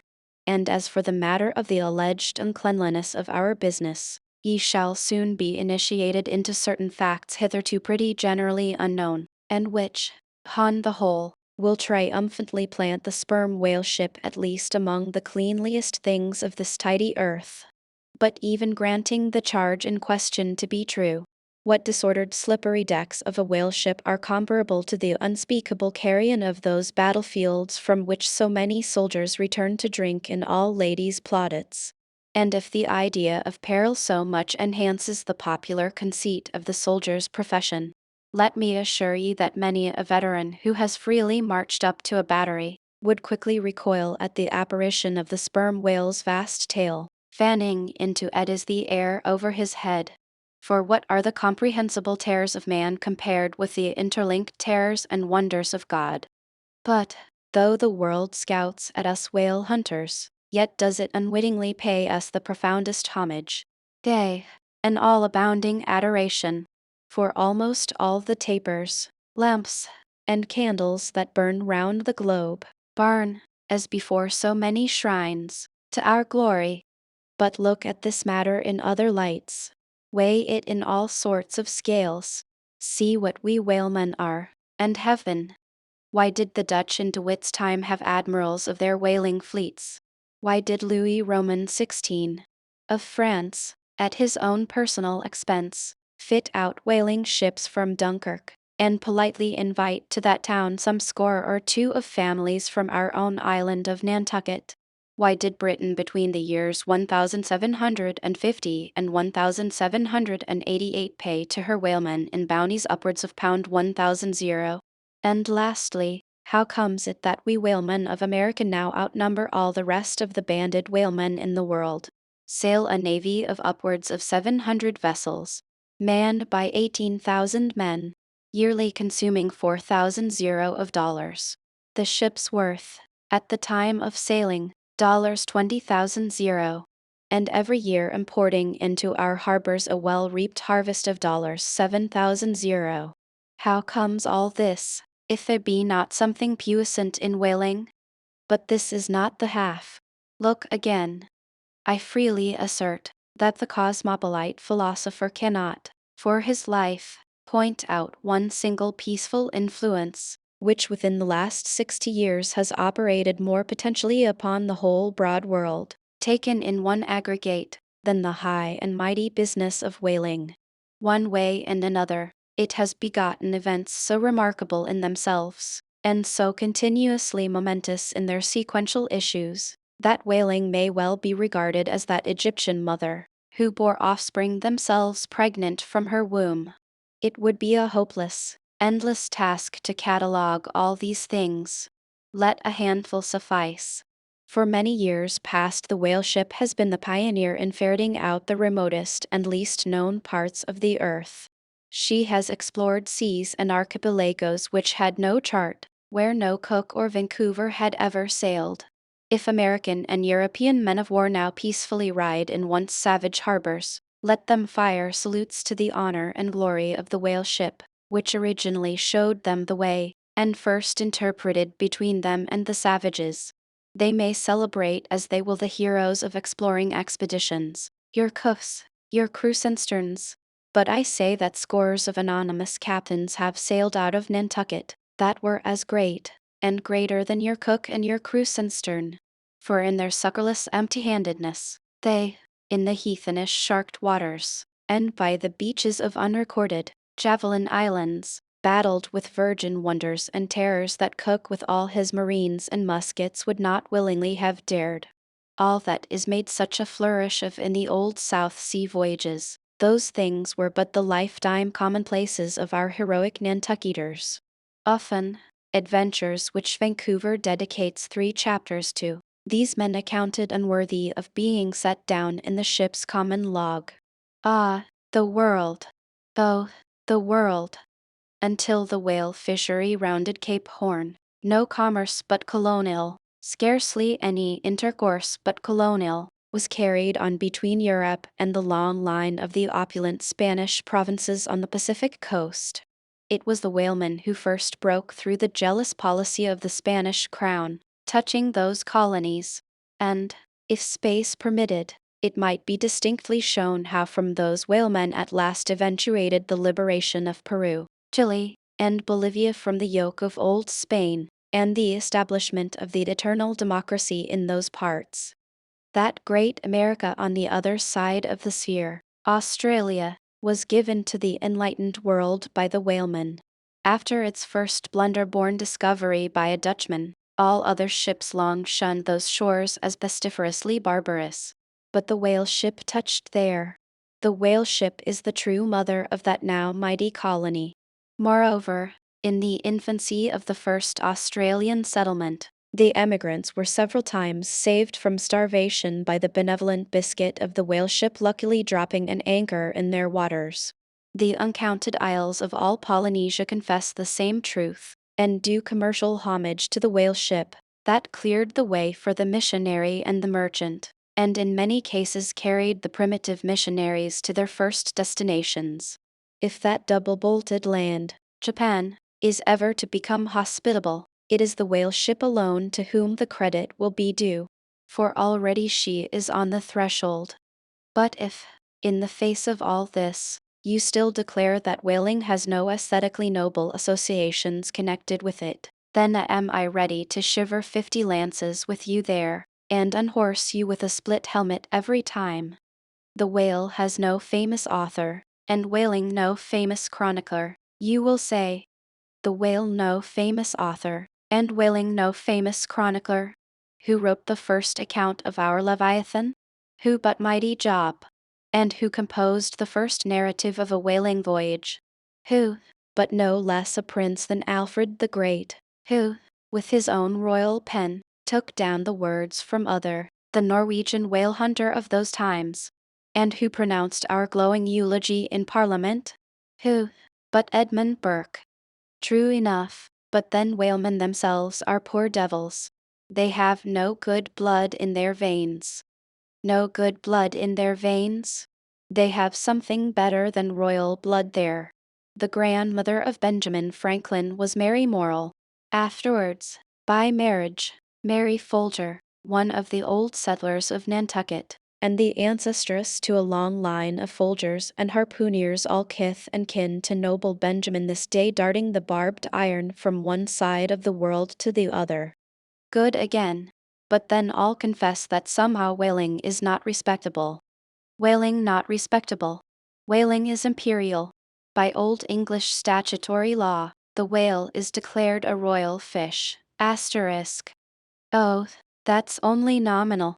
The whale himself has never figured in any grand imposing way. The whale never figured in any grand imposing way. In one of the mighty triumphs given to a Roman general upon his entering the world's capital, the bones of a whale, brought all the way from the Syrian coast, were the most conspicuous object in the symbolic procession. Asterisk see subsequent chapters for something more on this head. Grant it, since you cite it. But, say what you will, there is no real dignity in whaling. No dignity in whaling. The dignity of our calling the very heavens attest. Cetus is a constellation in the south. No more. Drive down your hat in presence of the Tsar, and take it off to Queequeg. No more. I know a man that, in his lifetime, has taken 350 whales. I count that man more honorable than that great captain of antiquity who boasted of taking as many walled towns. And, as for me, if, by any possibility, there be any as yet undiscovered prime thing in me, if I shall ever deserve any real repute in that small but high-hushed world which I might not be unreasonably ambitious of, if hereafter I shall do anything that, upon the whole, a man might rather have done than to have left undone, if, at my death, my executors, or more properly my creditors, find any precious MSS in my desk, then here I prospectively ascribe all the honor and the glory to whaling, for a whale ship was my Yale College and my Harvard. Chapter 25. Postscript. In behalf of the dignity of whaling, I would fain advance not but substantiated facts, but after embattling his facts, an advocate who should wholly suppress a not unreasonable surmise, which might tell eloquently upon his cause. Such an advocate, would he not be blameworthy? It is well known that at the coronation of kings and queens, even modern ones, a certain curious process of seasoning them for their functions is gone through. There is a saltcellar of state, so called, and there may be the caster of state. How they use the salt, precisely who knows? Certain I am, however, that a king's head is solemnly oiled at his coronation, even as a head of salad. Can it be, though, that they anoint it with a view of making its interior run well, as they anoint machinery? Much might be ruminated here, concerning the essential dignity of this regal process, because in common life we esteem but meanly and contemptibly a fellow who anoints his hair, and palpably smells of that anointing. In truth, a mature man who uses hair oil, unless medicinally, that man has probably got a quaggy spot in him somewhere. As a general rule, he can't amount to much in his totality. But the only thing to be considered here is this: what kind of oil is used at coronations? Certainly it cannot be olive oil, nor macassar oil, nor castor oil, nor bear's oil, nor train oil, nor cod liver oil. What then can it possibly be but sperm oil in its unmanufactured, unpolluted state, the sweetest of all oils? Think of that, ye loyal Britons! We whalemen supply your kings and queens with coronation stuff. Chapter 26. Knights and Squires. The chief mate of the Pequod was Starbuck, a native of Nantucket, and a Quaker by descent. He was a long, earnest man, and though born on an icy coast, seemed well adapted to endure hot latitudes, his flesh being hard as twice-baked biscuit. Transported to the Indies, his live blood would not spoil like bottled ale. He must have been born in some time of general drought and famine, or upon one of those fast days for which his state is famous. Only some 30 arid summers had he seen. Those summers had dried up all his physical superfluousness. But this, his thinness, so to speak, seemed no more the token of wasting anxieties and cares than it seemed the indication of any bodily blight. It was merely the condensation of the man. He was by no means ill-looking. Quite the contrary.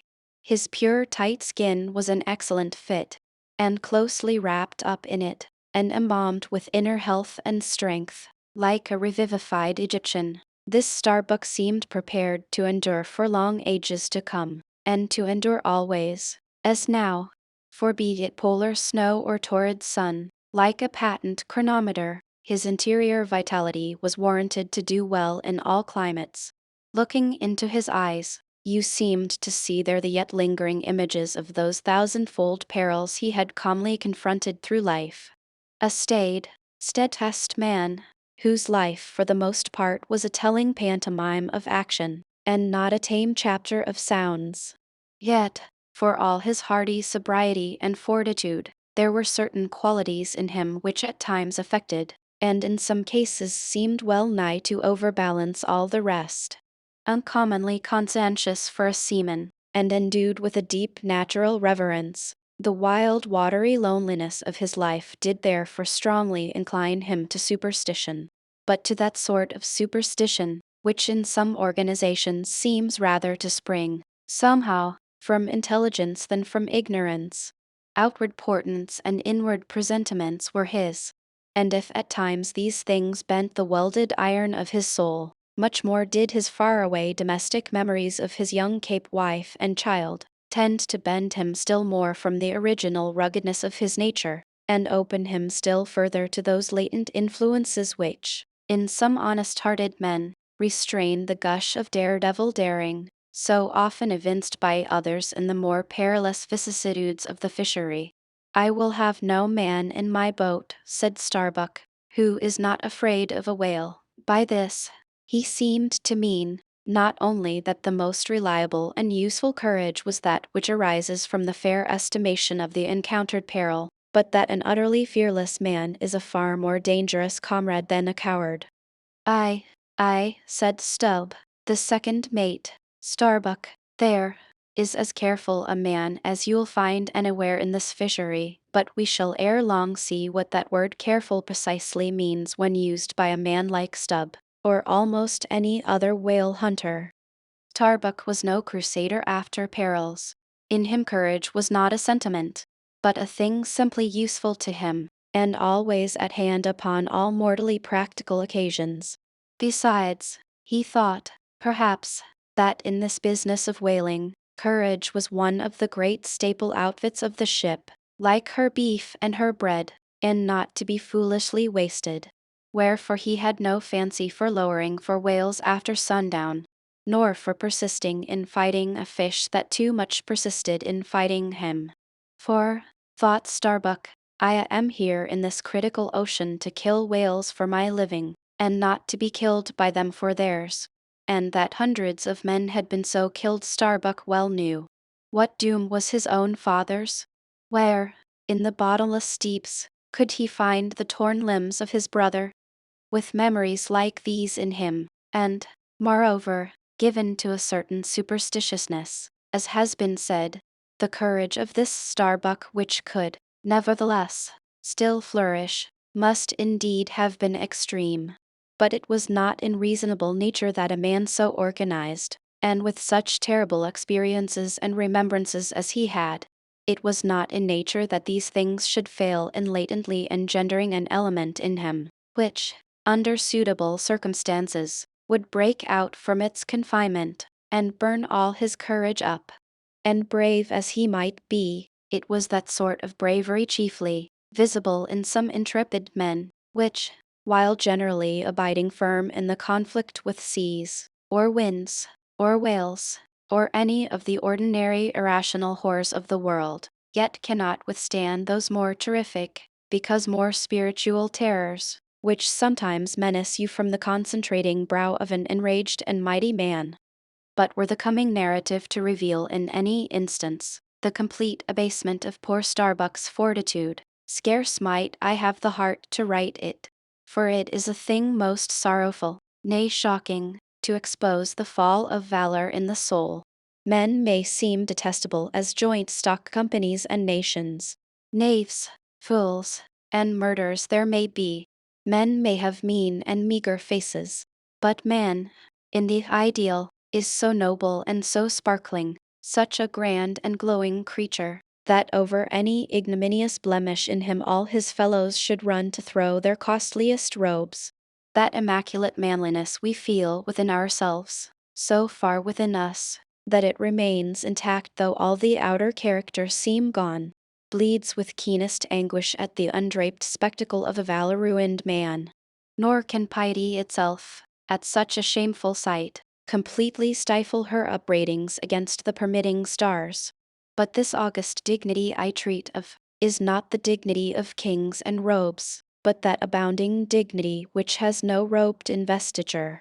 Thou shalt see it shining in the arm that wields a pick or drives a spike, that democratic dignity which, on all hands, radiates without end from God Himself, the great God absolute, the center and circumference of all democracy, His omnipresence, our divine equality. If, then, to meanest mariners, and renegades and castaways, I shall hereafter ascribe high qualities, though dark, weave round them tragic graces. If even the most mournful, perchance the most abased, among them all, shall at times lift himself to the exalted mounts, if I shall touch that workman's arm with some ethereal light, if I shall spread a rainbow over his disastrous set of sun, then against all mortal critics bear me out in it, thou just spirit of equality, which hast spread one royal mantle of humanity over all my kind.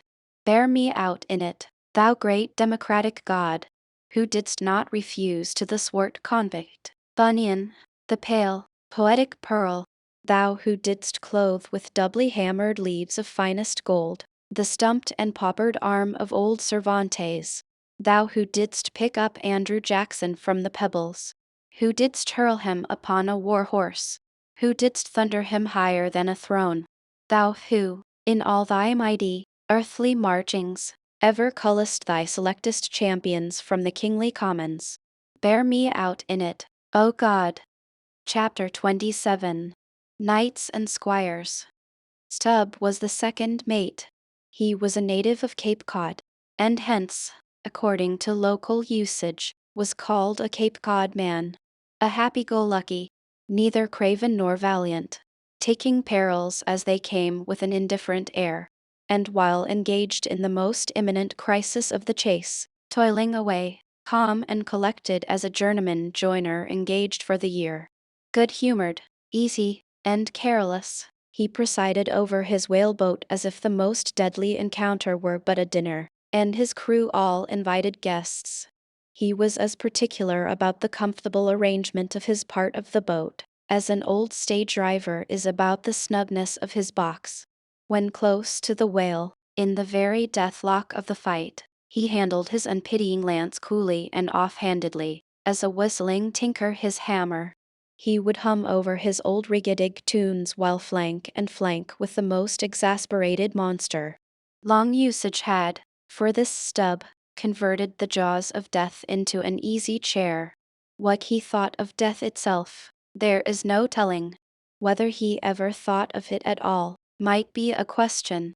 But, if he ever did chance to cast his mind that way after a comfortable dinner, no doubt, like a good sailor, he took it to be a sort of call of the watch to tumble aloft, and bestir themselves there, about something which he would find out when he obeyed the order, and not sooner.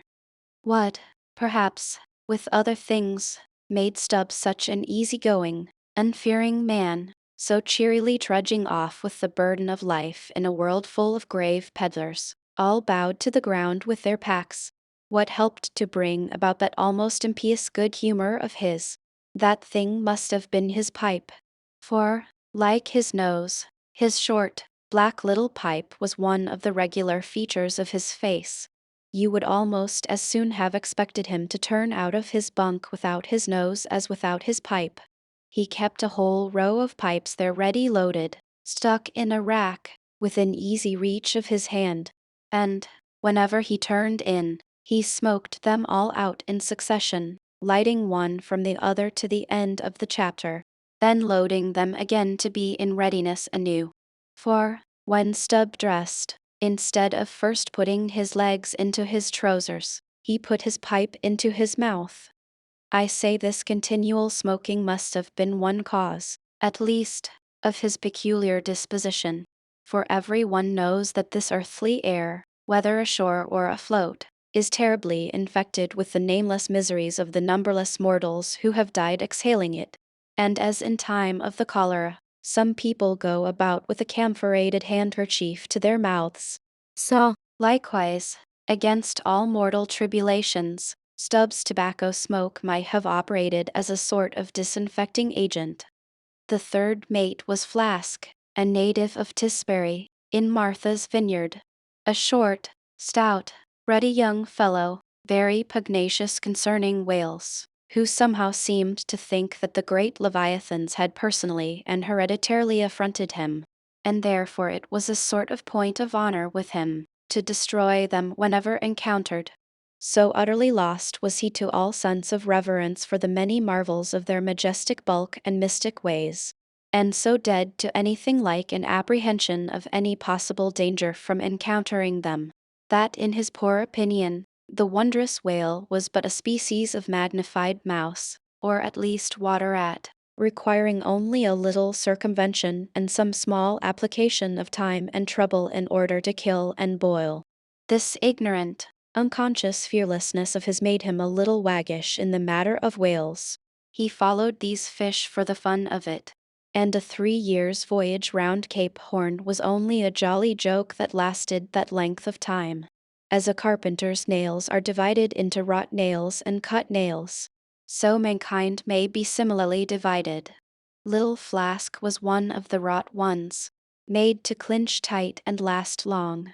They called him King Post on board of the Pequod, because, in form, he could be well likened to the short, square timber known by that name in Arctic whalers, and which by the means of many radiating side timbers inserted into it, serves to brace the ship against the icy concussions of those battering seas. Now these 3 mates Starbuck, Stug, and Flask, were momentous men. They it was who by universal prescription commanded 3 of the Pequod's boats as headsmen, in that grand order of battle in which Captain Ahab would probably marshal his forces to descend on the whales. These 3 headsmen were as captains of companies, or, being armed with their long keen whaling spears, they were as a picked trio of lancers, even as the harpooneers were flingers of javelins. And since in this famous fishery, each mate or headsman, like a Gothic knight of old, is always accompanied by his boat steerer or harpooner, who in certain conjunctures provides him with a fresh lance, when the former one has been badly twisted, or elbowed in the assault, and moreover, as there generally subsists between the two a close intimacy and friendliness. It is therefore but meet that in this place we set down who the Pequod's harpooneers were, and to what headsman each of them belonged. First of all was Queequeg, whom Starbuck, the chief mate, had selected for his squire. But Queequeg is already known. Next was Tashtego, an unmixed Indian from Gay Head, the most westerly promontory of Martha's Vineyard, where there still exists the last remnant of a village of red men, which has long supplied the neighboring island of Nantucket with many of her most daring harpooneers. In the fishery, they usually go by the generic name of Gay Headers. Tashtego's long, lean, sable hair, his high cheekbones, and black rounding eyes for an Indian, Oriental in their largeness, but Antarctic in their glittering expression, all this sufficiently proclaimed him an inheritor of the unvitiated blood of those proud warrior hunters, who, in quest of the great New England moose, had scoured, bow in hand, the aboriginal forests of the Maine, but no longer snuffing in the trail of the wild beasts of the woodland. Tashtego now hunted in the wake of the great whales of the sea, the unerring harpoon of the sun fitly replacing the infallible arrow of the sires. To look at the tawny brawn of his lithe snaky limbs, you would almost have credited the superstitions of some of the earlier Puritans, and half believed this wild Indian to be a son of the prince of the powers of the air. Tashtego was Stubb the second mate's squire. Third among the harpooneers was Daggoo, a gigantic, coal-black Negro savage, with a lion-like tread and Ahasuerus to behold. Suspended from his ears were two golden hoops, so large that the sailors called them ring-bolts, and would talk of securing the topsail halyards to them. In his youth Daggoo had voluntarily shipped on board of a whaler, lying in a lonely bay on his native coast, and never having been anywhere in the world but in Africa, Nantucket, and the pagan harbors most frequented by whalemen, and having now led for many years the bold life of the fishery in the ships of owners uncommonly heedful of what manner of men they shipped, Daggoo retained all his barbaric virtues, and erect as a giraffe, moved about the decks in all the pomp of 6 feet 5 in his socks. There was a corporeal humility in looking up at him, and a white man standing before him seemed a white flag come to beg truce of a fortress. Curious to tell, this imperial Negro, Ahasuerus Daggoo, was the squire of Little Flask, who looked like a chessman beside him. As for the residue of the Pequod's company, be it said that at the present day not one in two of the many thousand men before the mast employed in the American whale fishery are Americans born, though pretty nearly all the officers are. Herein it is the same with the American whale fishery as with the American army and military and merchant navies, and the engineering forces employed in the construction of the American canals and railroads. The same, I say, because in all these cases the native American liberally provides the brains, the rest of the world as generously supplying the muscles. No small number of these whaling seamen belong to the Azores, where the outward-bound Nantucket whalers frequently touch to augment their crews from the hardy peasants of those rocky shores. In like manner, the Greenland whalers sailing out of Hull or London put in at the Shetland Islands to receive the full complement of their crew. Upon the passage homewards, they drop them there again. How that is, there is no telling, but islanders seem to make the best whalemen. They were nearly all islanders in the Pequod. Isolados too, I call such, not acknowledging the common continent of men, but each isolado living on a separate continent of his own. Yet now, federated along one keel, what a set these isolados were! An Anacharsis Clute's deputation from all the isles of the sea, and all the ends of the earth, accompanying old Ahab in the Pequod to lay the world's grievances before that bar from which not very many of them ever come back. Black little Pip he never did no, he went before. Poor Alabama boy! On the grim Pequod's forecastle, ye shall ere long see him, beating his tambourine, prelusive of the eternal time, one sent for, to the great quarter-deck on high. He was bid strike in with angels, and beat his tambourine in glory, called a coward here, hailed a hero there,